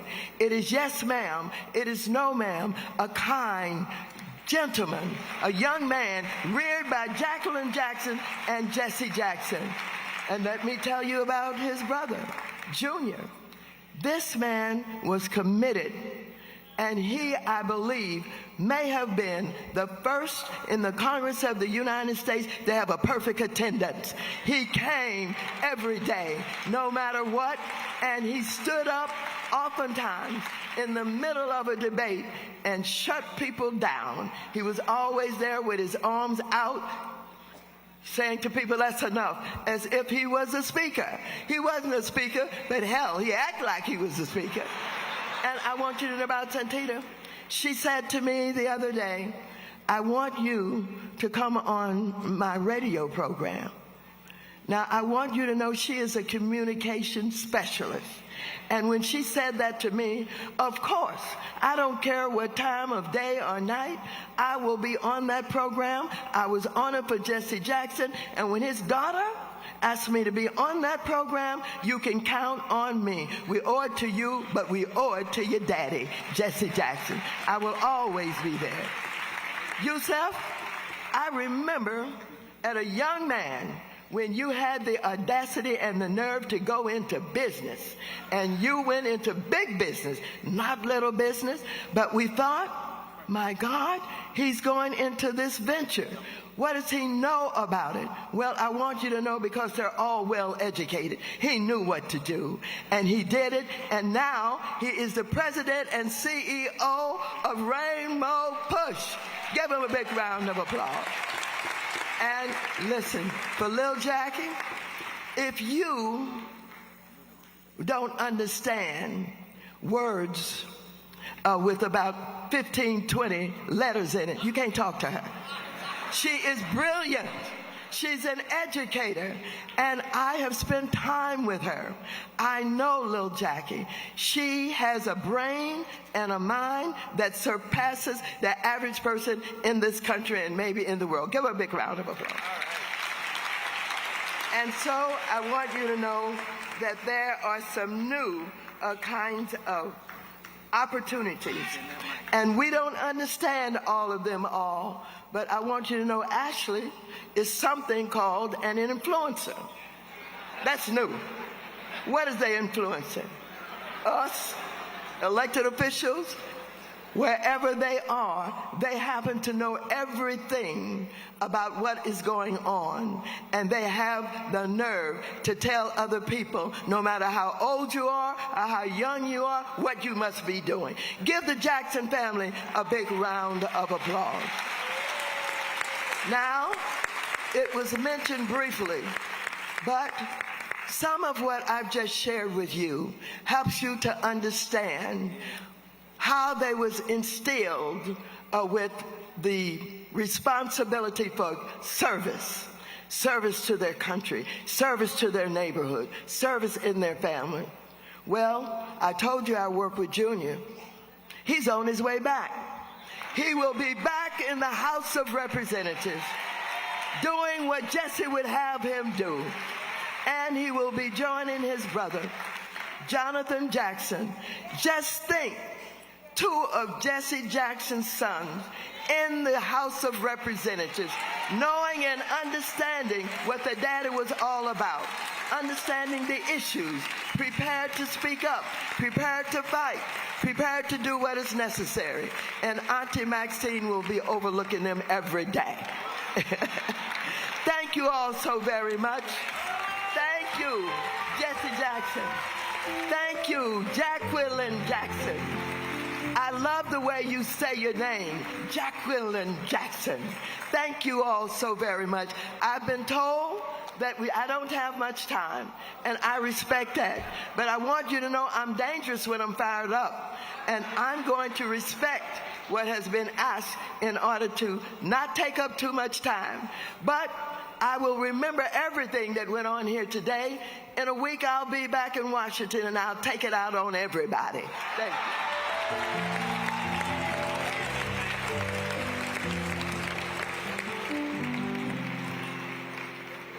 There is no way I could even ask or imply that she sit down.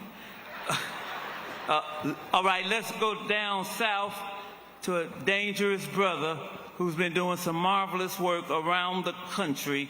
He's our friend. Give it up for the pastor of the New Birth Baptist Church, Dr. Jamal Bryant.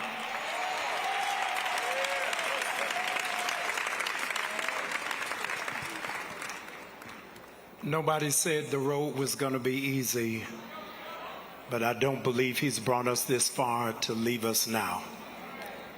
Allow me a moment of high commendation to the Jackson family.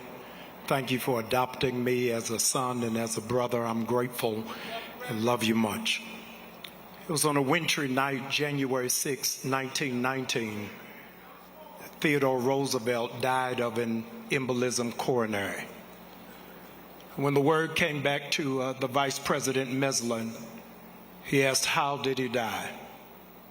The answer responded back, he died in his sleep. Vice President Meslin said that makes sense, because had he been awake, there would have been a fight. Jesse Jackson died in the middle of the night, because had he been awake, there would have been a fight. Ladies and gentlemen, we are here because this is the first modern prophet in American history to prove to be bulletproof. This is the very first prophet that the government could not compromise and was able to stand. Those of you who are wondering why we have been here this long, the service wouldn't have been this long if we were able to go to the Capitol. But the Capitol is now only reserved for pedophiles and podcasters. We're in a critical moment in history. A critical moment in history where it is that we have to figure out what are we fighting for and all that we're running for. 1984 and 1988, Reverend Jackson was running. And physiologists suggest that running is not good for you long term. It strains your knees. It causes, in fact, stress on your body. Eventually, you begin to find yourself in pain. And in spite of all of the pain that was in Reverend's body, he kept on running. And the good news, ladies and gentlemen, that is not necessarily reflected from this microphone is Reverend Jackson didn't run alone, but he had the good sense and the foresight that when he was running, he took strong black women with him. I want to pause and thank God for his sister disciples in Donna Brazil and for Sister Mignon and Leah Daughtry, because he understood you ain't gonna go far unless you take strong black women with you. And I wish America would get over itself and just recognize America will never be great if we take strong black women with us. Can you imagine America would not elect a brilliant black woman because of her laughter, but they would elect a mediocre white man even if he was a felon? We got to take some strong black women with us. I'm glad my Congresswoman Nakima is here, my Senator Raphael Warnock is here, but I wish I had my governor here, Stacey Abrams, but they couldn't take a strong black woman with them. I'm so grateful 3 days after the election, I still stand with Jasmine Crockett, because we got to take some strong black women with us. There's some strong black women who are sitting around you on today, and you ought to thank God for them, because they've been keeping the dream alive down through the years, even when we didn't know how to. He's still been running. And I'm grateful that amongst his mentors, those who poured into Reverend Jackson's life, counted amongst them would have been Samuel DeWitt Proctor, Martin Luther King Jr., but another mentor of Reverend Jackson would have been a gentleman who we bumped into in Acts chapter 8. And in Acts chapter 8, we find that there was a government official who didn't know the word. He's riding in a chariot, but he didn't know what he was reading, because he was used to hearing white evangelicals who didn't know the real gospel. And because he didn't know what it is that he was reading, there was a man that ran beside him and had to explain to him what the word of God actually said while he was running. Ladies and gentlemen, I need a church that will keep running, not just shouting, but we got to run to election polls and say, if you're going to say we open until 9 o'clock, don't close at 7 o'clock. We got to run and let them know, stop taking the ballots out of Fulton County. You got to keep running and say our brothers and sisters from Haiti and Jamaica are not uncovered. We got to keep running so our seniors don't have to choose between groceries and their medication. We got to keep running so that our young people don't have to deal with banned books in the library. We got to keep running until our churches are relevant and are speaking truth to power again. We got to keep running so you're not satisfied having a Gucci bag and red bottoms and a Louis Vuitton belt, but you got to keep running until you make up in your mind, before I be a slave, I be buried in my grave and go home to my Lord and be free. We got to keep on running till you understand, over my head I hear music in the air, and there must be a God somewhere. It is our job to keep running, because this is the oldest leadership Black America has ever had. There is no revolution without young people. And when it is that you realize, don't wait for them to pass you the torch, just take the baton. And so we need to decry that some of these people need to retire and some new voices need to emerge. Clear your throat so a new generation can step to the point and do what it is that God has told them to do. Many of you got confused and thought this was a program.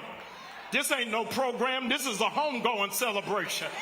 We got to keep on running, because they that wait upon the Lord shall renew their strength. They'll mount up on wings and not get weary. They'll walk and not faint. We got to keep on running. We got to run until the next generation understands that greater is he that is in me than he that is in the world. We got to keep on running. That Langston Hughes was right. I too sing America. They asked me to eat in the kitchen when company comes, but I just laugh and eat well and grow strong, because I too am America. Keep on running. I know that we're in the house of hope. I know that he came out of fellowship, but if I was at apostolic around the corner, I would close this way. If anybody asks you, what's the matter with me? Tell them I'm saved, I'm sanctified, and I'm running.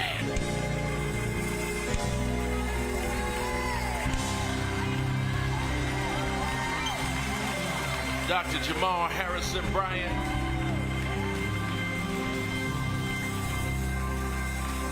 Family, we will close our time together today and look forward to celebrate again tomorrow at the Rainbow Push Coalition at 10 a.m. The seats are first come, first served, so we invite you to come early. But before we leave together, we close together and welcome our friend. Please welcome Bishop Marvin Sapp. I'm stronger,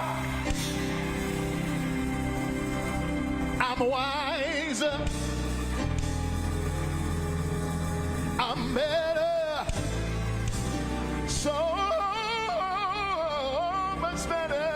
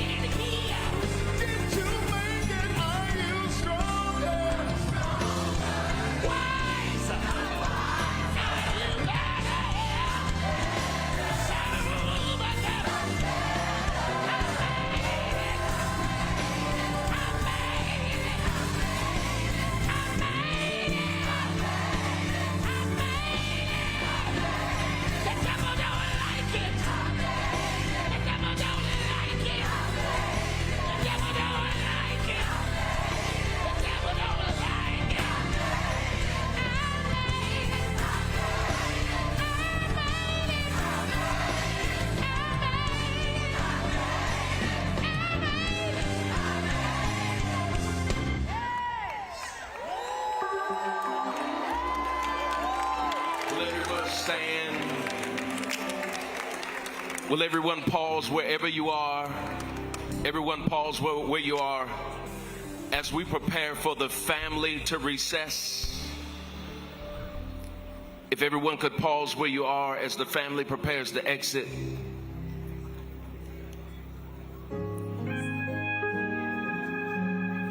Family, if we can clear this area down front as our friends at Leak & Sons prepare.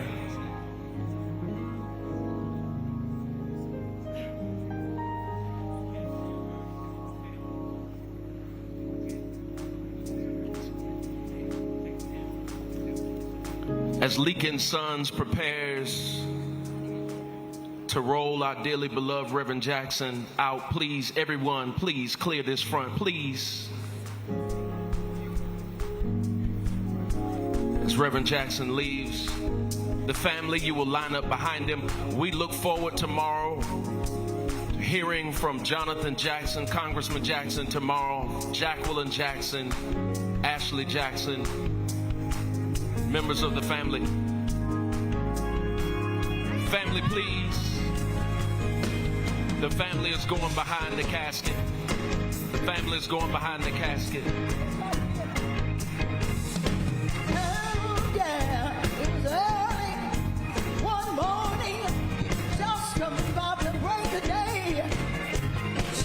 We'll do it again tomorrow morning at 10 a.m.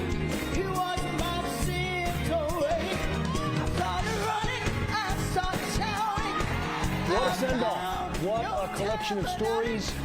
What a celebration as Chicago, the nation, and the world says goodbye to the Reverend Jesse Jackson. His life, his legacy celebrated on the South Side today at the House of Hope. Joe Donlin live in our CBS Streetside studios along with Jim Williams. Jim, what a day. This was supposed to be 3 hours. I think we all knew it would be longer than 5 hours and 15 minutes of roughly 30 speakers. Right, and some of the speakers, you know, they've now moved till tomorrow, which is the private service. But we heard from 3 former presidents. The former Vice President Kamala Harris also spoke. A number of elected officials and clergy. Yeah. The music, I think we can all agree, was sensational. Some other highlights you'll take away from the day here, Jim. Mayor Brandon Johnson spoke, so did Governor Pritzker, who said, yes, Jesse Jackson was a worldwide figure, but he was Chicago's own. Right. Yeah, I mean, the surprise to me was Isaiah Thomas. I mean, he really brought the house down. He told such a powerful story about his journey growing up on the West Side, outlining the assassinations of the 60s, and then he recalled a meeting with the Reverend Jackson when he was just a boy. And he said Jesse Jackson got down on his knees and said to him, "You are somebody." And he told such an amazing story throughout his career about other times when Jesse Jackson was there for him and he stood on his shoulder. And as he told that story, he was in tears. Yeah. He had to stop for a moment. Yeah, it was very powerful. President Obama also told a great story about stepping up, and Jesse Jackson did just that. He quoted from the book of Isaiah. He was a recent college graduate, Columbia University, living and working in New York, and he saw Jesse Jackson on a debate stage with Gary Hart and Walter Mondale, and he said he commanded the room, and that, along with the election of Harold Washington, inspired him to come to Chicago. And it made him realize we belong anywhere. We belong anywhere. Jim, it's always great to see you. Great to see you. It's been an honor to share the set with you on this historic day. Mine as well. Let's head over to Marie right now and David for the start of our 4 o'clock news, because we do have some serious weather to talk about. We do, Jim and Joe. Thank